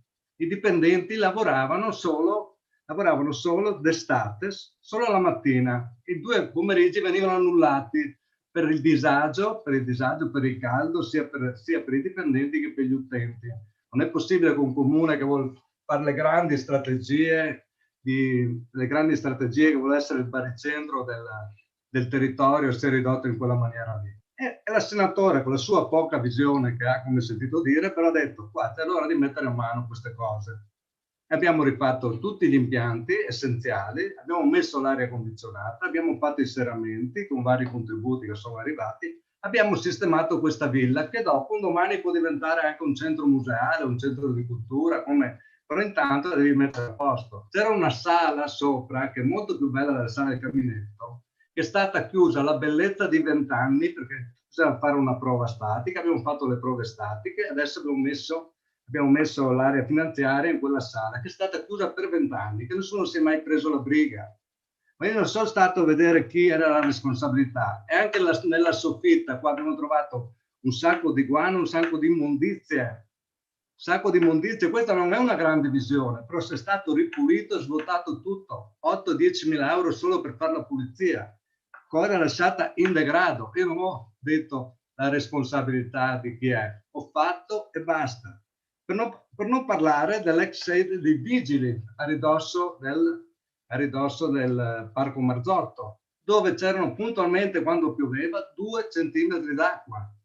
C'era un'umidità incredibile, è stata presa, risanata e abbiamo messo lo sportello amministratore di sostegno. Quello abbiamo fatto i lavori che andavano essenziali, al di là delle parole, dovevano fare. Dunque abbiamo rincorso per mettere a posto. Dopo parliamo del Palazzo Marmande. Il Palazzo Marmande è la sede dei campi da tennis. Da anni pioveva nel secondo campo, perché io giocavo a tennis e nessuno ha mai faceva finta di non vedere, e nessuno ha mai messo a posto la struttura. Abbiamo speso i soldi per il tetto. Il primo temporale ha buttato giù invece, sempre adiacente al Palazzetto Marmande, ha buttato il famoso Fortunale, ha buttato giù il tetto. Abbiamo messo a posto il tetto con un contributo regionale anche del coso recreativo, del ristorante, del centro recreativo adiacente. Abbiamo fatto tutto nuovo. Per di più abbiamo cambiato tutta l'illuminazione a questa struttura. Però questo non si parla, non abbiamo sempre fatto. La biblioteca ha una grande intuizione di portare la biblioteca all'ex tribunale. Bellissima, anzi mi complimento perché secondo me è una delle più belle biblioteche che abbiamo nel Veneto orientale, sono molte. È una biblioteca fantastica. Però là i mobili non c'era stata la possibilità di comprarli per i discorsi del blocco di bilancio e abbiamo sistemato. Ma siamo ritrovati dopo un mese o 2 un impianto di aria condizionata distrutto. Abbiamo speso 80-90 mila euro per rimetterlo, ma si sapeva che questo impianto scoppiava. Non abbiamo fatto nessuna critica a nessuno mal governo, però sono tutte cose che abbiamo dovuto fare. Ho discusso consigli comunali interi sulla perfosfate e sul campanile, e dove sono arrivati i contributi, sono arrivati i contributi, in questo caso ministeriali per entrambi, ma sul campanile non è mai stato fatto neanche un piano di evacuazione, solo la prima amministrazione che ha fatto un piano di evacuazione coinvolgendo tutti i responsabili dei pompieri dalla regione, dalla cosa. Abbiamo fatto questo e sono stato massacrato perché dovevamo prenderci in carico il campanile, le spese del campanile, perché la curia non era della curia, adesso vediamo come si risolve questa situazione che serve a tappare una linea. Ma ci sono tantissime cose lasciate lì, perché non me ne ricordo neanche più, tutte le palestre, dalla palestra di Lugugnana, dalla palestra di Via Lovisa, abbiamo preso il contributo per l'amianto, invece non era neanche amianto, quello che era la tegola che veniva fatta analizzare. Siamo andati avanti con cose che non si può dire non è fatto niente. Dunque la scelta c'erano migliaia di punti luce da rifare. Oggi abbiamo rifatto non so quanti punti luce in questi 5 anni a Portogallo, perché esistono le grandi strategie, ma esiste il quotidiano. La cosa importante è avere un po' di decenza in questo comune. Abbiamo fatto, era dal 2009 al 2015 sono stati fatti pochissimi punti luce, erano tutte le lampade vecchie, sono state cambiate tutte, così come tutto a LED è stato fatto a tutti gli uffici del comune, che non vado neanche a vedere tutti gli altri uffici che abbiamo messo a posto, dalle ex carceri, dove c'era ancora quel portone delle carceri, che è stato fatto un bel palazzo per i servizi sociali. Sono stati fatti degli interventi importantissimi. Ma non parlo degli ultimi passaggi pedonali, non può una cittadina non avere i passaggi pedonali illuminati da anni e anni. Sì, noi vorremmo fare qua, vorremmo fare questo, con tutti gli incidenti che sono successi. Abbiamo fatto i passaggi pedonali su tutto il territorio, su tutto l'anello urbano, abbiamo fatto i passaggi pedonali illuminati. Questa cosa sembra che non abbiamo fatto assolutamente niente. La rotatoria è una scelta, la rotatoria. Sono sentito critiche di tutti i colori perché sulla rotatoria, perché lì è cercato di strumentalizzare tutto quanto. La rotatoria oggi non è un'opera che dà fastidio ai cittadini, è un'opera pratica e ha migliorato perché sono state messe, non è stata fatta la rotatoria, è stata fatta una rotatoria bella, è stata fatta una rotatoria che ha sistemato anche le parti limitrofe. Via Fondaco c'era il disastro, non c'era neanche l'asfalto sulla pista ciclabile che andava verso l'ospedale. Allora sì, la grande visione, il grande turismo. Ma vi ricordate che c'erano di cose lasciate lì da anni, per non parlare dello sportello dell'anagrafe, l'ha messa a posto questa amministrazione nuova. Era indecente, non è mai stata fatta neanche pulizia. Dunque non veniamo a andare sui grandi temi e dimenticarci che mancava proprio la base. La base. Le autovetture di tutto il comune erano distrutte. Abbiamo cambiato tutte le autovetture e tutti gli uffici. Oggi i vigili vanno via con tutte le auto nuove. La protezione civile, abbiamo comprato le auto a tutti. Non è possibile che una cittadina moderna non abbia questo livello di servizi, questo livello di immagine anche per i cittadini. Era una priorità, al di là delle grandi priorità che continuate a nominare. Il teatro Russolo era un altro impegno della galleria, anche delle amministrazioni precedenti, l'abbiamo terminato. Piazza Marconi è stata fatta, il Ponte San Gottardo era 10 anni, 15 che c'era il progetto pronto. Abbiamo fatto il famoso bosco di Sumaga, state avanti 4 anni, consiglio comunale. Ma noi 15 anni fa avevamo già i soldi per il bosco Sumaga, però anche quello è stato fatto da questa amministrazione, con fatica, ma è stato fatto, trovata l'area, Ma quando mi sento dire che si cerca anche di insinuare che è stato fatto qualche sbaglio, così. Io non sono uno che vuole rimarcare niente le responsabilità, però dire che non abbiamo fatto niente, anche a Lugugnana mi pare incredibile, no? Perché comunque mi pare che anche il sindaco attuale abbia preso anche un consenso particolare. Non dimentichiamo che Luguniana mi sembra che sia uno dei posti dove l'amministrazione, la somma delle due alleanze che hanno portato il sindaco Florio abbiano fatto la differenza. Dunque non vedo se a Luguniana dopo 70 anni abbiamo fatto il marciapiede di via Ania, dopo 70 anni. 70 anni. Abbiamo fatto la rotonda, che non abbiamo fatto noi, l'ha fatta la città metropolitana. Siamo limitati a mettere a posto una banchina in maniera decente, doveva essere fatta la pista ciclabile che prima sentivo nominare, promessa ancora da Giorgia con l'assessore Gatto, che Bertoncello litigava dalla mattina alla sera perché non arrivavano mai questi soldi. Dunque stiamo parlando di robe di 15-20 anni fa e si continua a dire. Intanto però andava tutto a decadere, ci rovinavano gli uffici, dopo 20-30 anni non c'è mai stata una manutenzione, eravamo fuori regola da tutte le parti, abbiamo messo a posto tutte le scuole in sicurezza, abbiamo messo a posto tutte le palestre, tutte. Abbiamo abbiamo avuto molto tempo di fare grandi piani strategici del turismo, il turismo adesso vediamo, io ho sentito anche la relazione del sindaco, vediamo che c'è comunque una volontà. C'erano piani, dal piano di interventi, abbiamo fatto decine di piani di interventi da cose bloccate da 10, 15, 20 anni. Io non mi occupavo, ero gestore di servizi sociali, non capivo mai perché. Ma il piano, per esempio l'area stock, Simone anche il dirigente da Bonora, se l'abbiamo sistemata in pochissimo tempo, hanno chiesto una riduzione di cose, è andata avanti 20 anni, con consulenti, avvocati, l'area fracasso lo stesso, abbiamo messo a posto cose che erano ferme da anni e non si va, e su questo non si va.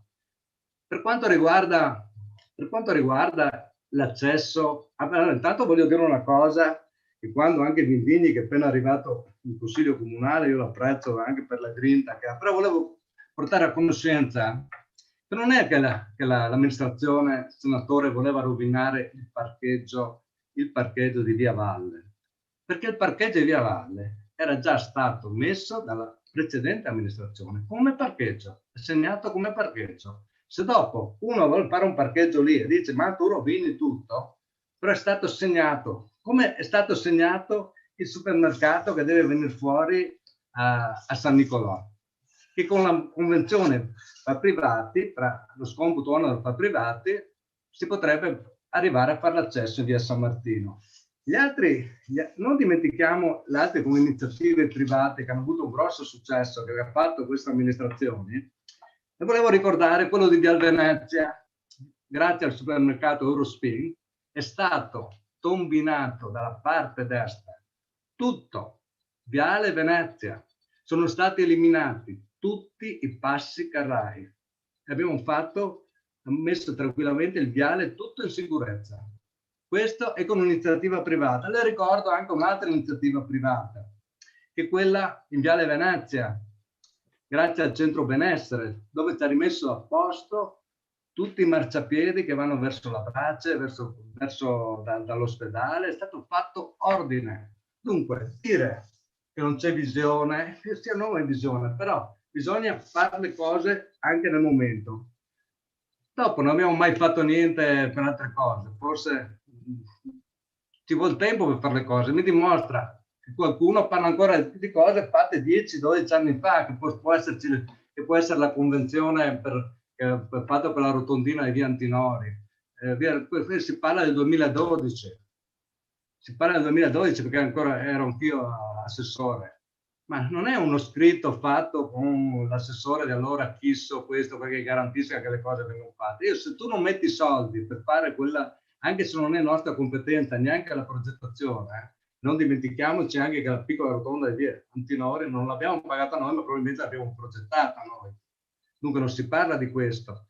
Però se non mettiamo soldi, lì nessuno la va a togliere. Non dire che la tolgono gratis, aspettiamo altri 4, 5, 6 anni. Si deve togliere, cioè, metti i soldi così la togliamo subito. E bisogna cominciare a dire che non abbiamo una visione, ma c'è da mettere in ordine questo paese. Questo paese era da mettere in ordine. Tutte le vie più principali abbiamo ascoltato, tutte le vie principali in ogni frazione. Abbiamo lasciato fuori tantissime altre vie perché non era sufficiente per fare tutto quanto. Ma anche via Regena che portava a Concordia in maniera indecente, per non parlare di via Valle, con tutti gli avvallamenti davanti alla scuola, pascoli, con le radici degli alberi, le cose. Nessuno parla, mai sentito dire nessuno, neanche della sistemazione del cimitero, anche lì proprio del parcheggio del cimitero, anche lì una cosa vergognosa. Di queste cose non si parla, questa amministrazione non ha fatto. Ma io potrei andare avanti perché mi sono scritto qua ore dicendo questo abbiamo fatto perché è rimasto in sospeso, questo. Abbiamo fatto un sacco di cose. Non so se abbiamo fatto a livello di cultura o di partecipazione tantissime cose, però anche l'ultimo dell'anno a Portoguaro con una stupidata, però è stato fatto con la giunta senatore, ha avuto un grandissimo successo, così come è stato fatto il restyling anche della terra di Dogi, con il tappeto rosso, con la fiera del biologico, perché stava diventando veramente una fiera, se permettete, perché bisogna modernizzarla ogni anno. Dunque, tante cose sono state fatte. Io anche dell'intervento del sindaco Florio, comunque ho sentito la volontà, forse di migliorare, di creare, ho sentito parlare che bisogna creare anche nuove zone industriali, sono cose importanti, che bisogna investire sul turismo. Ecco, io gli auguro di avere tutta quella lungimiranza, quella visione che è giusta per una grande città, ma non ricordiamoci che prima, ed io potrei continuare all'infinito, se dopo saranno anche interventi, potrò ricollegarmi anche a interventi, con altri interventi che abbiamo fatto, era da mettere in maniera decente la nostra città. Non è che neanche i vigili avevano la divisa degli anni 70, almeno tutti gli altri hanno già la divisa estiva, neanche quello è stato cambiato. Allora le grandi opere, le grandi visioni, ma neanche il quotidiano era a posto. Adesso noi abbiamo messo a posto tantissime di queste cose. Dunque se ho fatto qualche sbaglio, non ho fatto qualche sbaglio, a chiudere una piscina ci vuole coraggio. Sono sicuro che qualcun altro avrebbe detto aspetta un momento se non si arrabbiano qua, perché sono tutte le critiche che mi sono viste, ma come non sono andato a dire quello non andava bene, quest'altro non andava bene, come mai nessuno ha mai messo a posto qua? Quando fai un'opera da milioni di euro, vengono sempre fuori i problemi. Come sono venuti fuori i problemi con il polo sportivo di San Nicolò? Adesso sento Vindini che mi dice naturalmente abbiamo fatto tutto, era già tutto a posto. No, non era tutto a posto. Abbiamo rischiato anche una causa milionaria per il terreno lì. Poteva veramente mettere a repentaglio il comune.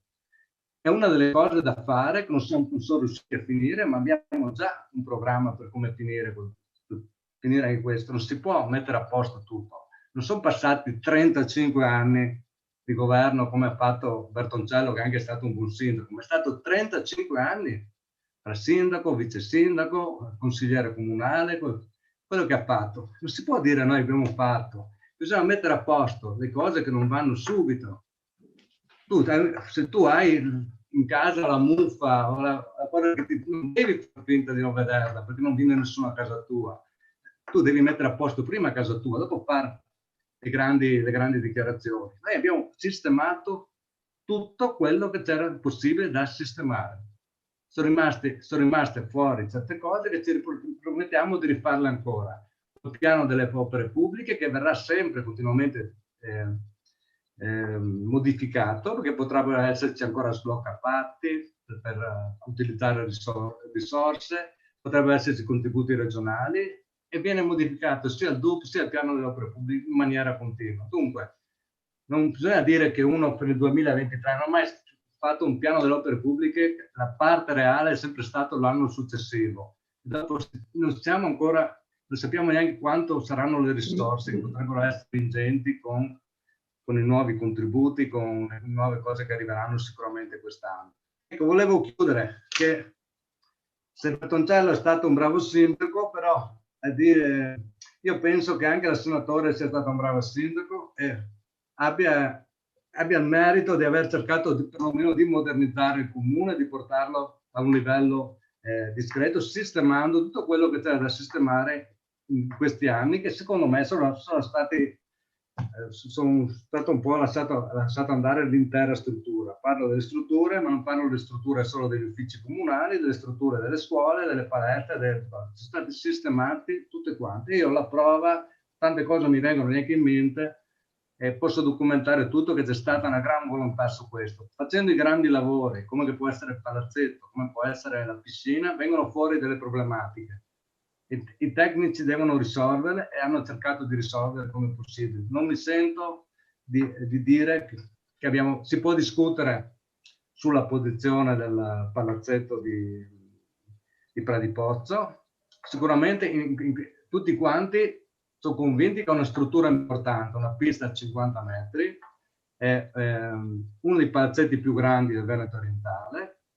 È da anni che Portovaro non fa una struttura così importante. Anche per quello ci vuole coraggio per fare questo. Dunque, chiudo nel senso che faccio i complimenti al nuovo sindaco, il sindaco Florio, per la relazione che ha fatto, per le intenzioni che ha, però volevo dire che non è stato tutto negativo come si vuole far credere, neanche quello che ha fatto il sindaco senatore, che da quel lato qua lo può dimostrare in qualsiasi momento con dati reali. Grazie dell'attenzione. Grazie consigliere Morsanuto. Consigliera Zanutto, a lei. Poi a Sì, seguire grazie. da Bravo e Terenzi. Ecco. Allora, sì, io purtroppo faccio un intervento, poi devo andare a riposare perché proprio non ce la faccio più. Allora, solo per chiarire una cosa molto velocemente. Allora, riferendomi all'intervento del consigliere Dindini e del precedente del consigliere Bertoncello, allora ci sono delle cose che, come ha ribadito anche il consigliere Morsanuto, sono state sistemate dall'amministrazione precedente proprio perché erano state tralasciate. Una cosa che sicuramente era stata pronta a scappare, siccome hanno fatto accenno che abbiamo perso alcune strutture, un'altra che stava scappando, diciamo così, e che nessuno stava cercando di bloccare nel 2015 era l'Agenzia delle Entrate. Questo lo ricordo perché era stata una battaglia della Lega, fortunatamente col sindaco senatore siamo riusciti a trattenerla qua. Ed è uno dei grossi servizi che fortunatamente abbiamo ancora qui, perché questo è da ricordare.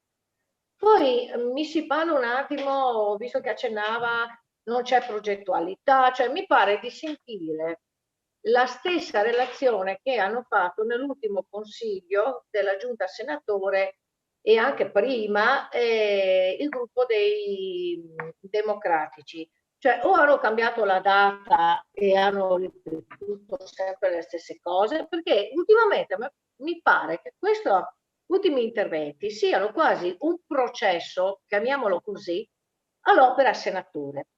Se non sbaglio, siamo il 29 di gennaio e questo consiglio è stato fatto per analizzare il DUP del 2021-2023. Che non piaccia o non piaccia, non è che possiamo stare una serata a parlare di quello che ha fatto la Teresa senatore, ora consigliere. Brutto, male, sbagliato, fatto bene, fatto male, non ha importanza, guardiamo al futuro. Perché se continuiamo a dire non avete fatto questo e non abbiamo fatto quell'altro e si risponde ma abbiamo fatto altro, cioè guardiamo al futuro. Non mi pare che questo DUP e le parole del sindaco Florio abbiano detto che non c'è progettualità in questa giunta. Ce n'è come, perché ne ha sbandierate di cose, di progetti nuovi da fare. Ricordo anche che nel progetto della sicurezza, visto che la sinistra ha detto che non abbiamo progetti per la sicurezza, ricordo che per quanto concerne la sicurezza, intanto abbiamo incentivato molto, grazie alla fattiva collaborazione del dirigente Poles, il controllo in via Croce Rossa e qua non mi addentro oltre. Un'altra cosa, stiamo lavorando, il signor sindaco si ricorderà benissimo, sta già contattando il sindaco Conte per portare il Conte di Treviso qui l'unità cinofila, perché la polizia urbana aveva già fatto richiesta di portare qui l'unità cinofila a tutela soprattutto dei nostri figli e di quello che succede all'interno delle scuole, ma non solo. Quindi la sicurezza c'è ancora, anche perché svilupperemo un ampio progetto per quanto riguarda l'illuminazione di luoghi che ancora restano alquanto oscuri e invece hanno bisogno assolutamente di essere illuminati, perché purtroppo nel buio si sviluppano cose poco chiare, se proprio vogliamo essere ironici sulle cose. Una cosa che mi ha lasciato un attimo perplessa è che l'intervento sia di Bertoncello che di Vindini hanno detto non avete fatto questo, non avete questo, non l'altro. Allora mi permetto solo di ricordare che due cose, ma proprio un accenno, perché secondo me è giusto che i cittadini si ricordino anche questo, del Teatro Russolo e di Via San Nicolò, di questa bellissima opera d'area nel deserto che è stato il campo sportivo di San Nicolò aperto senza porto, omologato. E mi fermo qui perché io non voglio fare quella che ribadisce il passato. Io sono una propositiva e spero di Dio che questa giunta riesca a portare a compimento quello che realmente ha messo dentro e che ancora metterà, perché ricordiamo che il DUP in questo momento è solo programmativo, nel senso che siamo saliti adesso in 3 mesi, quindi il sindaco Florio deve logicamente sviluppare altre vie. E quindi mi sento sinceramente di dire che uno già una progettualità la sta sviluppando, in quanto il famoso, non so se l'aveva già accennato anche il sindaco Florio nell'altro consiglio, che i 500 metri che mancavano di pista ciclabile fra Fossata e Portogruaro, e quello ricordiamoci è un luogo molto pericoloso, verranno fatti perché finalmente c'è un colloquio fra sindaci che confinano. E questo è uno dei punti forti che avrà questa giunta, quella di parlare con i sindaci limitrofi, perché se non si ha una fattiva collaborazione con chi come noi ha una progettualità e ha una visione non ristretta al suo ambito, ma invece una visione più allargata, è giusto che sia così. Quindi io spero che gli interventi che seguono non siano esclusivamente su quello che ha fatto o non ha fatto la giunta senatore, ma che si guardi al futuro e che si parli sul DUP, che sia giusto, sbagliato, mancano fondi. Assolutamente giusto questa critica, ma basta guardare al passato e alla giunta senatore. La giunta senatore ha avuto il suo inizio e la sua fine. Ora comincia una nuova era. La giunta Florio Favero, e di questo dobbiamo parlare. Quindi io credo di aver detto le cose, sono stata abbastanza celeri. Io adesso vi lascio perché purtroppo non sto bene e devo andare a riposare. Saluto tutto e saluto i dirigenti, i consiglieri, il segretario, assessori e consiglieri. Buonanotte.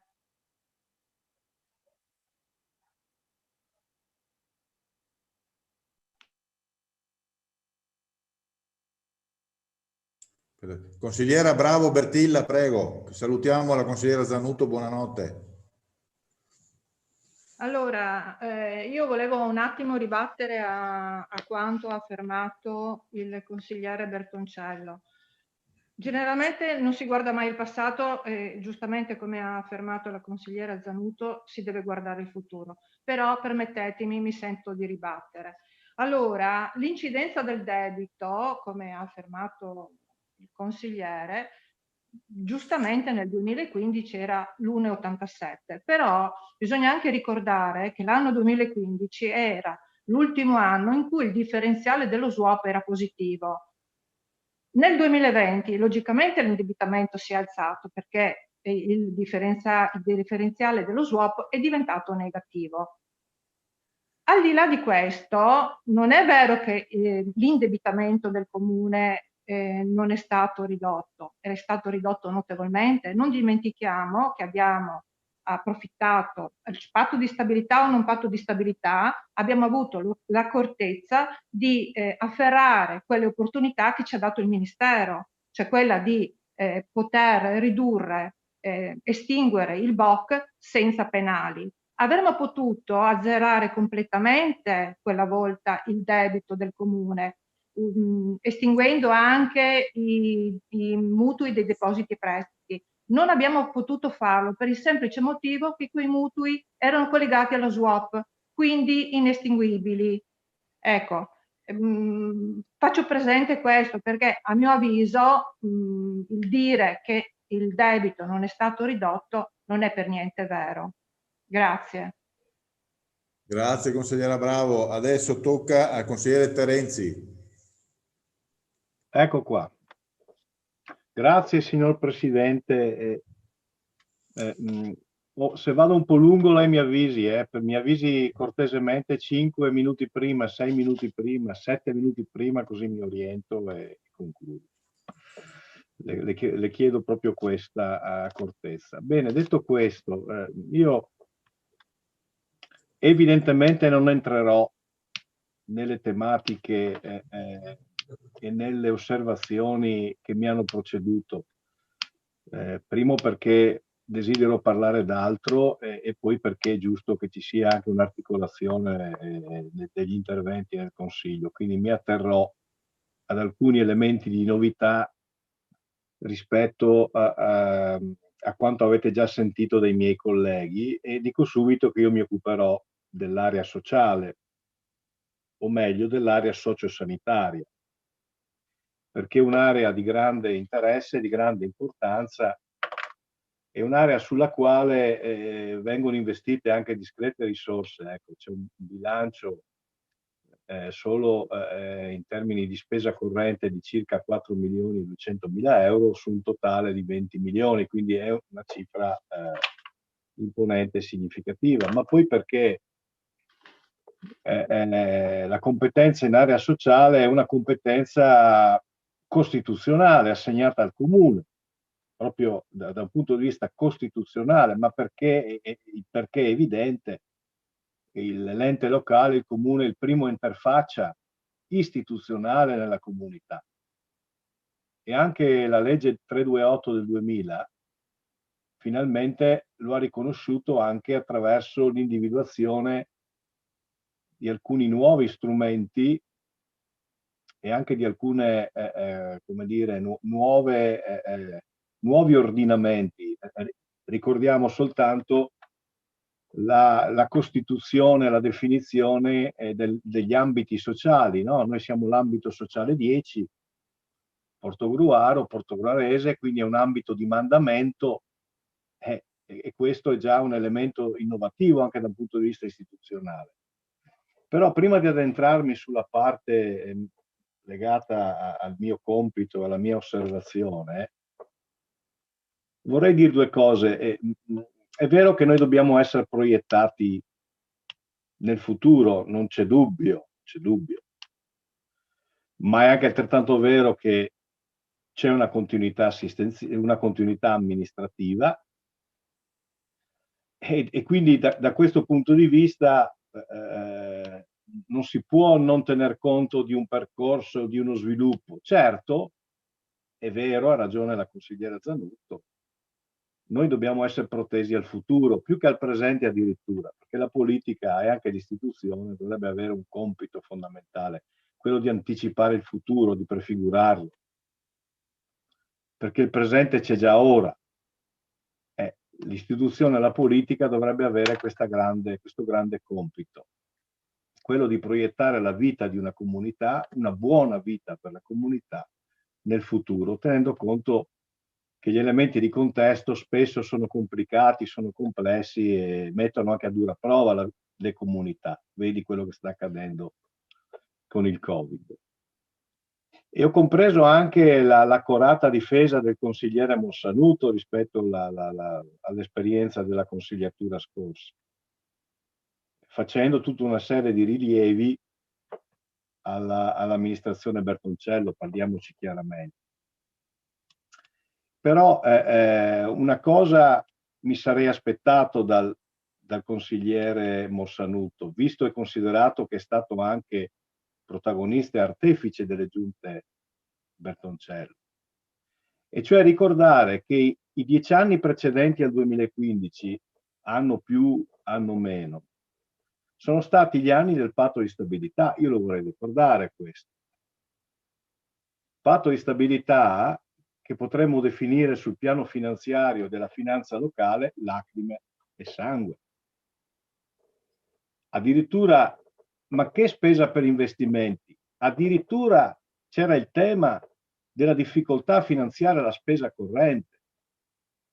Quindi questa osservazione, per onor di verità e per dato di realtà, io me la sarei aspettata dal consigliere Mossanuto. Certo, lui ha diritto di difendere l'azione del suo sindaco senatore, e ha diritto anche ad affermare la dignità di questa amministrazione, la precedente amministrazione. Però gli elementi legati al dato di realtà sono questi.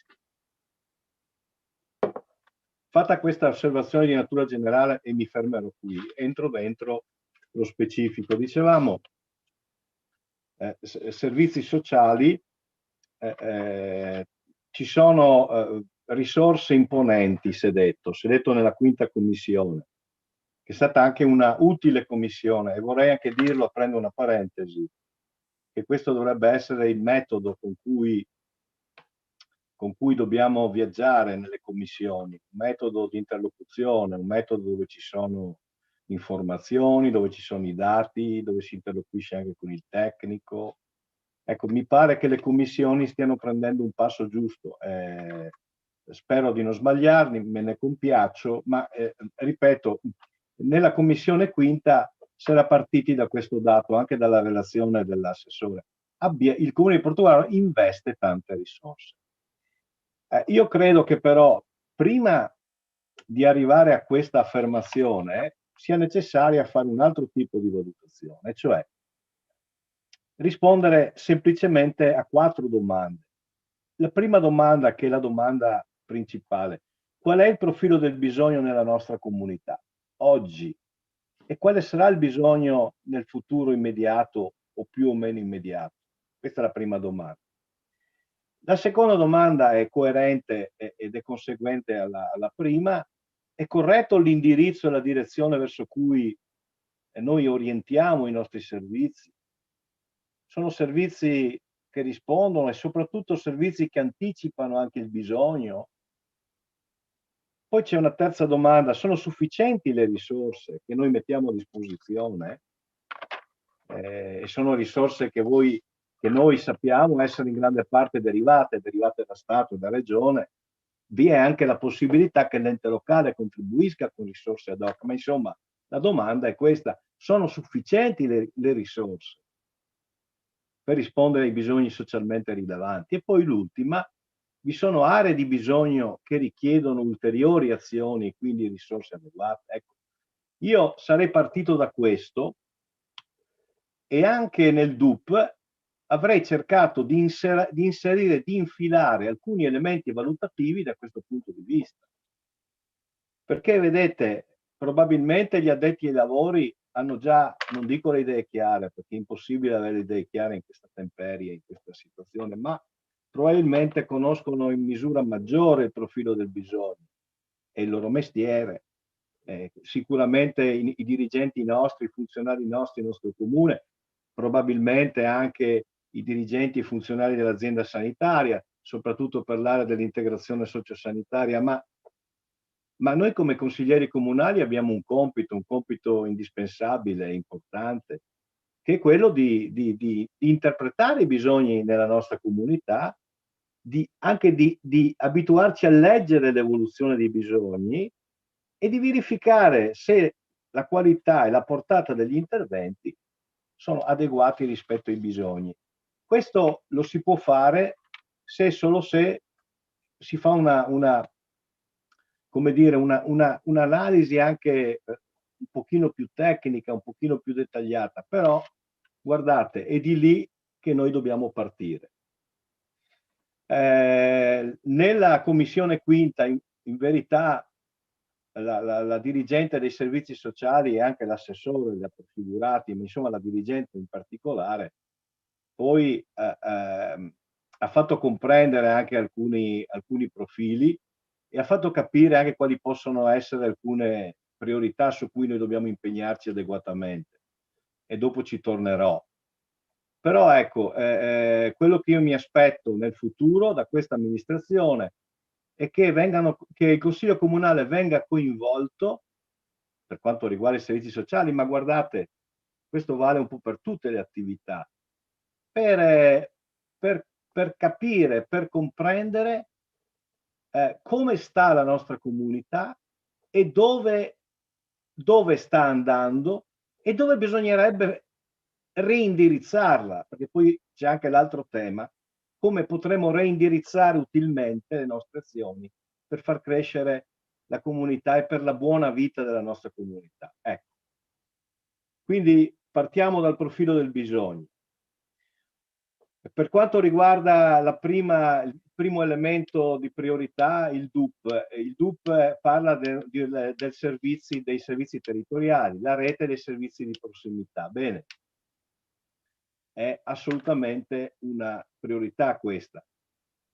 E non solo perché il bisogno sta evolvendo da questo punto di vista e quindi la cronicità la fa da padrona. Lasciamo perdere addirittura il Covid, ma insomma il Covid ha addirittura aggravato questa situazione, ma la fa da padrona anche la complessità del bisogno.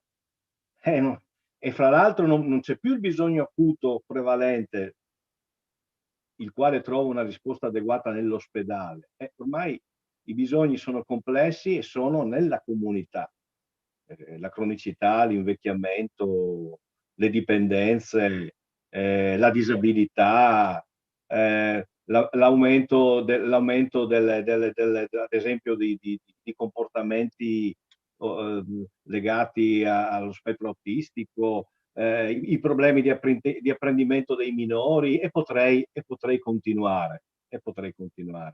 E allora c'è la necessità che Portogruaro recuperi il ruolo di nodo, di perno di un nuovo assetto territoriale. Portogruaro deve tornare a diventare il centro servizi alla persona nel nostro mandamento, nella nostra comunità. Deve essere il perno accanto all'altro perno che è San Donà di Piave. E bisogna che questo ruolo, ecco, è uno dei compiti importanti, indispensabili, che il sindaco Favero dovrà assumersi. Ecco, la consigliera Zanutto ha detto, ma insomma noi recupereremo un ruolo parlando con i sindaci. Non sarà così facile. Il ruolo lo si recupera anche con autorevolezza, lo si recupera con progettualità, lo si recupera con capacità di persuasione, lo si recupera anche con una relazione diretta con le istituzioni sovraordinate, eccetera, eccetera, eccetera. Ecco, quindi il recupero, Portogruaro, nodo fondamentale dei centri, come centro servizi alla persona. La rete territoriale, bene, noi dobbiamo costruirla questa rete territoriale. Noi nella scorsa consigliatura ci siamo sforzati di far comprendere in tutti i modi, in commissione, ma anche convocando i consigli, chiedendo la presenza del direttore Bramezza, che il vero problema, il vero tema e la vera sfida della sanità e dell'integrazione sociosanitaria sono i servizi territoriali. Io ricordo in un consiglio comunale nel quale cercammo in qualche modo anche di trovare una quadra su una mozione comune, si preferì dire no, insomma, il presidente Zaia ha a cuore le sorti di questo territorio, il presidente Zaia e il direttore Bramezza. Ecco, il Covid evidentemente ha fatto emergere invece che la rete dei servizi territoriali deve essere costruita, e dico anche che non c'è più molto tempo da perdere. E quando parlo delle strutture territoriali mi riferisco all'assistenza domiciliare integrata in particolare, che deve essere, che se è vero che nella filosofia della continuità assistenziale deve rimanere il perno dei servizi, allora questa assistenza, questo livello di assistenza deve essere implementato, ma di molto, deve essere potenziato, ma di molto. Poi c'è un errore che dobbiamo assolutamente evitare, ed è un errore che abbiamo cominciato a fare quando parliamo, non noi, abbiate pazienza, ma che si è fatto quando abbiamo cominciato a parlare di hospice, che è una struttura intermedia. È quello di mettere in contrapposizione il domicilio con altri livelli di assistenza. E questo è un errore che non deve essere fatto, per cui ci sta bene il potenziamento dell'ADI, dell'assistenza domiciliare integrata, ma deve starci anche il potenziamento delle strutture intermedie. E quando mi riferisco alle strutture intermedie parlo dell'ospedale di comunità, parlo della RSA e parlo dell'hospice stesso. Quando dico che la rete delle strutture intermedie non è stata nemmeno abbozzata, lo dico a ragion veduta, perché saranno almeno 10 anni, se non di più, che negli atti di programmazione di questa regione del Veneto, amministrata da un presidente di regione che ha ricevuto il 75% dei consensi, c'era l'accentuazione nei piani, nei programmi, della necessità e dell'urgenza della rete dei servizi territoriali. Ecco. Anche perché il tema della cronicità, della continuità assistenziale, della complessità del bisogno non è di questi giorni.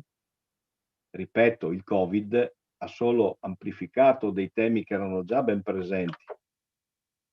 Allora, io voglio ricordare ai colleghi consiglieri che alla fine degli anni 90, fra Comune di Portogruaro e l'allora ULS 10 del Veneto Orientale, si addivenne alla controfirma di un accordo di programma che prevedeva, attenzione ai numeri, che prevedeva la costituzione di 120 posti letto di RSA e che prevedeva una dotazione di ulteriori 20 posti letto di ospedale di comunità. Era un accordo di programma legato anche al comparto del San Tommaso di Battuti e quindi rammento anche tutti voi, perché fu uno studio che facemmo nella scorsa consigliatura, che i due allegati dell'accordo di programma furono votati dal Consiglio Comunale. Quindi restano dei punti di riferimento su cui l'Assemblea rappresentativa politico-istituzionale del Comune di Portogruaro si è espressa. Di quell'accordo di programma, andando a verificare sempre nella scorsa consigliatura la variante 8 al PUA, ci accorgiamo che vengono completamente mutati i numeri, ma non solo vengono mutati i numeri, viene mutata anche la natura, la tipologia della struttura, e nei fatti di posti per RSA non se ne parla più. Quindi nella programmazione a Portogruaro i posti di RSA probabilmente resteranno quelli della Francesconi. Può essere una cosa del genere? Non può essere una cosa del genere. Chiarisco subito per i colleghi che hanno iniziato questa consigliatura, vadano pure a consultare le carte del PUA numero 8.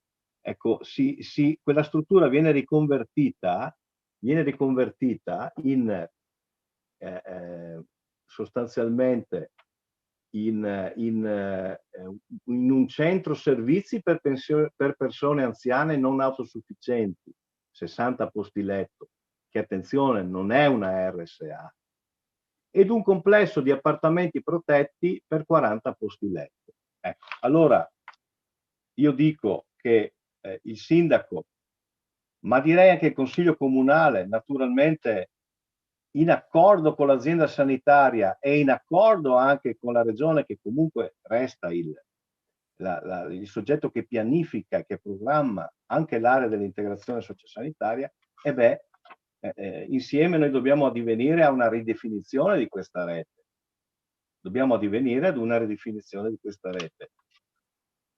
E dobbiamo addivenire, ho letto con interesse quanto il sindaco ha scritto nel DUP, alla conferma dell'hospice a Portogruaro.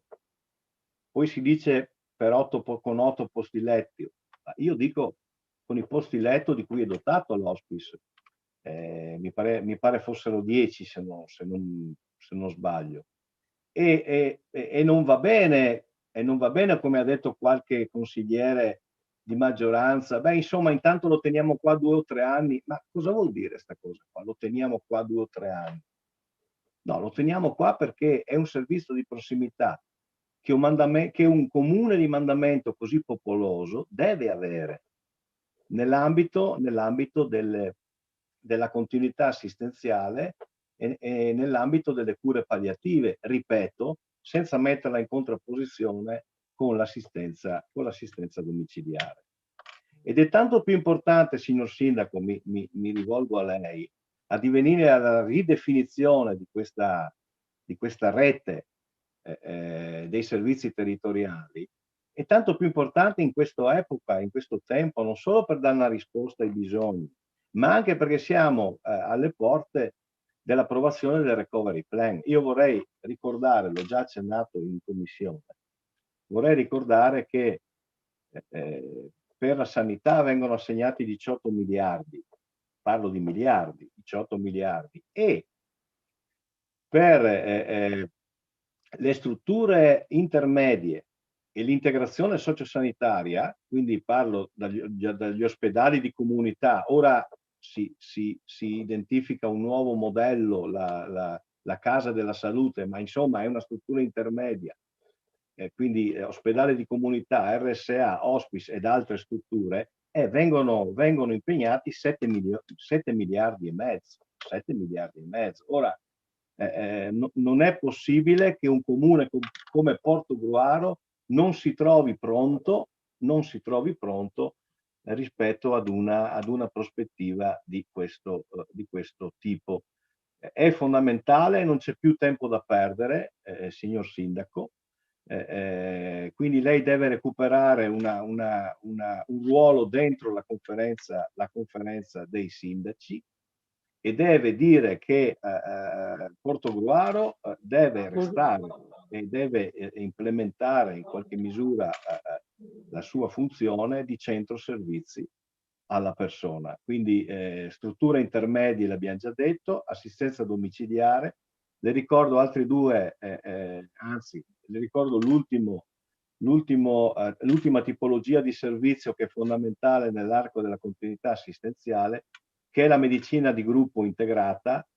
Io direi meglio ancora però l'aggregazione funzionale territoriale. L'aggregazione funzionale territoriale è ancora più importante, ancora più corposa rispetto agli interventi che è capace di erogare nell'ambito delle cure primarie, ma è uno degli elementi fondamentali per la rete dei servizi territoriali. Andando avanti nella lettura del DUP per quanto riguarda l'area sociale, io ho detto in quinta commissione, come d'altra parte dissi ripetutamente nella scorsa consigliatura, che il Comune di Portogruaro rispetto ai servizi sociali e rispetto quindi alle sue dirette competenze ha da sempre avuto una tradizione, ha da sempre avuto come dire, una presenza anche significativa in virtù del fatto che è un comune capomandamento, ma in virtù del fatto anche che ha avuto anche una conduzione e una dirigenza che ha saputo in qualche misura anche continuamente rinnovare le risposte all'evoluzione dei bisogni e all'innovazione anche della normativa vigente. Quindi in buona sostanza dico che la compagine del servizio sociale del nostro comune... Scusa Marco, tanti hanno avuto il blocco della linea partendo dal server. Se attendi 2 minuti, per favore. Ah, ecco, quindi ho parlato da solo, signor Sindaco. No, hai parlato con tanti, ma non con tutti. Se attendi un attimo ti do la risposta. Attendi 2 minuti. Sì, Marco di Sentio.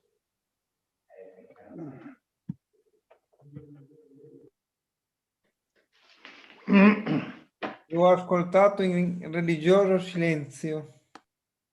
Bene, bene. Ho sentito Anche tutto anch'io. Anche io ho sentito tutto.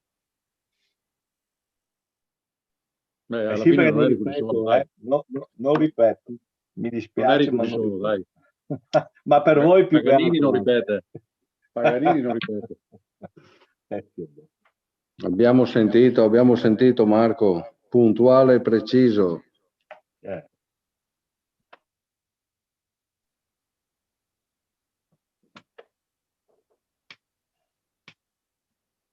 Marco? Sì. Marco, puoi continuare se vuoi, per favore. Bene, ringrazio. Allora stavo Grazie. dicendo che il Comune di Portogruaro risponde con un'articolata, con una modalità articolata rispetto ai diversi bisogni, per cui non vado a evidenziare i punti di forza che ne ha, e mi fermo solo sulle criticità, ovviamente, che in qualche misura sono state evidenziate anche durante la quinta commissione. Dunque, allora, intanto il primo tema che è stato evidenziato anche dalla dirigente responsabile del servizio è il tema del divario educativo. Ecco, il divario educativo che sta a significare quale ulteriore elemento della povertà educativa. Ecco.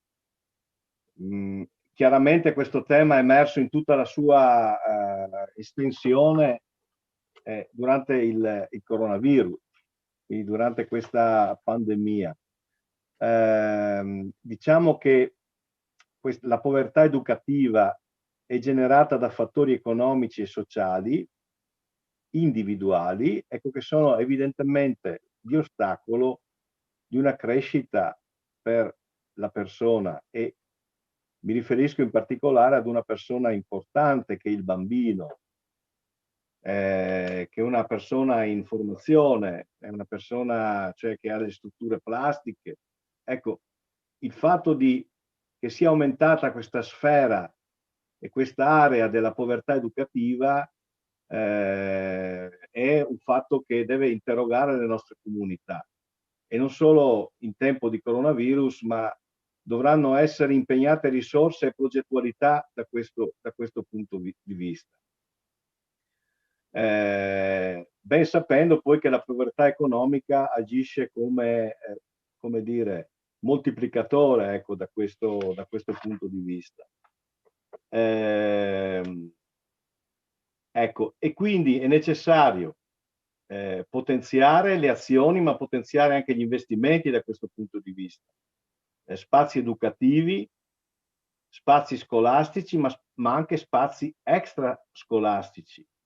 E soprattutto bisogna che in qualche modo tutte le istituzioni che hanno una loro competenza da questo punto di vista, il comune per la sua parte, la scuola per la sua parte, le famiglie per la loro parte, le associazioni per la loro parte, ecco, in qualche misura riescano a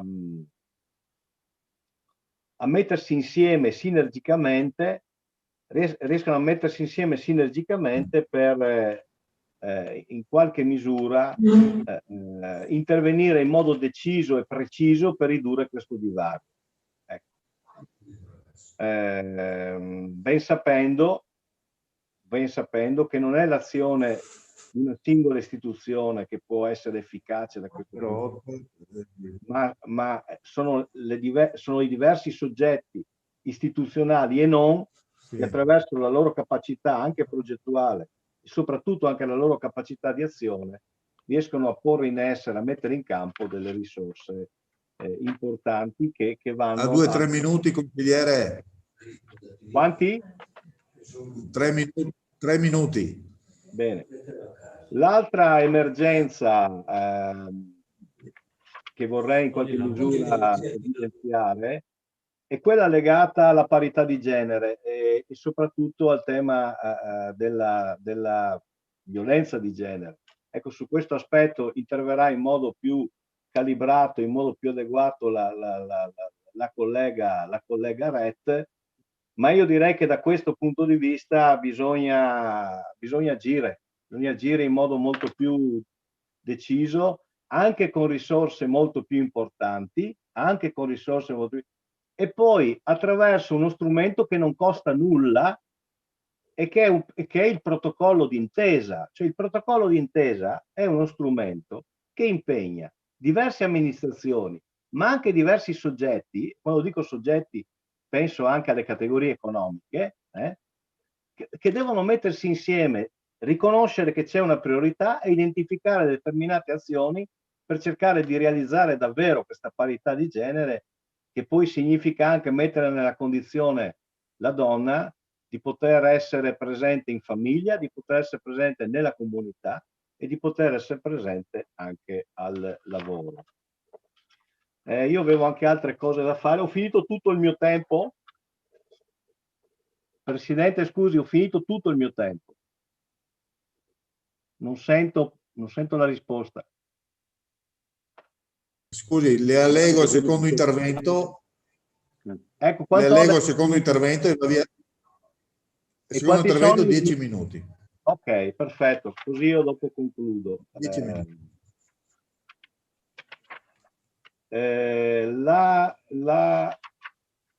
L'altro tema che è emerso nella commissione è che potremmo dire la terza criticità, è legata alla dotazione di organico dei servizi sociali. Noi abbiamo visto come il nostro comune, proprio perché è diventato capo ambito numero 10 nell'ambito delle politiche sociali del nostro mandamento, è stato il motore, ecco, di una serie di iniziative per quanto riguarda il piano di contrasto alla povertà, ma per quanto riguarda anche all'inclusione e alla coesione sociali, che sono ovviamente degli obiettivi che l'Unione Europea si pone e per i quali, come dire, elargisce le risorse ai territori. Ecco, noi dobbiamo tutelare il nostro comune e dobbiamo in qualche misura portare la questione nelle sedi competenti di una dotazione di organico che sia più robusta, perché più robusto è il compito che viene assegnato al nostro comune rispetto ad un'area vasta su temi principali e su temi fondamentali dal punto di vista della qualità della vita.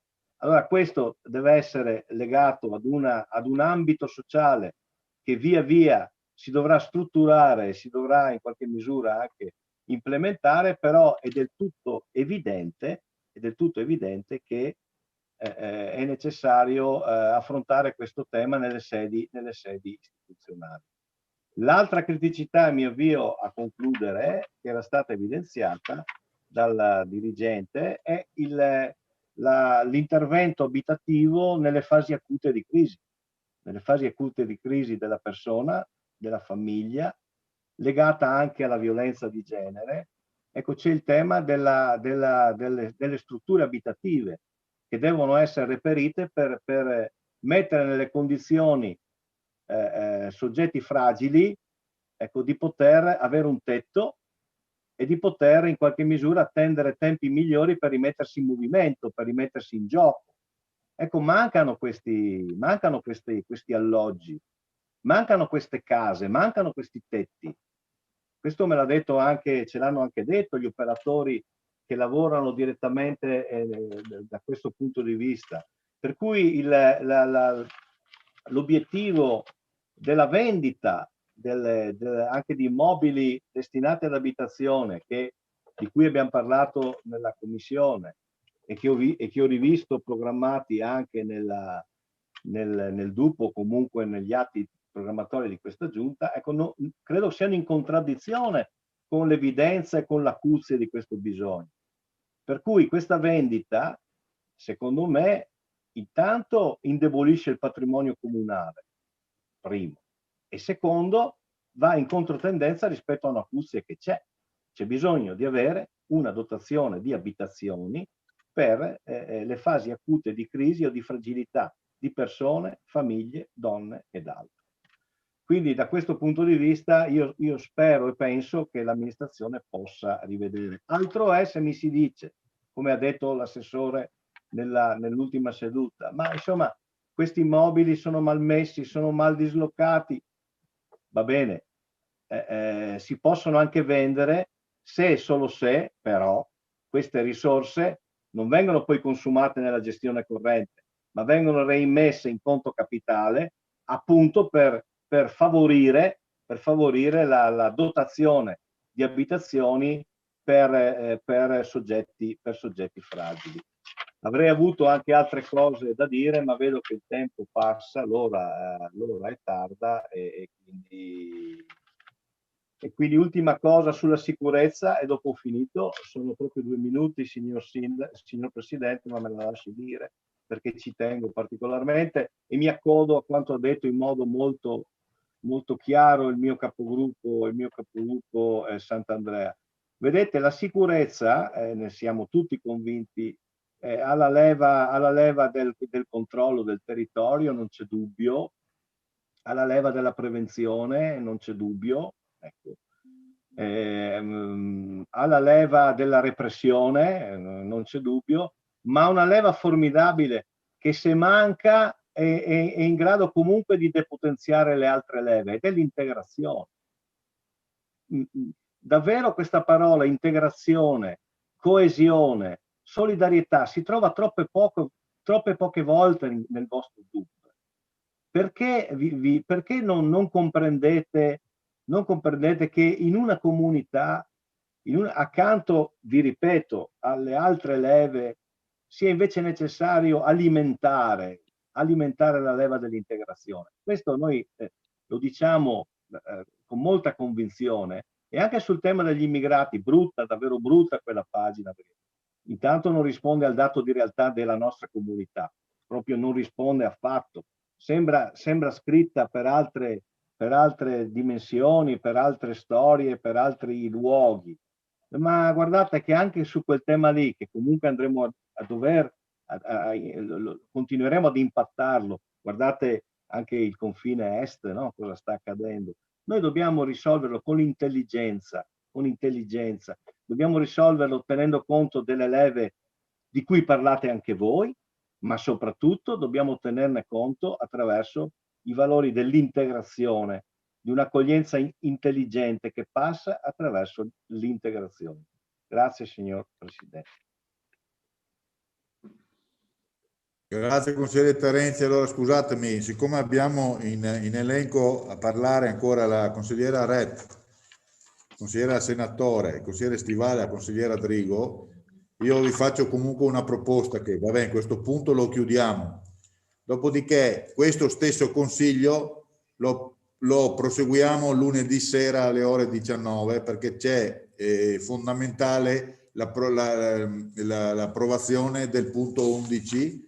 Quindi noi, se vi faccio una domanda e magari i capigruppo mi diano un consenso, abbiamo assolutamente l'esigenza, io ho sentito l'ingegner Bonora, se lo chiudiamo lunedì sera il problema non si pone, parlo del punto dell'interporto. Quindi poi a seguire faremo anche la commissione paesaggio e l'ultimo punto. Quindi se siete disposti a proseguire lunedì sera ore 19, datemi per cortesia una risposta celere attraverso i capigruppo oppure ognuno di voi dia una conferma. Penso sia una buona proposta, spero che tutti quanti l'accettino perché lunedì sera siamo, penso, tutti disponibili, allora che decidiamo. Intanto continuiamo con gli interventi e i capigruppo si sentono al telefono. Bene. Ok, allora consigliera Retta, lei. Sì, grazie.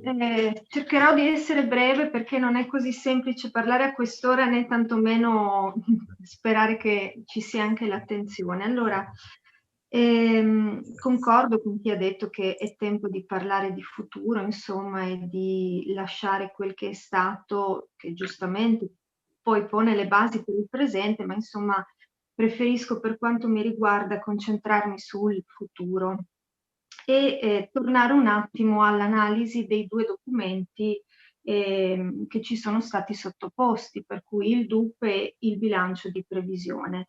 Io ho trovato una contraddizione tra le dichiarazioni di intenti del signor sindaco, veramente molto alte, insomma molto impegnative e ambiziose, e poi la traduzione che questo ha sia nel bilancio di previsione ma sia anche in alcuni passaggi del DUP. Ora, è vero che il sindaco e la sua giunta si è insediata da poco, insomma relativamente poco, sono già passati 100 giorni, ma è anche vero che credo che quando una persona si candida ad un ruolo così importante e costruisce una squadra che con lui affronta la campagna elettorale, comunque ci siano già degli intenti, delle competenze, degli obiettivi che poi possono tradursi quando si arriva all'amministrazione. Sono anche consapevole che questo bilancio comunque troverà una sua sistematizzazione in primavera e che quindi spero possa raccogliere anche i contributi che vengono dalle discussioni come quelle di stasera. Io mi concentrerò non sono così esperta come alcuni colleghi che mi hanno preceduta e che conoscono tutto di tutto. Io mi concentro sui temi che mi interessano particolarmente e che credo interessino le persone che insomma hanno voluto che io portassi una voce in Consiglio Comunale. Bellissime dichiarazioni, ci sono dei grandi assenti sia in questo DUP che in questo bilancio. Uno di questi soggetti assenti, lo ha già in qualche modo anticipato il collega Terenzi, sono sicuramente i bambini e le famiglie.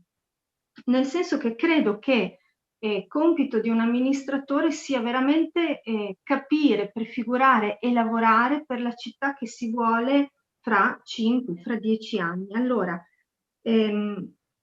io credo che uno degli obiettivi dovrebbe essere quello di creare una città veramente amica delle famiglie, e uso volontariamente il termine in italiano e non in inglese, e tradurre questa volontà con azioni, con risorse e con obiettivi molto chiari. Ora, ho sentito parlare più volte di asilo nido e non ho ancora però ben capito quale sia l'intento, cioè mi pare ci sia stata una manifestazione di interesse, mi pare ci siano state anche esternazioni sulla stampa, però quello che io trovo nel DUP e nel bilancio va in un'altra direzione, nel senso che mi pare ci sia una riconferma della convenzione in essere con Concordia. Peraltro mi permetto di dire che forse non avete letto bene il DUP, perché a pagina 89 si parla di una convenzione rinnovata con Concordia fino a luglio del 2020, quindi forse c'è sicuramente un refuso.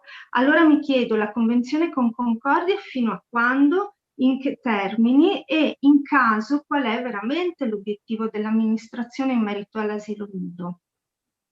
Rispetto agli obiettivi strategici del punto 4.1.2.2, cioè sostegno alla maternità, ecco, questo è un tema interessante che forse meriterebbe qualche sviluppo ulteriore, e io chiedo se si potrà discuterne in termini approfonditi nella commissione di pertinenza. Alcuni colleghi hanno già citato anche le possibili risorse che potrebbero arrivare dal recovery plan. Ecco, risorse in questo senso ce ne sono. Sicuramente verranno impegnate, questo è già stato dichiarato, delle risorse proprio per realizzare degli asili nido. È chiaro che a fronte di questo sarà necessaria una valutazione tecnico-funzionale per calibrare le dimensioni della sostenibilità di un'eventuale opera di questo tipo, ipotizzare il numero di bambini frequentanti, ma ci sono in prospettiva opportunità e quindi spero che il Comune le colga e che possano essere condivise, ripeto, con le commissioni. Perché? Ma perché per le famiglie accedere all'asilo nido non può essere un lusso, soprattutto per le coppie che non hanno e non possono contare su nonni o su altre reti di sostegno. Il nido è l'unica scelta e per molte famiglie queste strutture sono difficilmente accessibili e ancora troppo onerose, anche nel nostro territorio. Quindi le rette mensili medie sono decisamente troppo pesanti, soprattutto in questo periodo.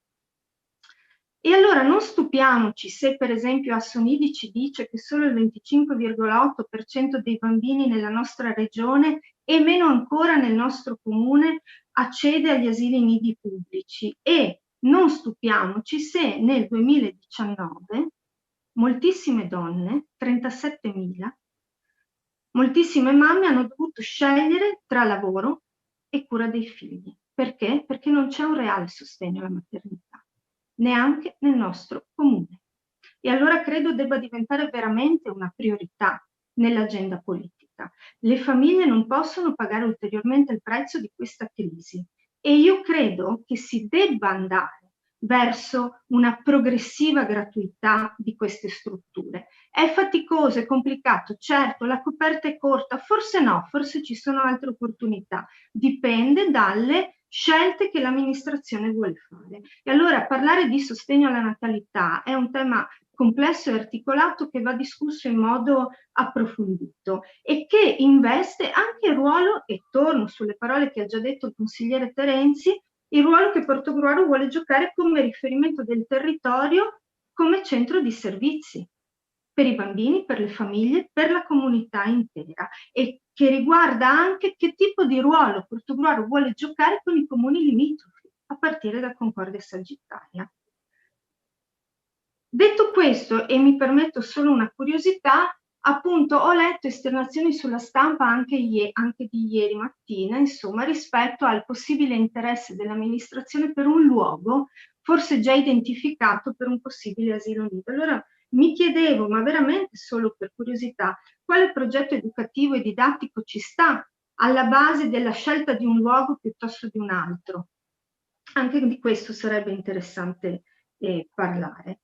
Poi, per esempio, sempre riguardo ai bambini, c'è un bellissimo articolo nel DUP sui parchi inclusivi, ma veramente molto interessante. Realizzazione di giochi adatti ai bambini con disabilità, aree gioco per ragazzi, zone dedicate alla stimolazione olfattiva, uditiva, tattile, alla cromoterapia, zone dedicate agli amanti degli animali, eccetera, eccetera. Però sul bilancio c'è zero rispetto a questo nei prossimi 3 anni.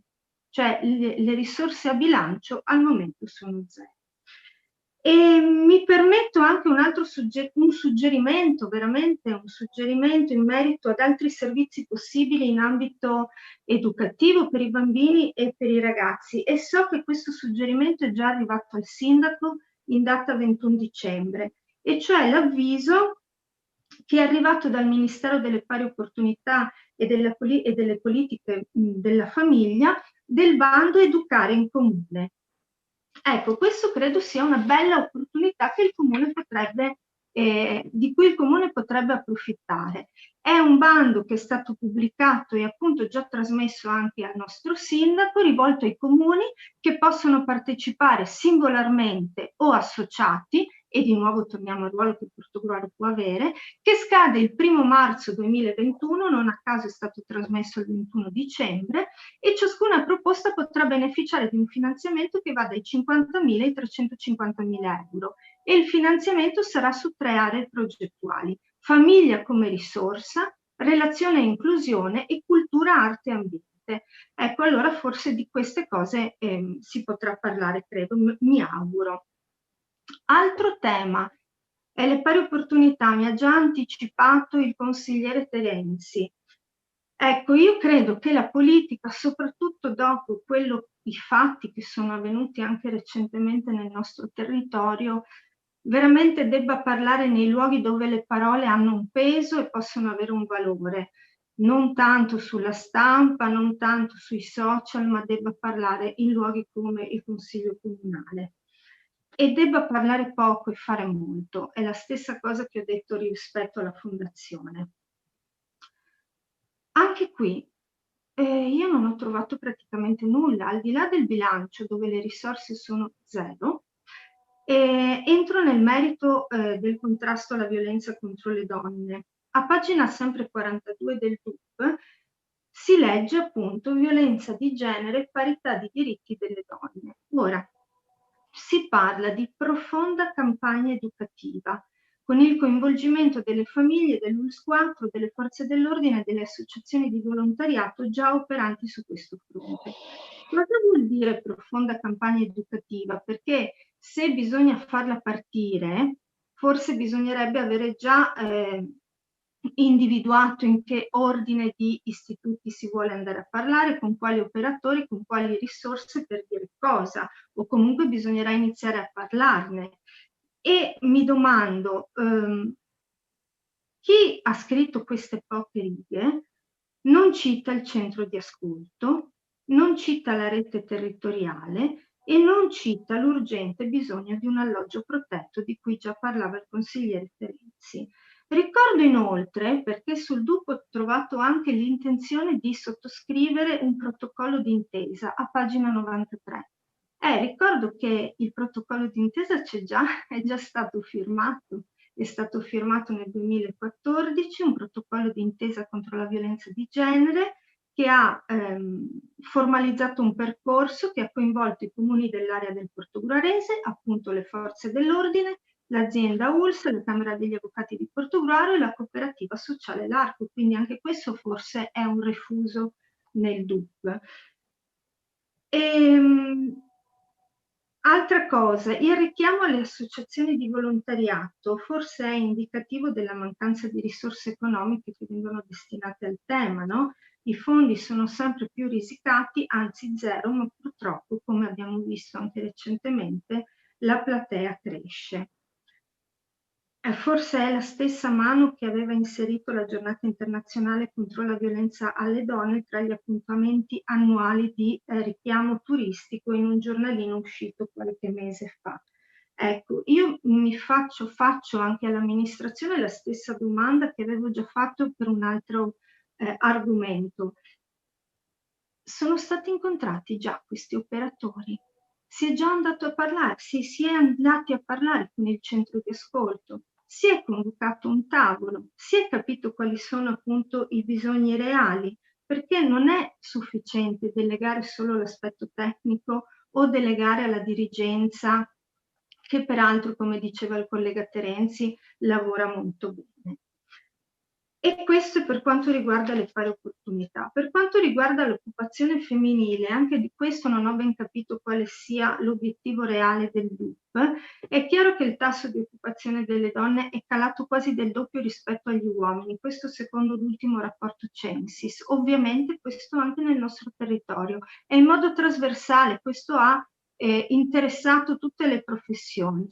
Anche qui mi permetto un suggerimento. Proprio la Regione Veneto un paio di mesi fa ha promosso e presentato un nuovo bando, il Veneto delle Donne, un pacchetto a favore dell'occupazione femminile rivisto proprio dopo l'emergenza Covid, con una particolare attenzione alle fasce di popolazione a più alto rischio di esclusione dal mercato del lavoro e quindi le donne. Ecco, anche in merito a questo, quali saranno le azioni concrete dell'amministrazione? Non lo so, penso a esperienze simili che si stanno facendo in comuni limitrofi e in territori limitrofi di accesso al credito, di promozione di attività, di formazione continua, di supporto tramite borse lavoro e questo sì, anche attraverso delle protocolli d'intesa con sindacato e categorie economiche. Altra cosa, vado via veloce, mi dica Presidente se sto terminando i minuti, riguarda le politiche giovanili di cui poi parlerà la mia collega, ma visto che prima una consigliera ha citato l'esperienza trevisana e il sindaco di Treviso, questo è un altro suggerimento che mi permetto di dare. A Treviso il sindaco Conte, che è un sindaco leghista come il nostro sindaco, ha appena istituito un nuovo assessorato, un assessorato Next Generation UE, che deve intercettare i fondi, sì, UE è europeo, insomma, che deve intercettare i fondi e mappare i progetti. Ecco, forse questo è un assessorato interessante da attivare a Portogruaro, perché io credo e continuo a crederlo fortemente che al di là delle appartenenze oggi serve veramente coraggio e visione. E quindi si può guardare ad esempi di amministrazione analoghe, anche se non sono vicine al mio modo di pensare, ma che possono essere interessanti come appunto esempi. Tema della cultura. Anche qui sono un po' disorientata, nel senso che sul capitolo riguardante la cultura sono inseriti anche luoghi come piscine, palestre, spa, e non ho ben capito in che senso sono inserite nel capitolo cultura e non altrove. E rispetto alle promesse in campagna elettorale del signor Sindaco e assessore alla cultura e anche ai grandi intenti che ci ha espresso stasera, io molte cose proprio non le trovo, cioè non trovo investimenti, nel senso che guardando questo bilancio trovo investimenti in nettissima diminuzione nei capitoli cultura. E mi posso anche capire che per quest'anno sia razionale un disinvestimento, perché con l'emergenza Covid molte attività non sono possibili, però non capisco perché questo disimpegno in ambito di risorse poi va addirittura ad accentuarsi negli anni successivi. Parlo di tutte le attività delle iniziative promosse dalla biblioteca che vanno a zero, non quest'anno, agli anni prossimi. Parlo dell'acquisto di libri per la biblioteca che si dimezza, parlo di praticamente tutto quello che riguarda la cultura e quindi faccio fatica a capire. Ci sarebbero molte cose da dire. Io in realtà non so se vale la pena dirle perché ho già posto alcune domande a cui non ho avuto risposta. Per esempio, in merito alla Fondazione Santa Cecilia, io non ho avuto risposte soddisfacenti. Lo richiedo. Dove è finito il lascito della signora Olga Petrin? Di questo io non ho sentito risposte convincenti.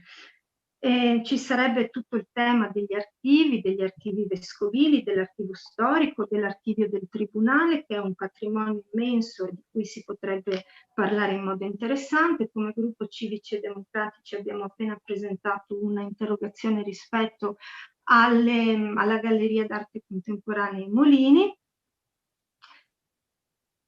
E ho trovato, se mi posso permettere, un po' fumoso il passaggio del sindaco rispetto ai contatti con la National Gallery, che immagino si colleghino a quello che il DUP dice, quindi quello di far diventare Portogruaro un po' Barcellona, un po' Parigi, un po' Londra. Anche di questo non trovo traccia nel bilancio e non capisco cosa significhi. Magari è anche molto interessante, però insomma devo capire, inquadrare, se ci aiuta a inquadrare appunto anche magari in una commissione specifica. Ultima cosa rispetto all'ambito cultura e istruzione, l'università. Ecco, anche qui ci sono delle cose interessanti sul DUP, nel senso che si legge un richiamo all'Erasmus e alla possibilità attraverso l'Erasmus di portare studenti nelle periferie.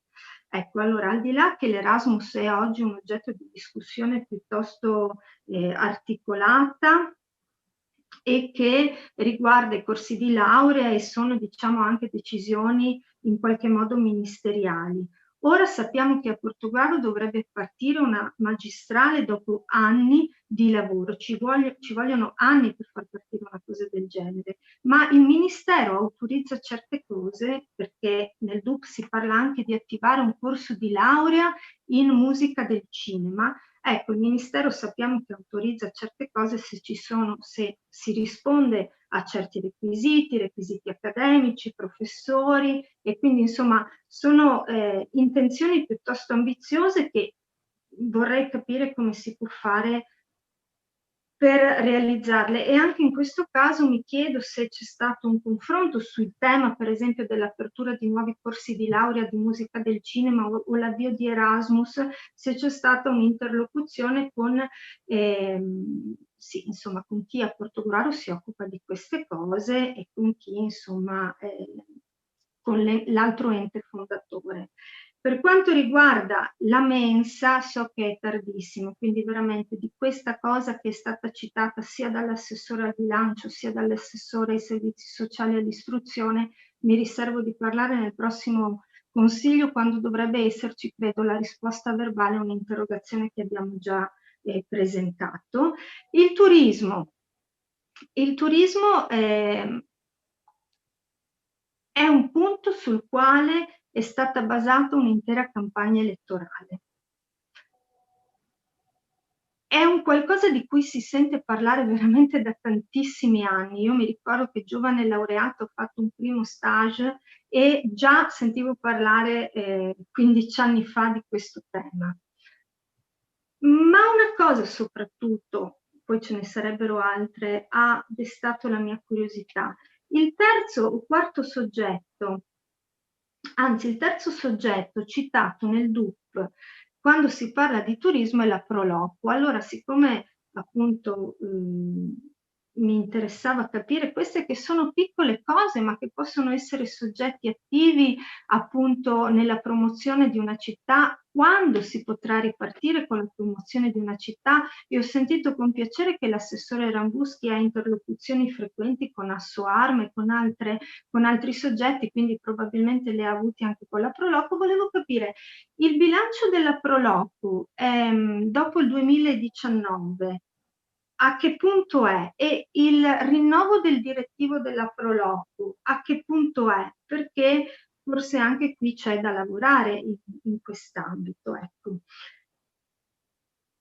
Ultima cosa che rimane una mia curiosità rispetto ai lavori pubblici, di cui io veramente confesso non sono una grande esperta, sto cercando di imparare, però avevo fatto una richiesta in commissione che non è stata evasa durante la commissione e sto parlando del progetto di via Antinori. Volevo capire se era possibile avere risposta in merito a questo progetto di cui nessuno ha saputo chiarirmi i termini.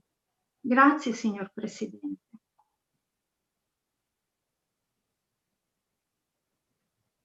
Grazie a lei consigliera. Adesso do la parola alla consigliera Senatore. Sì, vi ringrazio Presidente. Saluto anche il dottor Bonaldo che mi sembra sia in ascolto se non sbaglio. Buonasera a tutti quindi. Io sarò veramente molto, molto rapida anche perché ringrazio coloro che mi hanno preceduto per aver avviato questo discorso che farò. Ringrazio in particolare anche il consigliere Morsanutto per l'enfasi e per la capacità di trasmettere tutto l'impegno che ci ha messo nel suo mandato, anche se non è riuscito a dire in maniera esaustiva tutto quanto è stato realizzato. Mi preme comunque ringraziare anche il consigliere Bertoncello e il consigliere Vindini che hanno confermato in maniera molto chiara che c'è un'assoluta continuità di intenti tra l'amministrazione Senatore e l'amministrazione Favero. Hanno continuato a citare l'amministrazione Senatore, credetemi, per un certo momento pensavo di essere ancora io il sindaco in contrasto con un'opposizione. Poi finalmente mi sono accorta che non era così perché gli argomenti sono cambiati e di questo ringrazio un po' tutti. Permettetemi un po' di far riferimento alla centralità del ruolo di Portogruaro. Forse non si è ricordato, ma provo a ricordarlo io, che il sindaco di Portogruaro, Senatore, è stato il primo consigliere metropolitano del comune di Portogruaro, anzi consigliere provinciale, con una delega ai lavori pubblici. Ricordo anche che il comune di Portogruaro è il comune capofila della convenzione di polizia locale della quale fanno parte Concordia Sagittaria, Gruaro, Teglio Veneto e Cinto Caomaggiore, che il comune di Portogruaro ha una convenzione anche per la gestione dei servizi sociali, ma soprattutto che quando abbiamo avuto la vicenda della legge regionale Friuli Venezia Giulia sulla creazione dell'ambito unico per i servizi di asporto rifiuti e acquedotto, il comune di Portogruaro ha fatto parte, assieme al comune di San Michele di Taglio Veneto, del gruppo di lavoro che ha redatto congiuntamente con gli assessori della regione Veneto, dottor Bottacin, l'assessore regionale del Friuli Venezia Giulia, perdonate, non ricordo il nome, l'accordo interregionale che ha portato all'individuazione del comune di Portogruaro e del sindaco del comune di Portogruaro e del sindaco del comune di San Michele Tagliamento quale componente del consiglio d'ambito unico in Regione Friuli Venezia Giulia. Ricordo anche che per merito del Comune di Portogruaro e del Comune di San Michele Tagliamento abbiamo ottenuto all'interno del CDA di Ausir, quindi dell'organismo maggiore di gestione dell'ambito dell'intero Friuli Venezia Giulia, e quindi anche in particolare del nostro ambito acquedottistico, perché facciamo parte di quell'area, abbiamo ottenuto 2 posti in CDA. Credo che il sindaco Favero, in relazione a questo ruolo che ha avuto il Comune di Portogruaro in questa vicenda assolutamente molto difficile da gestire, possa oggi dire di poter essere eletto e credo sia stato eletto dai suoi colleghi sindaci, sia stato eletto componente del CDA di Ausir, e non è un ruolo secondario, anzi è un ruolo assolutissimamente molto importante. Quindi quando si dice che Portogruaro ha perso ruolo rispetto all'area, forse si ricordano tempi passati nei quali i rapporti erano ben diversi, nei quali si trattava solo di situazioni anche molto più semplici da gestire. Adesso fortunatamente i tempi sono cambiati, le norme sono cambiate e bisogna ragionare in un'ottica ben diversa. Quando poi si ragiona con il discorso, adesso giustamente la consigliera Rett, che ringrazio anche per l'intervento legato al turismo, ha detto molto bene la consigliera Rett, di turismo si parla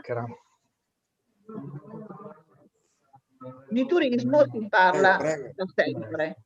E quando si parla di turismo da sempre, quando si parla di turismo, dice bene la consigliera Rett che se ne parla sempre e probabilmente non si addiviene ad una soluzione, perché Portogruaro ha una realtà turistica diversa da quella del litorale. Ecco quindi che i rapporti possono essere assolutamente come ci sono e sono anche importanti. Infatti Portogruaro fa parte dell'ODG di Bibbione, perché facciamo parte di quell'ambito, perché siamo stati accolti anche dal Consiglio Comunale di San Michele al Tagliamento. Quindi si tratta di continuare e mantenere costanti quei rapporti che già ci sono. Quindi trovo un po', come dire, poco adatto ai tempi continuare a ripetere sempre le stesse situazioni, perché forse sono situazioni un po' vecchie e che hanno bisogno di essere rinnovate. Per quanto attiene poi, ripeto, l'aspetto prettamente politico, sono molto lieta che sia il consigliere Vindighi sia il consigliere Bertoncello abbiano confermato che facciamo parte esattamente della stessa maggioranza con il sindaco, con a capo il sindaco Favero Florio. L'hanno detto più e più volte, quindi mi sembra assolutamente chiaro. Vi ringrazio. Grazie consigliere senatore. Consigliere Stival, prego. Grazie Presidente, cercherò di essere brevissimo, vista l'ora e vista anche la stanchezza che ci accomuna. Credo che il sindaco Florio abbia per la prima volta sperimentato a Portogruaro un consiglio comunale che ha per oltre 2/3 consiglieri o ex consiglieri. Quindi gente che bene o male, chi più vicino, chi più lontano, ha avuto modo di toccare la macchina amministrativa, di avere l'esempio di come funziona la macchina amministrativa. Poi nei vari interventi ovviamente plauso a chi fa delle critiche costruttive. Ce ne sono state, ci sono stati dei consiglieri che hanno fatto delle critiche costruttive per migliorare ovviamente quello che sarà il futuro della città di Portogruaro. Un po' meno ovviamente la critica va a chi ha parlato solo del passato, a chi ha trovato solo motivazione di essere consigliere comunale, di parlare del passato e con parole che mi sembrava di sentire la minoranza quando ero nella maggioranza all'epoca.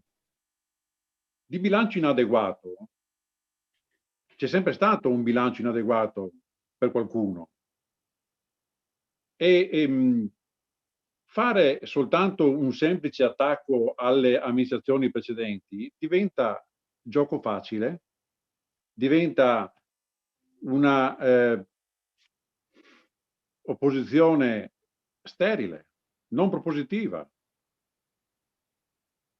È come togliere il giocattolo a un bambino, è solo un incattivirsi e basta. Poi nei vari interventi che mi hanno preceduto, si è parlato di precarietà progettuale. Ricordo che quando c'era invece l'iperattività progettuale si avevano sempre una serie di opere che non sempre erano condivise o condivisibili e in molti casi erano incomplete. Quando si parla di indice di indebitamento, era motivo all'epoca di ingessatura di bilancio. E quando si parla di avanzi di amministrazione, sono stati fatti a volte vendendo i gioielli di famiglia. È facile poi ovviamente autoincensarsi per le cose fatte bene quando si parla di swap dicendo che era all'epoca finanza innovativa, perché lo ha fatto qualcuno, quando lo fa qualcun altro magari diventa una ciofeca. Questo modo di comportarsi da una parte criticare un'amministrazione soltanto perché non si hanno argomentazioni valide.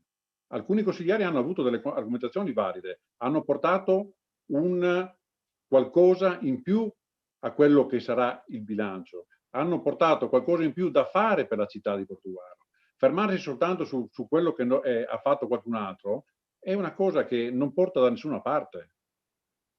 È soltanto un lamentarsi e basta.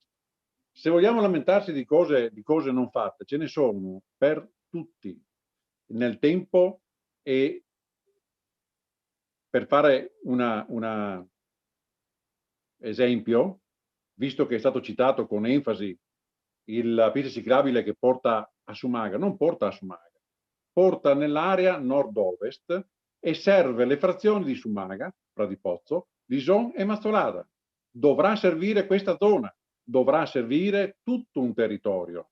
E quindi fermarsi soltanto al fruscello davanti l'occhio e non vedere la trave che si ha invece davanti è soltanto un cercare di criticare qualcosa che non si è mai voluto fare, perché per l'ennesima volta ho avuto la certezza che chi parla, critica quel collegamento fra il centro di Portogruaro e quella zona del territorio e sono le stesse persone che non hanno mai voluto fare quell'opera.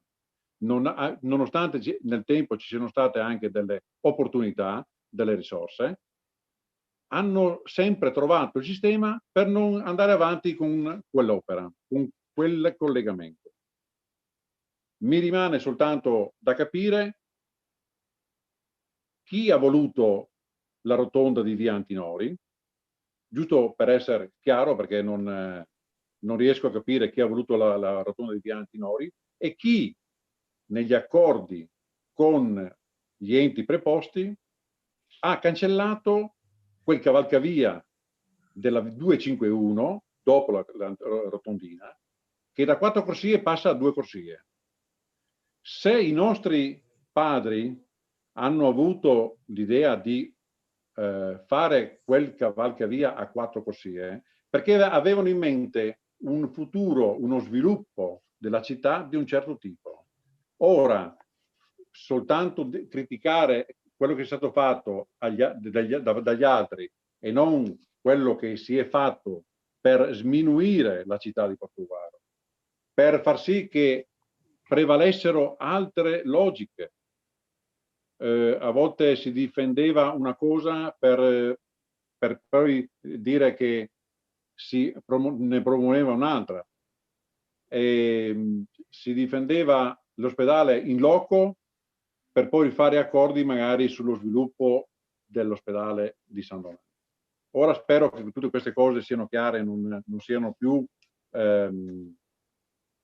oggetto di discussione. Portogallo deve avere il ruolo che ha sempre avuto e deve mantenere il ruolo che ha sempre avuto.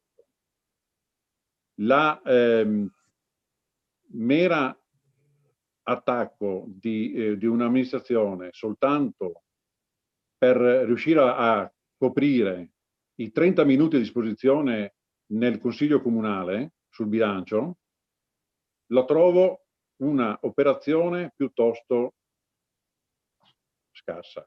Non uso altre parole. Non posso dire assolutamente, perché non c'ero, che l'amministrazione senatore abbia fatto tutto perfetto, ma posso anche dire che le amministrazioni precedenti non hanno fatto tutto perfetto. Questo con certezza è agli occhi di tutti. Cose ne ho viste tante, fatte, e sinceramente non vedo perché ci sia soltanto questo attacco e basta. Io mi fermo qui, eventualmente mi riservo di intervenire dopo. Ho cercato di fare una sintesi molto molto stretta di quello che volevo dire, per evitare ovviamente, per dare spazio anche agli altri interventi, vista l'ora, e anche per far sì che ci sia la possibilità di parlare a tutti. Grazie consigliere Stivali. Consigliere Adrigo, prego. Sì, grazie Presidente. Concordo sul fatto che l'ora è tarda e che siamo tutti decisamente molto stanchi. Quindi cercherò di essere breve, non so se, non prometto di riuscire a farlo, ma insomma ci metto dell'impegno. Mi permetto molto molto telegraficamente di dire una cosa in risposta a ciò che ha affermato la consigliera Zanutto dopo la mia richiesta di dedicare una panchina gialla a Giulio Regeni.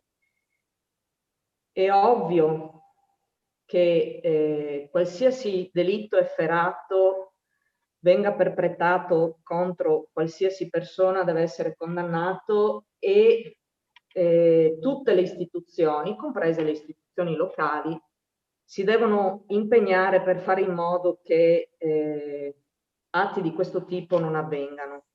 Nessuno escluso, chiaramente, quando si parla di femminicidio o di omicidio più in generale, i colpevoli devono assolutamente essere condannati e deve essere fatta giustizia.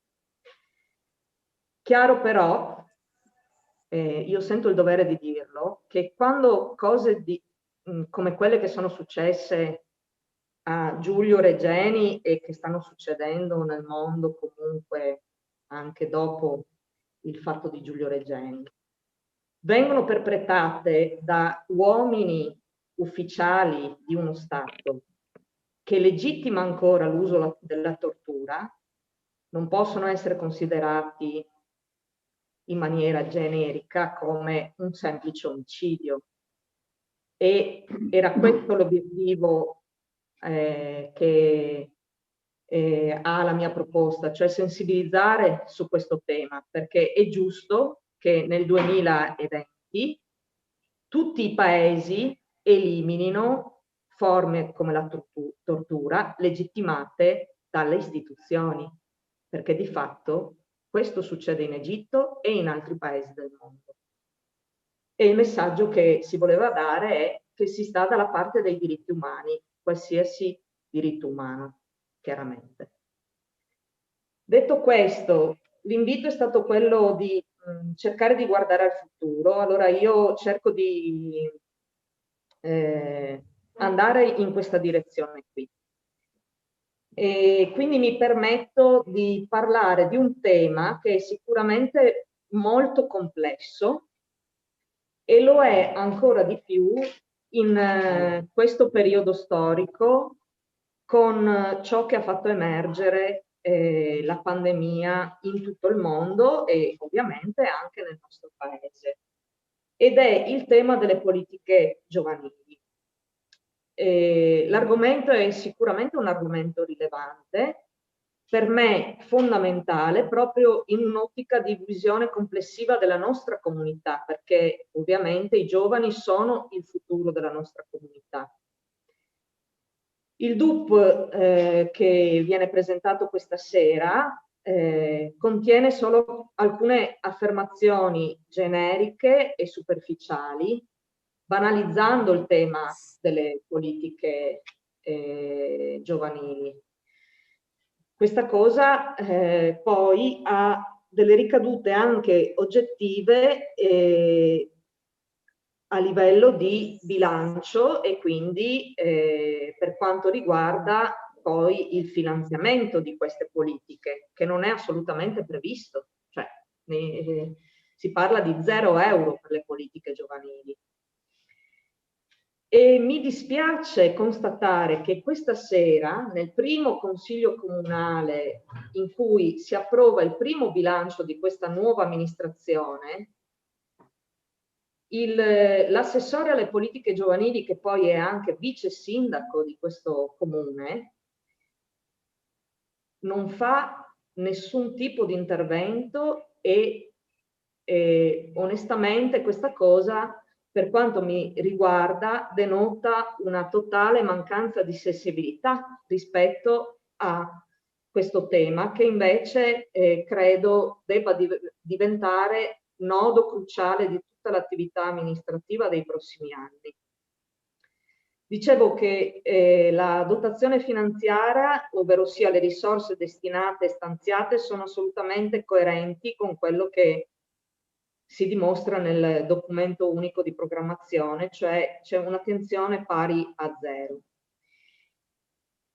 E io mi auguro che non si cerchi di nascondere questa cosa attraverso altri capitoli, cioè quelli che possono riguardare la cultura più classicamente intesa, cioè il teatro, le esposizioni, o quello che può riguardare l'istruzione, o l'associazionismo, l'attività delle parrocchie, o i vari investimenti che si possono fare nella biblioteca, perché le politiche giovanili in questo momento devono essere assolutamente altro.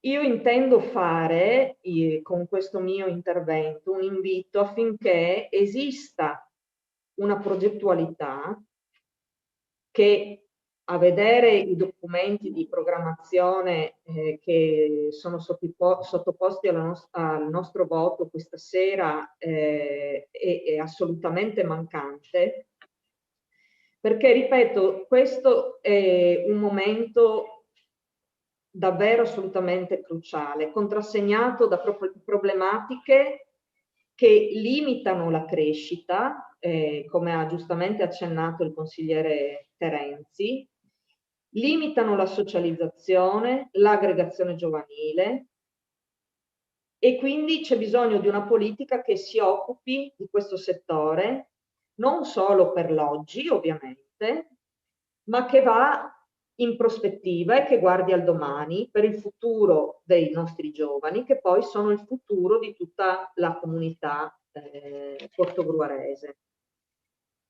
Una progettualità, appunto, che questa sera registriamo manca completamente, e che mi viene da dire non interessa a questa maggioranza, e lo si evidenzia anche dal mancato intervento dell'assessore deputato ad occuparsi di questo argomento.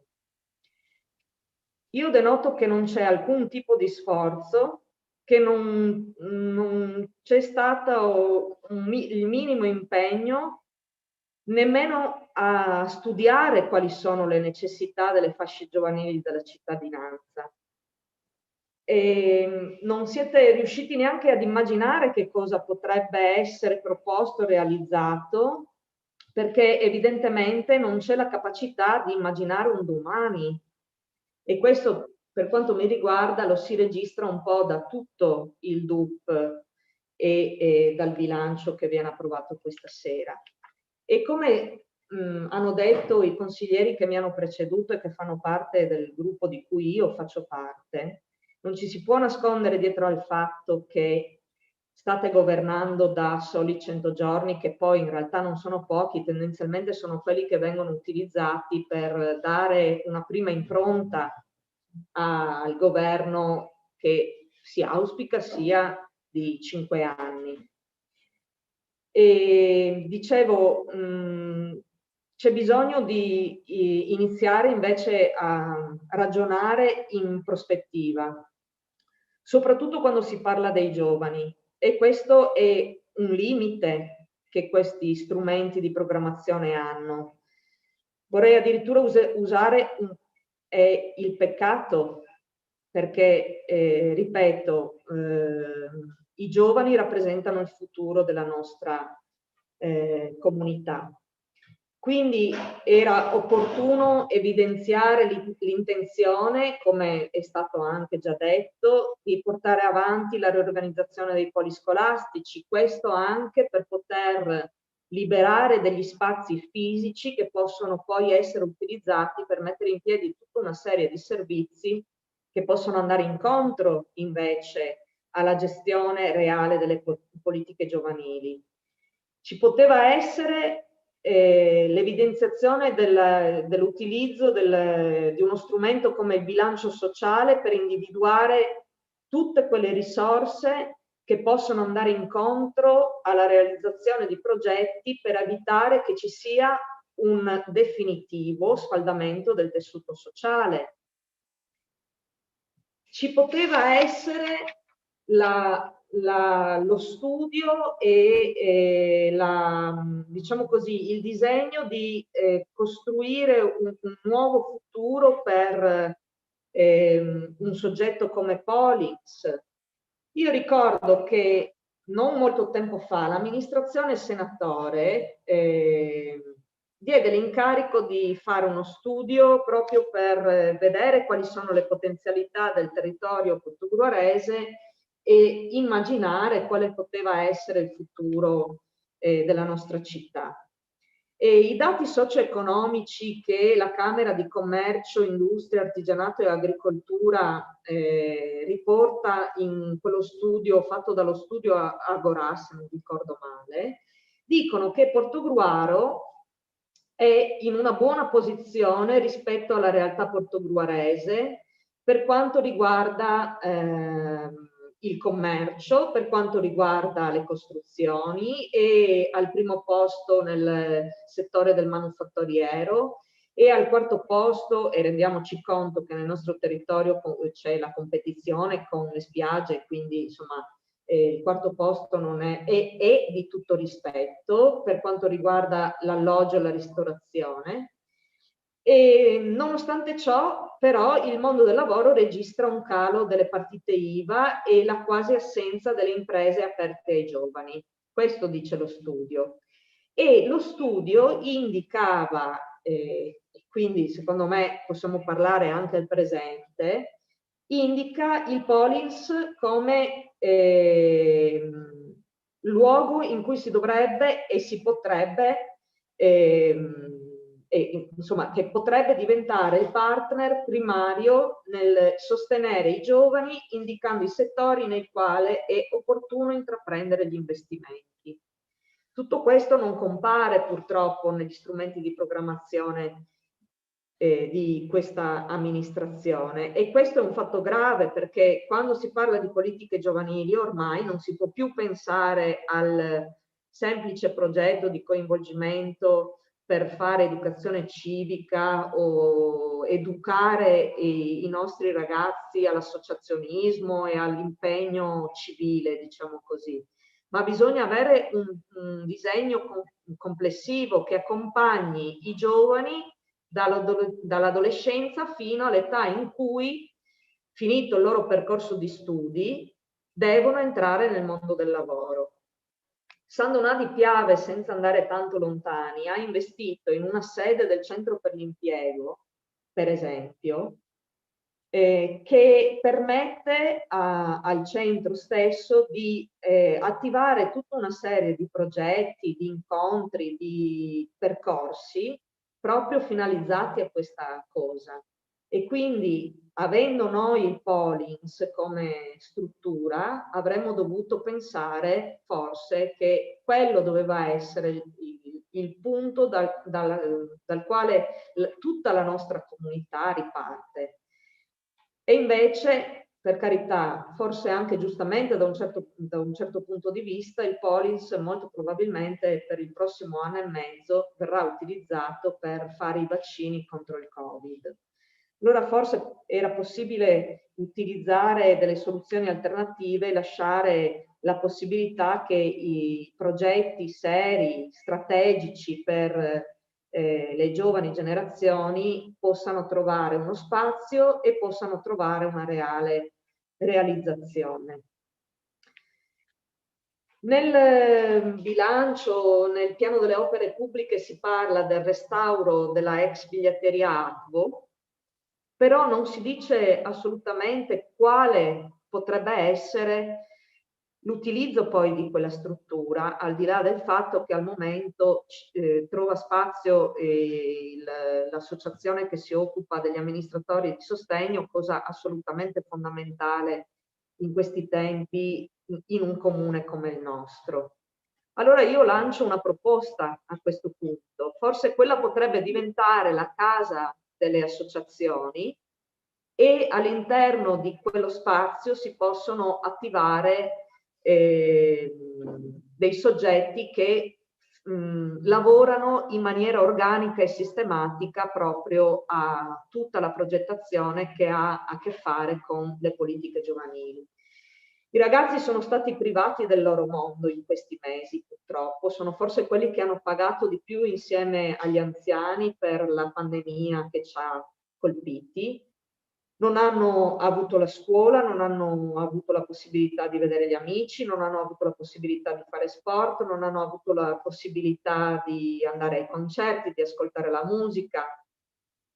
È stata difficile anche la sessualità. Tutto questo li ha costretti a vivere forzatamente in maniera isolata e fisicamente limitata.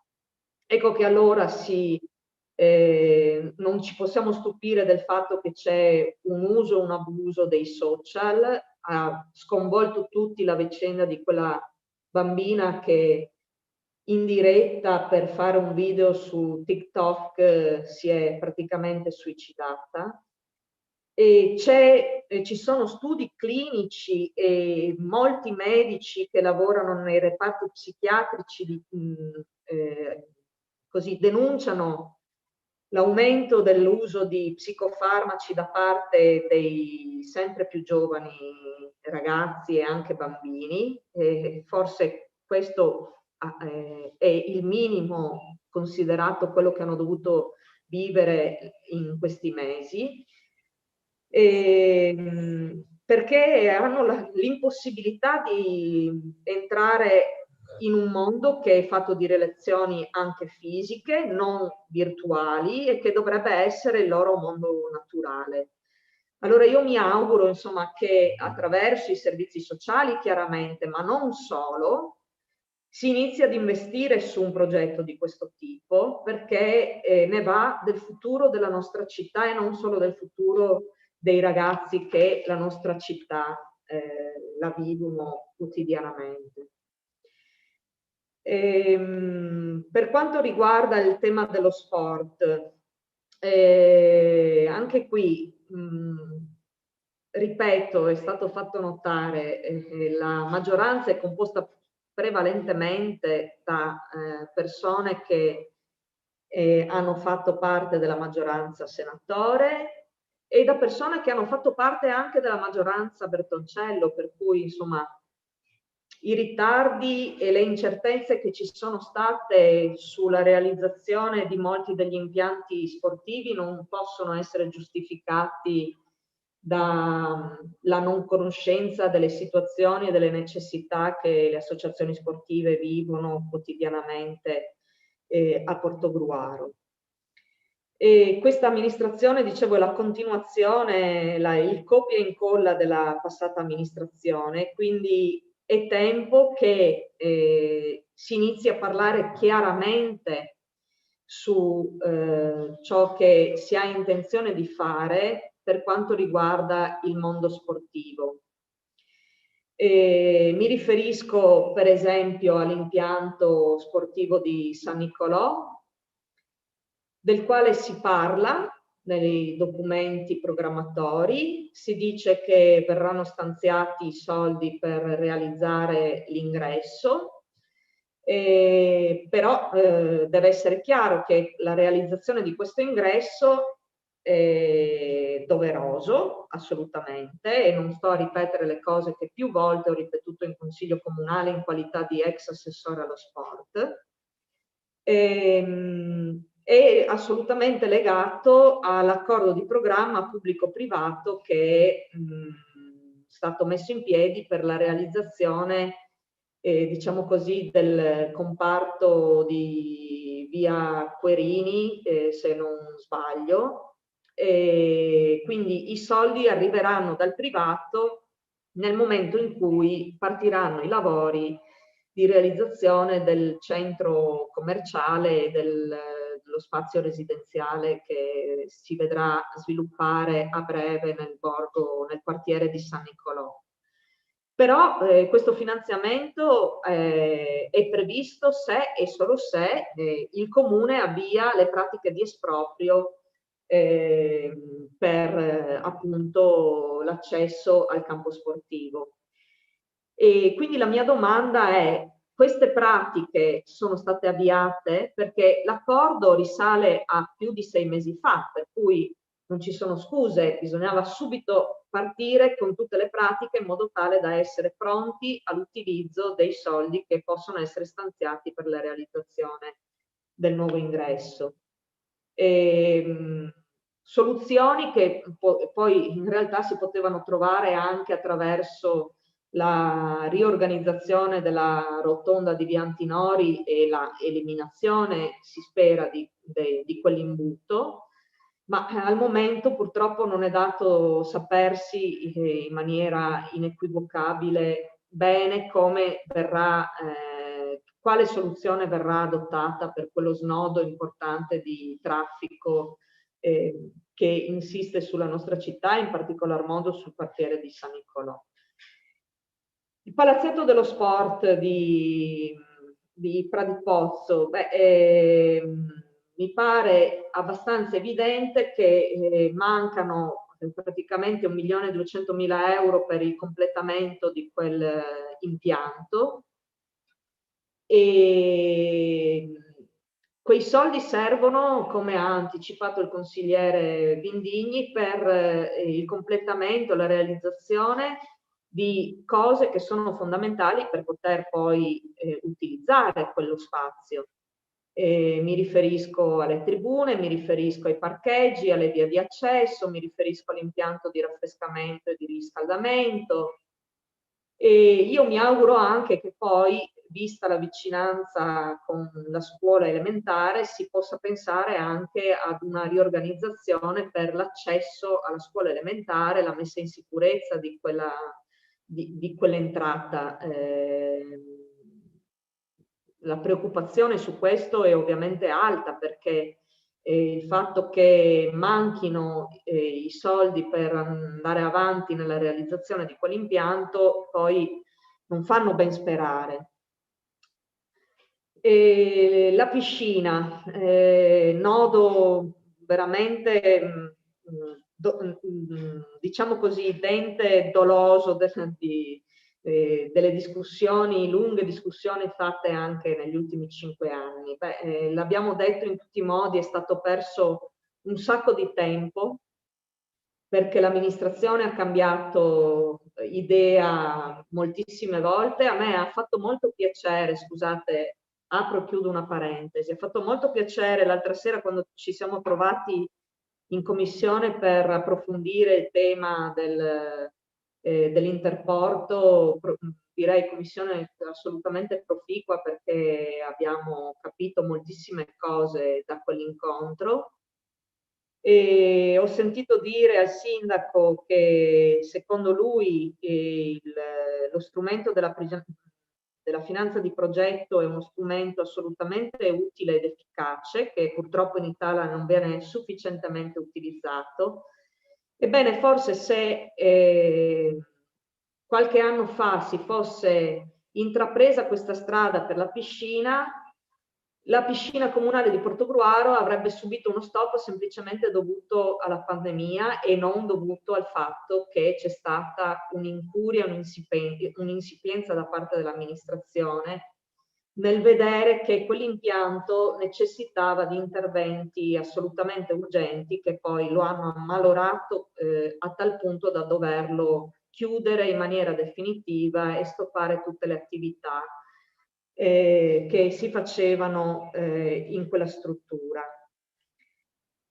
Forse però non tutti i mali vengono per nuocere, o meglio, in alcuni casi non tutti i mali vengono per nuocere. Temo che in questo caso invece sì, perché il secondo stralcio di lavori per quell'impianto è stato completamente eliminato dal bilancio e dal piano delle opere pubbliche. E questo ci impedirà di realizzare tutta una serie di interventi su quell'impianto che potevano essere indirizzati all'innovazione dell'impianto stesso, con servizi che vanno incontro a nuove esigenze, sia per le fasce che vedono la popolazione più anziana, ma anche per i più giovani. Tutti ormai si stanno indirizzando verso il ripensamento degli spazi sportivi, degli impianti sportivi, anche alla luce di quello che ci ha fatto capire questa pandemia. E invece purtroppo i soldi che dovevano essere investiti per dare una nuova impronta a quell'impianto, e ripeto un'impronta forse all'avanguardia innovativa, è stato completamente eliminato.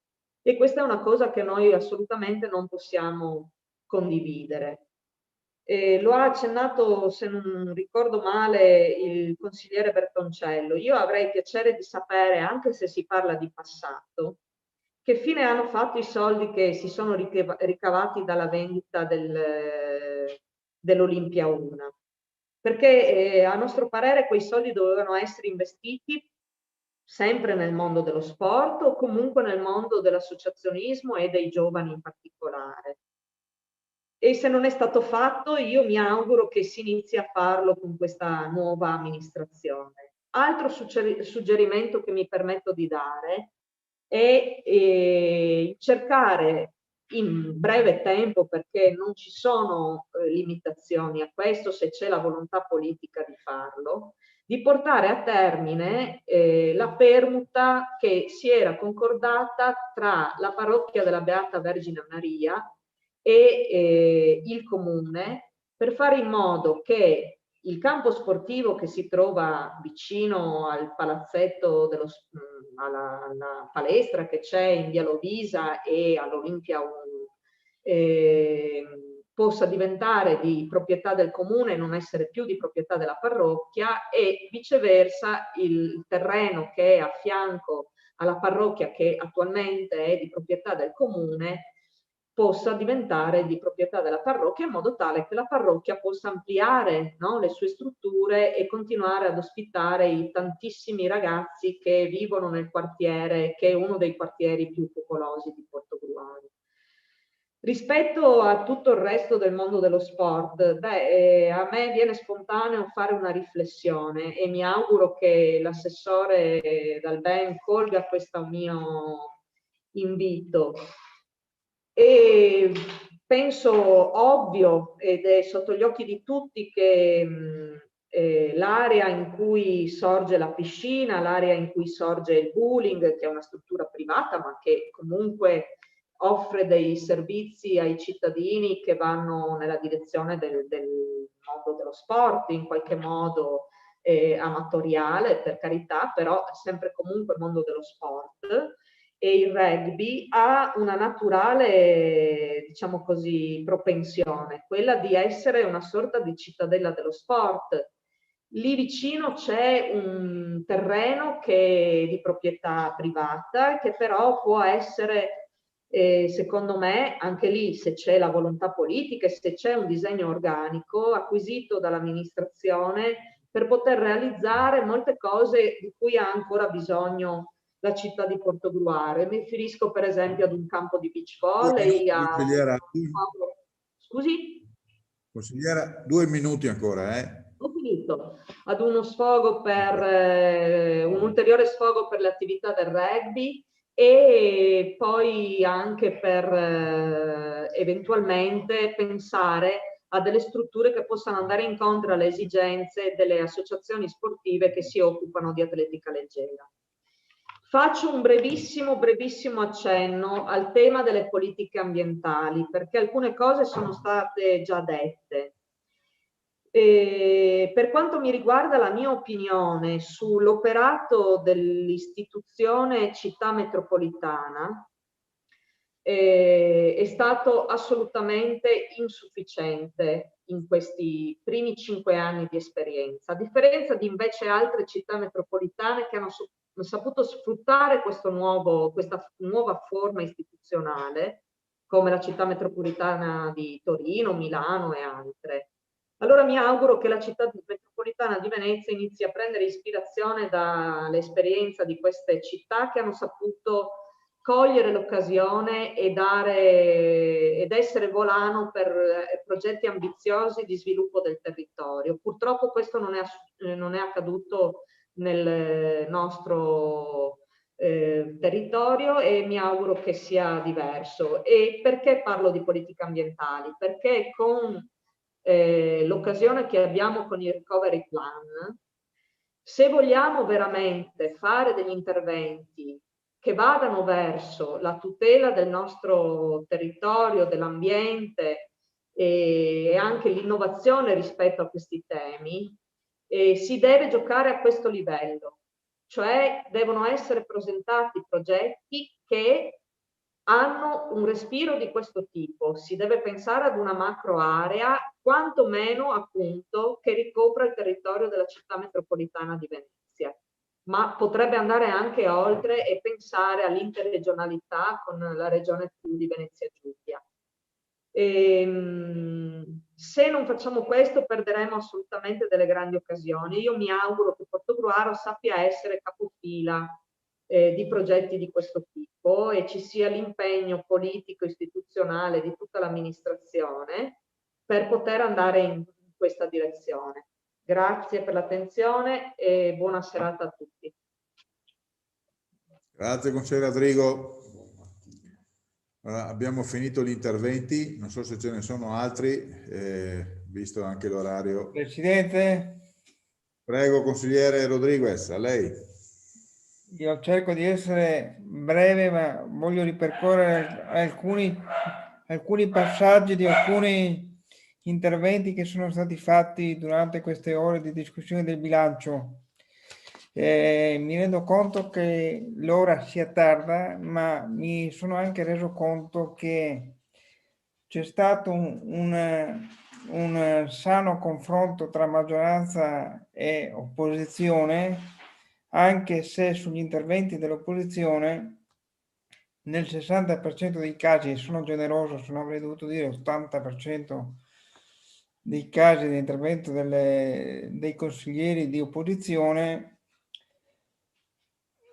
mi sembrava di vedere un film che si chiamava Ritorno al passato.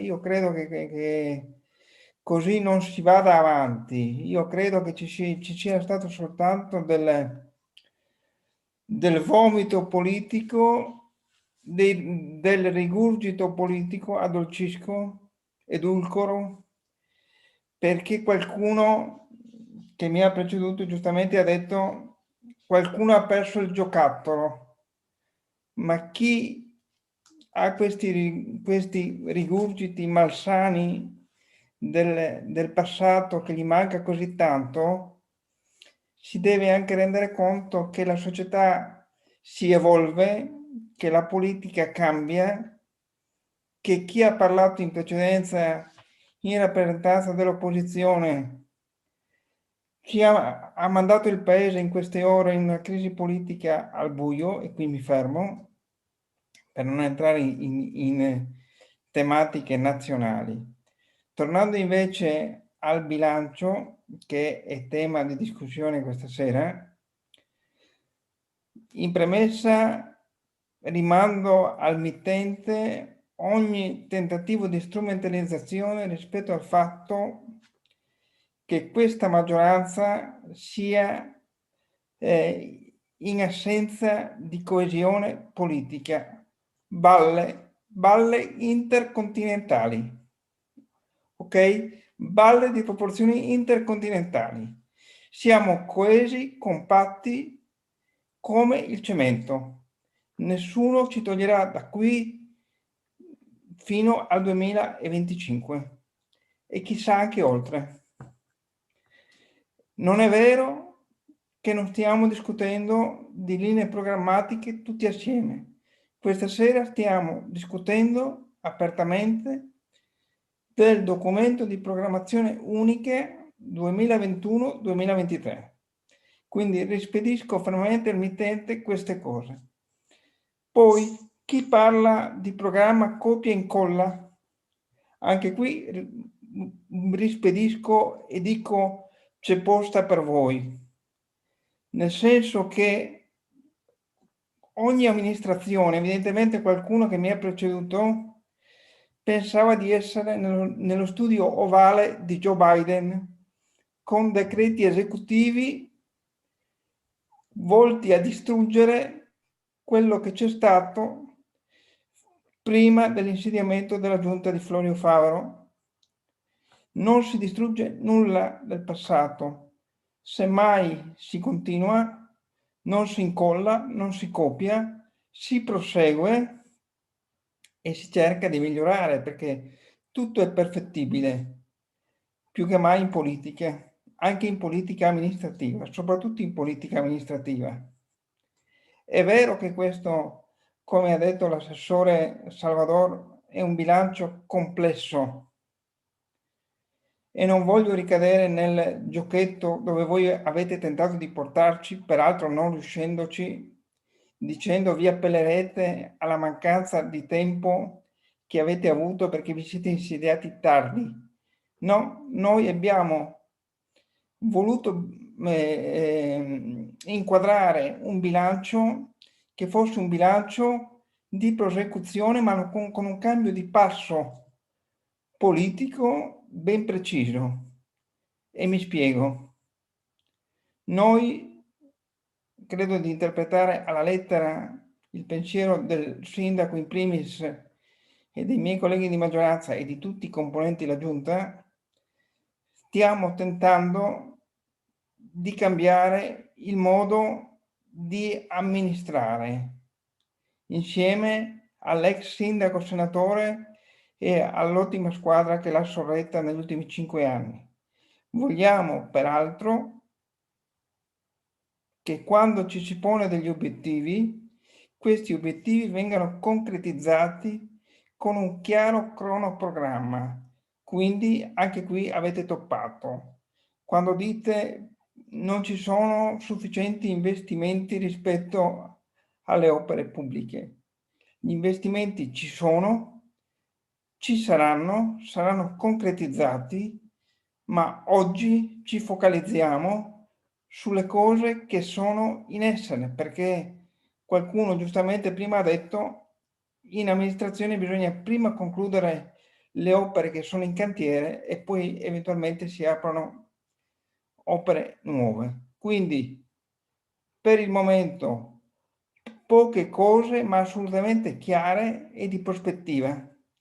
Mi riferisco in questo senso, ma ne parleremo lunedì, da quello che ho capito, dell'Interporto, che è sicuramente, come ha detto il sindaco nel suo intervento introduttivo, un'opera di rilevanza strategica importante sia dal punto di vista economico che dal punto di vista occupazionale e di visione, perché in più occasioni nelle commissioni degli scorsi giorni si è parlato della mancanza di visione di questa maggioranza e in realtà così non è, perché l'operazione Interporto dimostra proprio questo.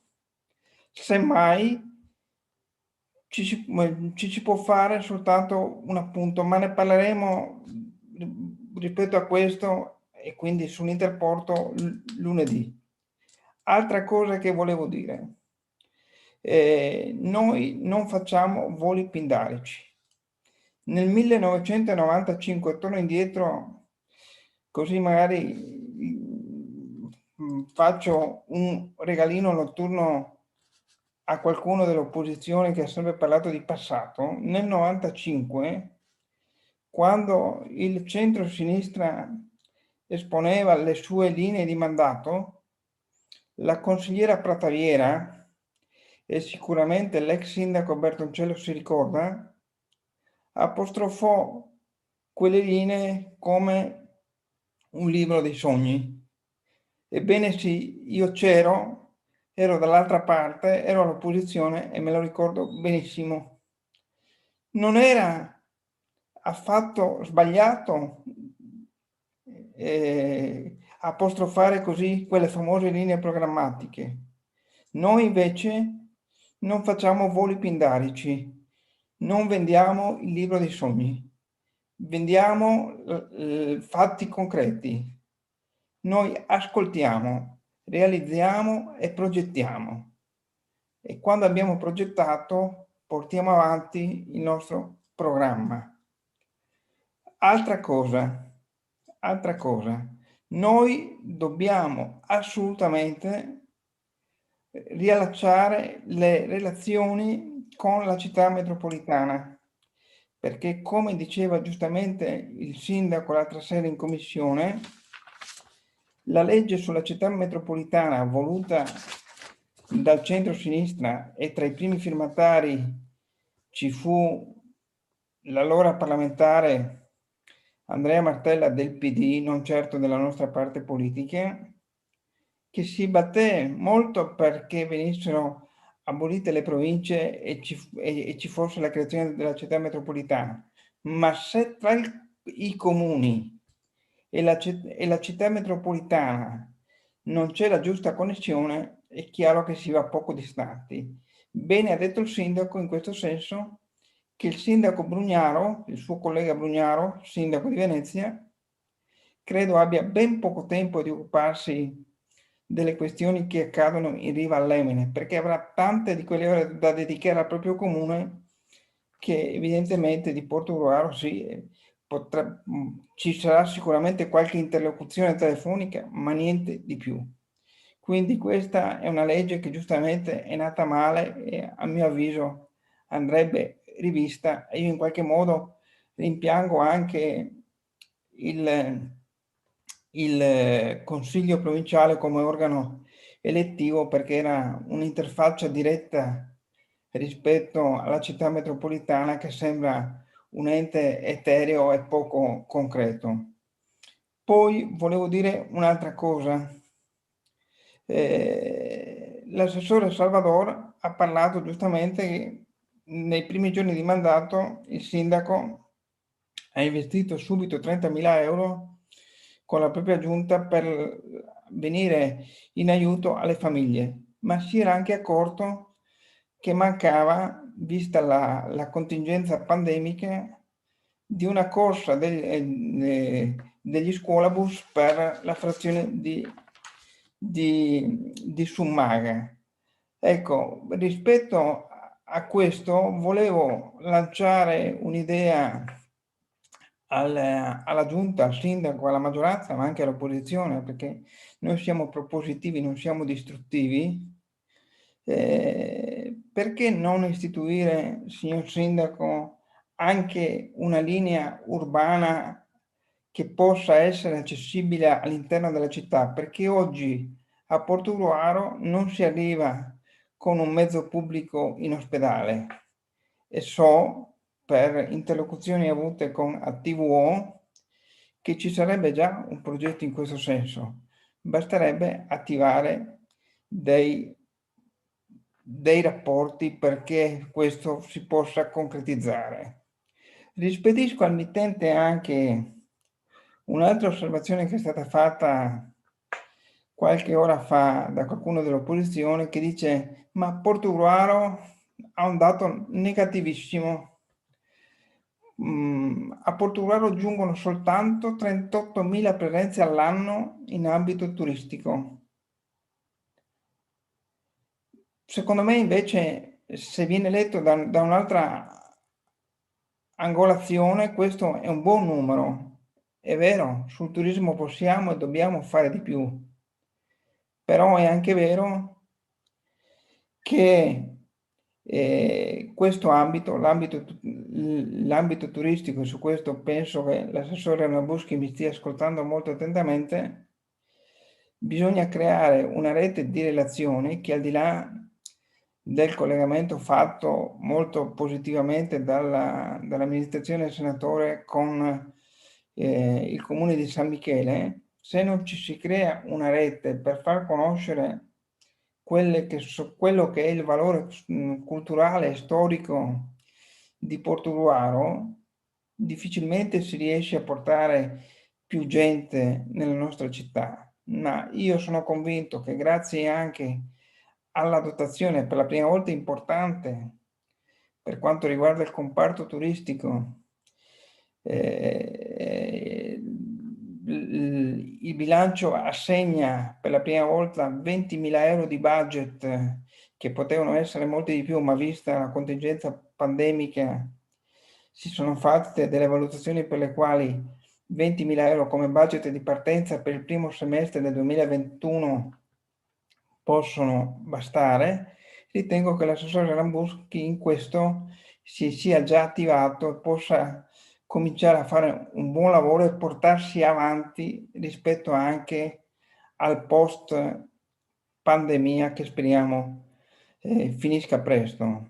Ottima invece l'operazione che si è intesa fare tra amministrazione comunale e ULSS attraverso il dottor Bulegato e il direttore Abramezza, di pensare al Polis in questo caso come centro di vaccinazione di massa di cui tanto abbiamo bisogno, e di lì poi, perché non durerà un anno e mezzo come qualcuno erroneamente ha detto, questa vaccinazione non durerà un anno e mezzo, ma durerà molto meno per il nostro territorio, grazie a Dio. E da qui poi Polis partirà in maniera decisa con dei progetti importanti che andranno a coinvolgere realtà importanti, imprenditoriali importanti, e quindi non è vero che Polis per un anno e mezzo rimarrà fermo con la scusa delle vaccinazioni di massa. Poi volevo dire un'altra cosa. Dobbiamo veramente concentrarci affinché la famiglia e le categorie più fragili vengano messe al centro. Io questa sera ho avuto dei positivi riscontri da parte degli assessori, in particolare dell'assessore Fagotto. Mi auguro che tutti questi soldi che ci stanno arrivando, in parte stiamo usufruendo ancora dei soldi che ci erano arrivati nel 2020, perché c'era già stato un importante stanziamento di 50.000 euro, l'ultimo stanziamento fatto in ambito sociale dalla giunta senatore. Ce ne stanno arrivando tanti di soldi, ma evidentemente, e qui ci sta già provvedendo, bisogna implementare in maniera seria e decisa e coraggiosa il personale all'interno della struttura dei servizi sociosanitari di Portogruaro, che rappresentano uno dei tanti fiori all'occhiello del nostro comune. Quindi inviterei, farei una raccomandazione in questo senso al sindaco e all'assessore di riferimento, che si possa veramente implementare il personale, perché ce n'è bisogno. Io che ho l'opportunità di frequentare quel settore per diversi motivi, mi rendo conto che la mole di lavoro è talmente tanta che mai come adesso c'è bisogno di personale. Altre inesattezze, ma poi mi fermo, sono state dette rispetto al fatto che che il DUP e questo bilancio che questa sera ci approviamo ad approvare non abbia delle priorità e non siano state date le dovute necessità per arginare la pandemia del Covid. Io ritengo che non ci sia nessuna incertezza programmatoria, come è stato citato da qualcuno. Il programma è chiaro, si va avanti per step by step, con assoluta lucidità, perché questo è voluto essere da subito il faro che ha guidato il sindaco Florio, e quindi vedrete che da qui a pochi giorni, quando sarà effettivamente attiva l'approvazione del bilancio dopo il voto che la maggioranza unita si appresta a dare al sindaco e alla giunta rispetto a questo bilancio, vedrete che, come ha detto l'assessore Salvador, partiranno una serie di variazioni di bilancio che andranno a rimodulare questo DUP, che non è un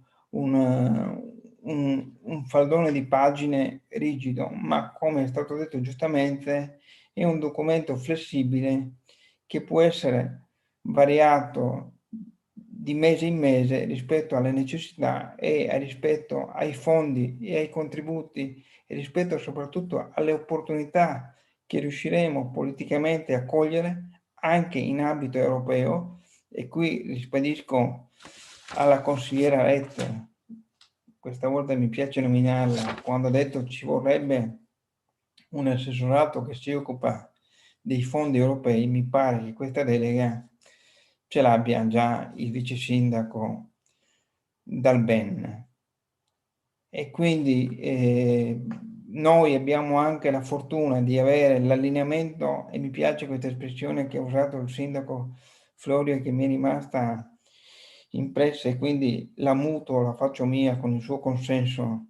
Abbiamo l'allineamento dei pianeti, perché abbiamo il sindaco, abbiamo il parlamentare, abbiamo il consigliere regionale e abbiamo anche l'europarlamentare di riferimento, quindi tutta la filiera è pronta per poter supportare questa amministrazione e le azioni della stessa.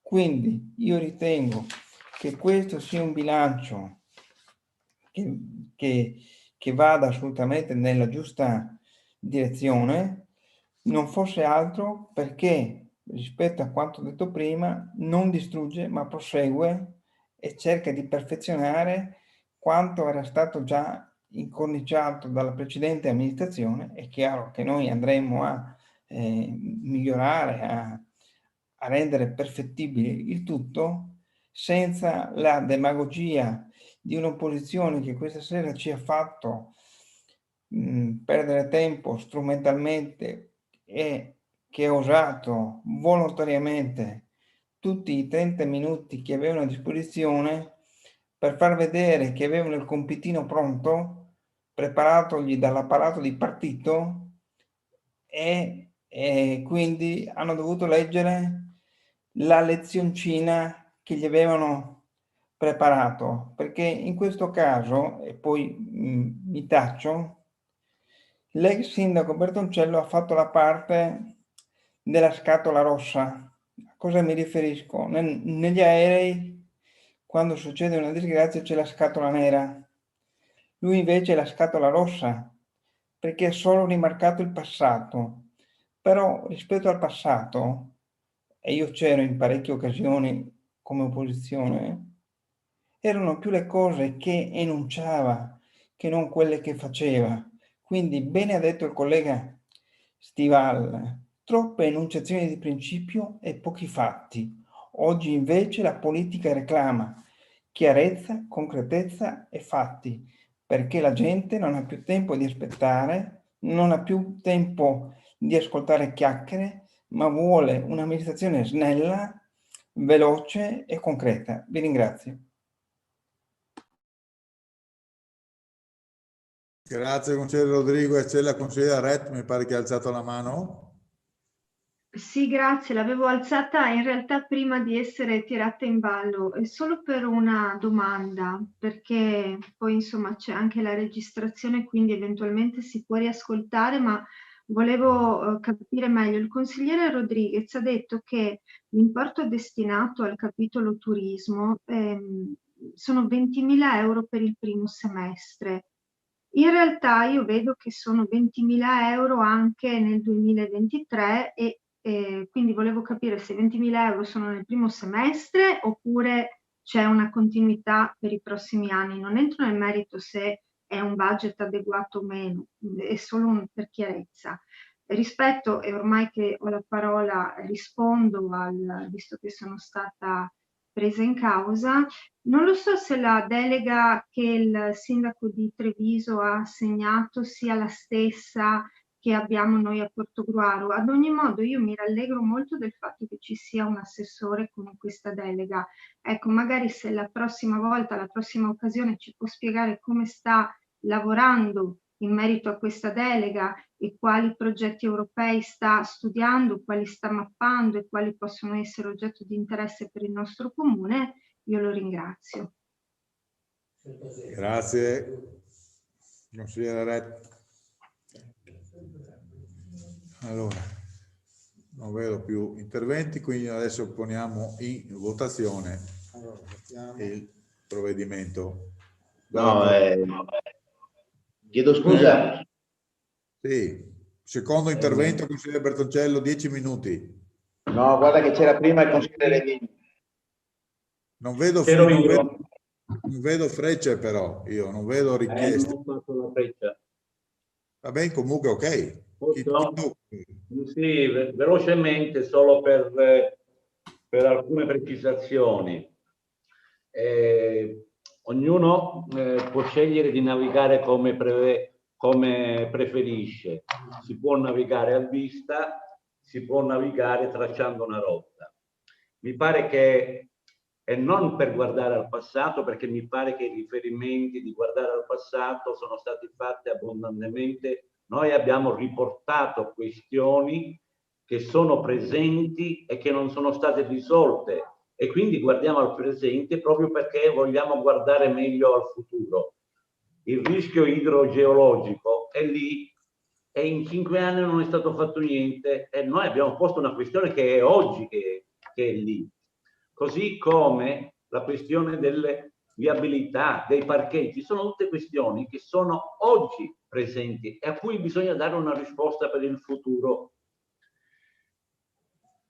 Si è parlato di Pollins, ma il Pollins è stata un'intuizione di 25 anni fa.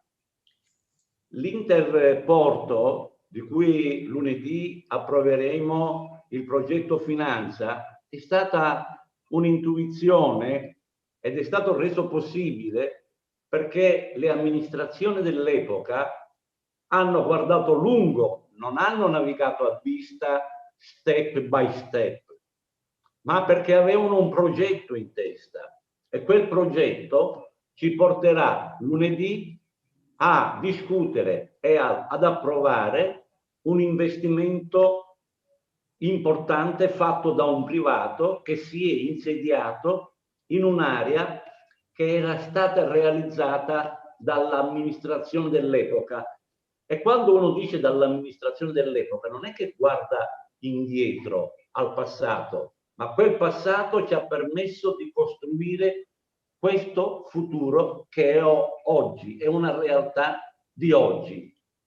Quindi se noi oggi abbiamo sottolineato il corto respiro che c'è nel DUP e c'è nel bilancio, è perché è un corto respiro che leggiamo da quello che ha scritto questa attuale maggioranza. Non ci auguriamo che questa maggioranza vada in crisi. Mi pare che nel mio intervento ero stato chiaro.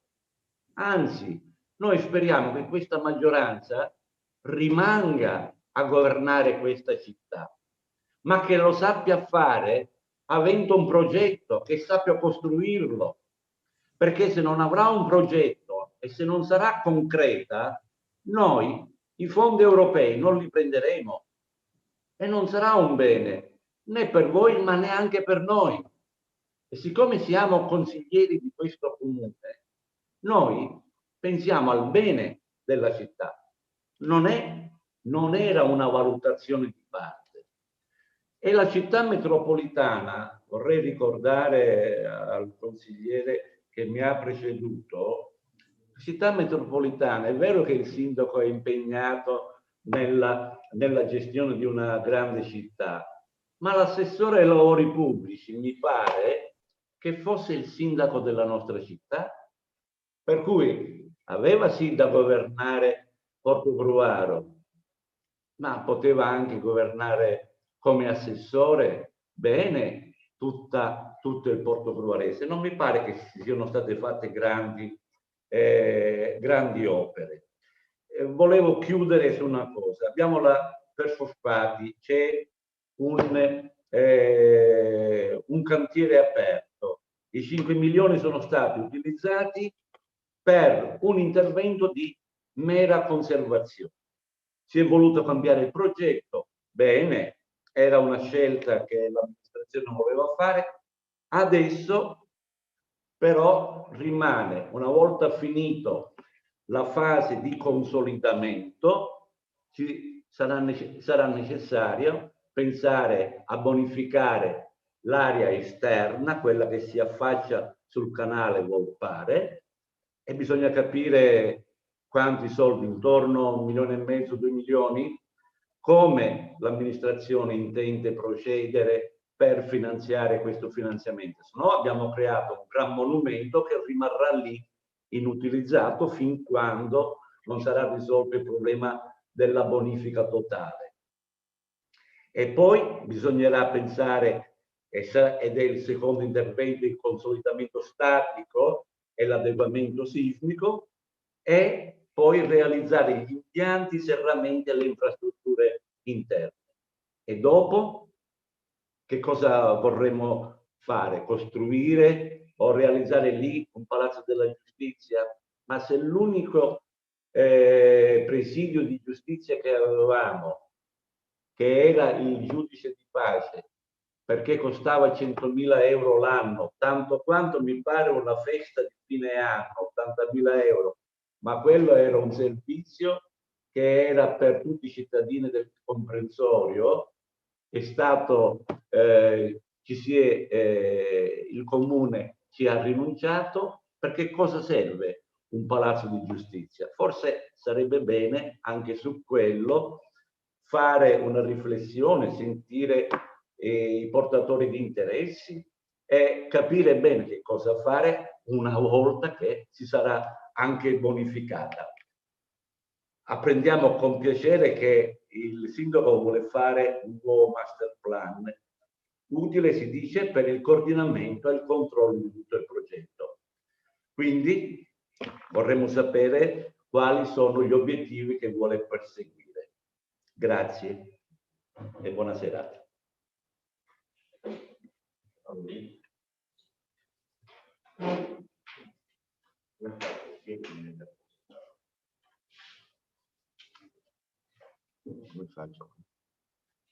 Ci sono altri interventi, scusate?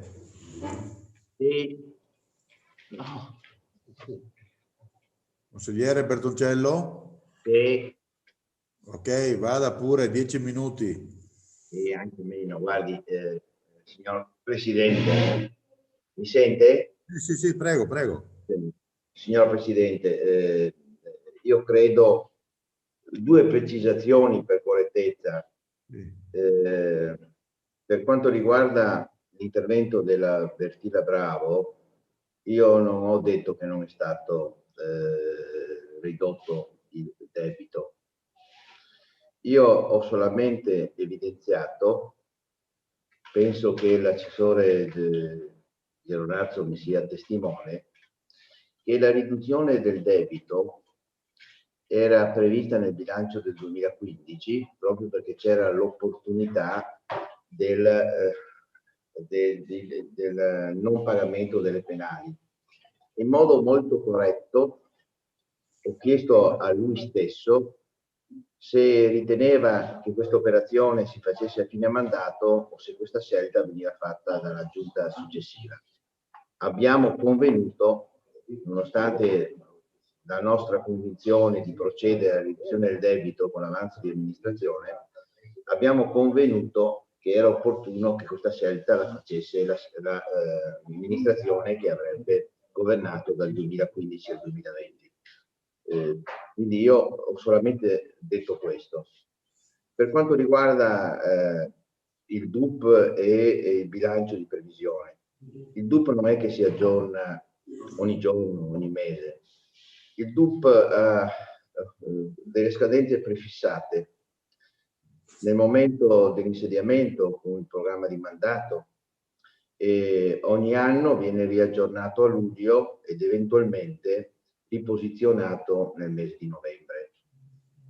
La fase operativa del bilancio è il bilancio annuale, poliennale, classico, che è uno strumento di attivazione di una parte del DUP, perché il DUP proietta l'attività a prescindere dalle risorse economiche che sono note, sono certe, ma rappresenta una volontà di un'amministrazione all'interno di un mandato di realizzare i suoi obiettivi. Io voglio dire, non vorrei oggi interloquire con gli interventi fatti da parte dei consiglieri di maggioranza. Mi allineo all'intervento del consigliere Andrea Vincini, nel senso che potremmo essere interpretati male nell'affrontare adesso queste questioni. Ma come ha detto il consigliere Vendigni, le cose che noi abbiamo posto e abbiamo cercato di porre non sono altro quelle che, voglio dire, saremmo, come posso dire, interessati nei prossimi anni e nei prossimi mesi. Perché quando si parla, se dovessi ribattere la problematica di San Nicolò, come il Consiglio Comunale sarà interessato alla convenzione quando verrà firmata, quella di 3,5 milioni con Autovie Venete, ANAS e Città Metropolitana. Per quanto riguarda i problemi di reliabilità, c'è un incarico sul tutto, avremo modo di discutere. Il consigliere Vendigni ha parlato di perfosfati, questo sarà un argomento che verrà necessariamente discusso in più occasioni.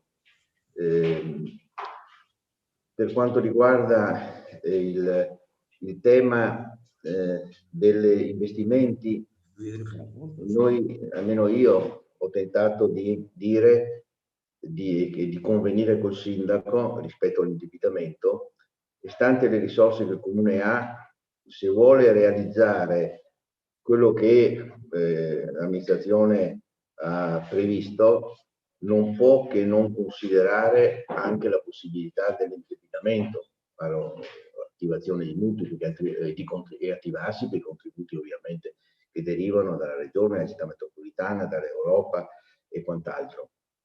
Io mi fermerei qua, nel senso che il nostro atteggiamento, il mio atteggiamento su questo DUP e su questo bilancio non è che nasce da una considerazione personale, nasce da una più volte rimarcata dichiarazione che il vero documento, voglio dire, di discussione avverrà più avanti, presumibilmente verso aprile, marzo-aprile, e quindi noi abbiamo evidenziato questo aspetto, ma credo che in quell'occasione avremo l'opportunità di entrare nel merito di alcune problematiche che oggi sono state sollevate e anche ripuntualizzare alcuni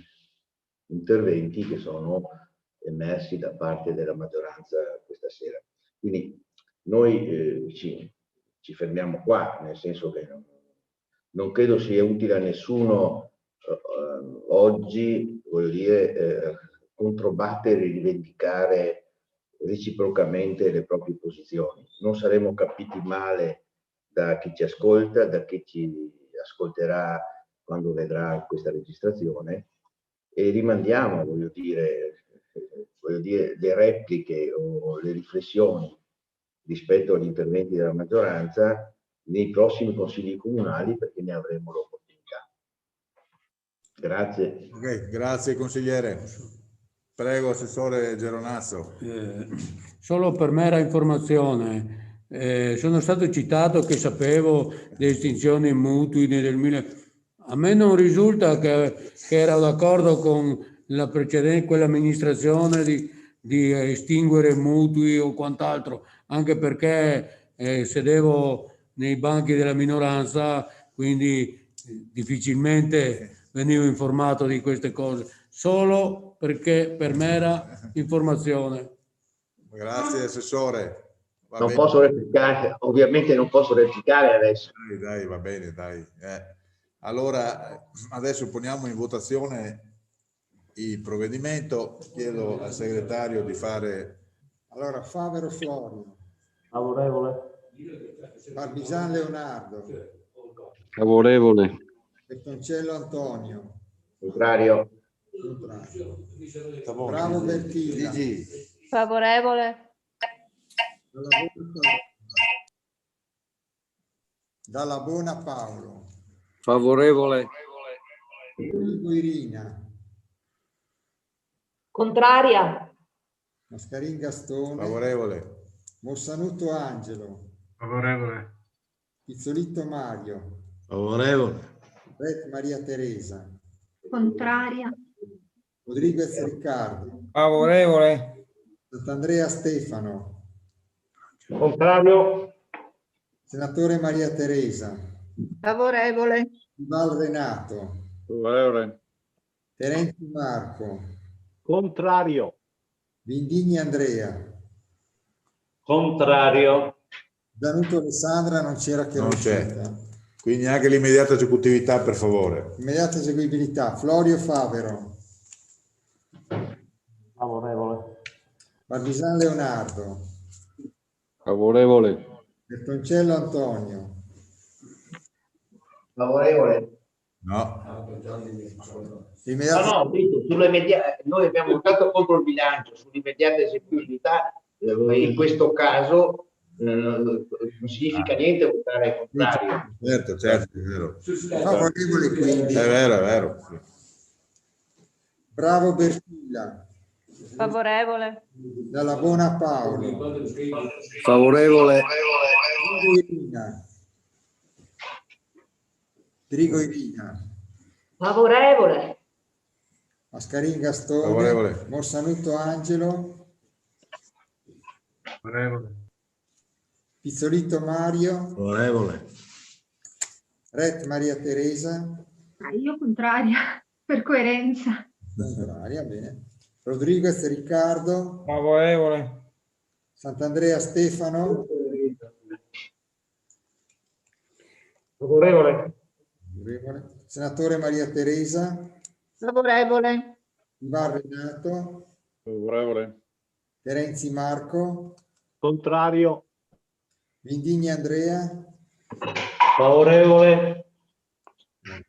Posto. Ecco, allora adesso per cortesia un secondo solo, perché io prima vi ho dichiarato che noi abbiamo concordato con i tecnici, visto che non c'erano problemi ad andare a lunedì, quindi io adesso però, siccome non decido d'imperio, quindi vi faccio votare che andiamo al proseguimento di questo Consiglio Comunale, quindi non ci sarà una nuova convocazione.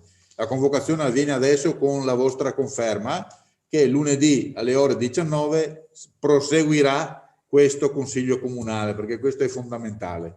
Quindi adesso io chiedo al segretario di farvi votare il proseguio di questo Consiglio lunedì alle ore 19. Florio Favero.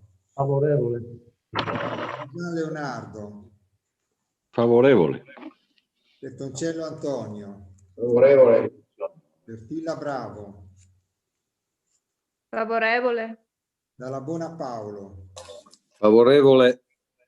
Rigo Irina. Favorevole. Favorevole. Mossanuto Angelo. Favorevole. Piolito Mario. Favorevole. Bet Maria Teresa. Favorevole. Rodriguez Riccardo. Favorevole. Sant'Andrea Stefano. Favorevole. Senatore Maria Teresa. Favorevole. Ivan Renato. Favorevole. Terenzi Marco. Favorevole. Vigni Andrea. Favorevole. Benissimo, quindi all'unanimità abbiamo votato, allora ci rivediamo lunedì alle ore 19, sempre in collegamento. Buonanotte a tutti. Buonanotte. Sera. Buonanotte. Buonanotte a tutti.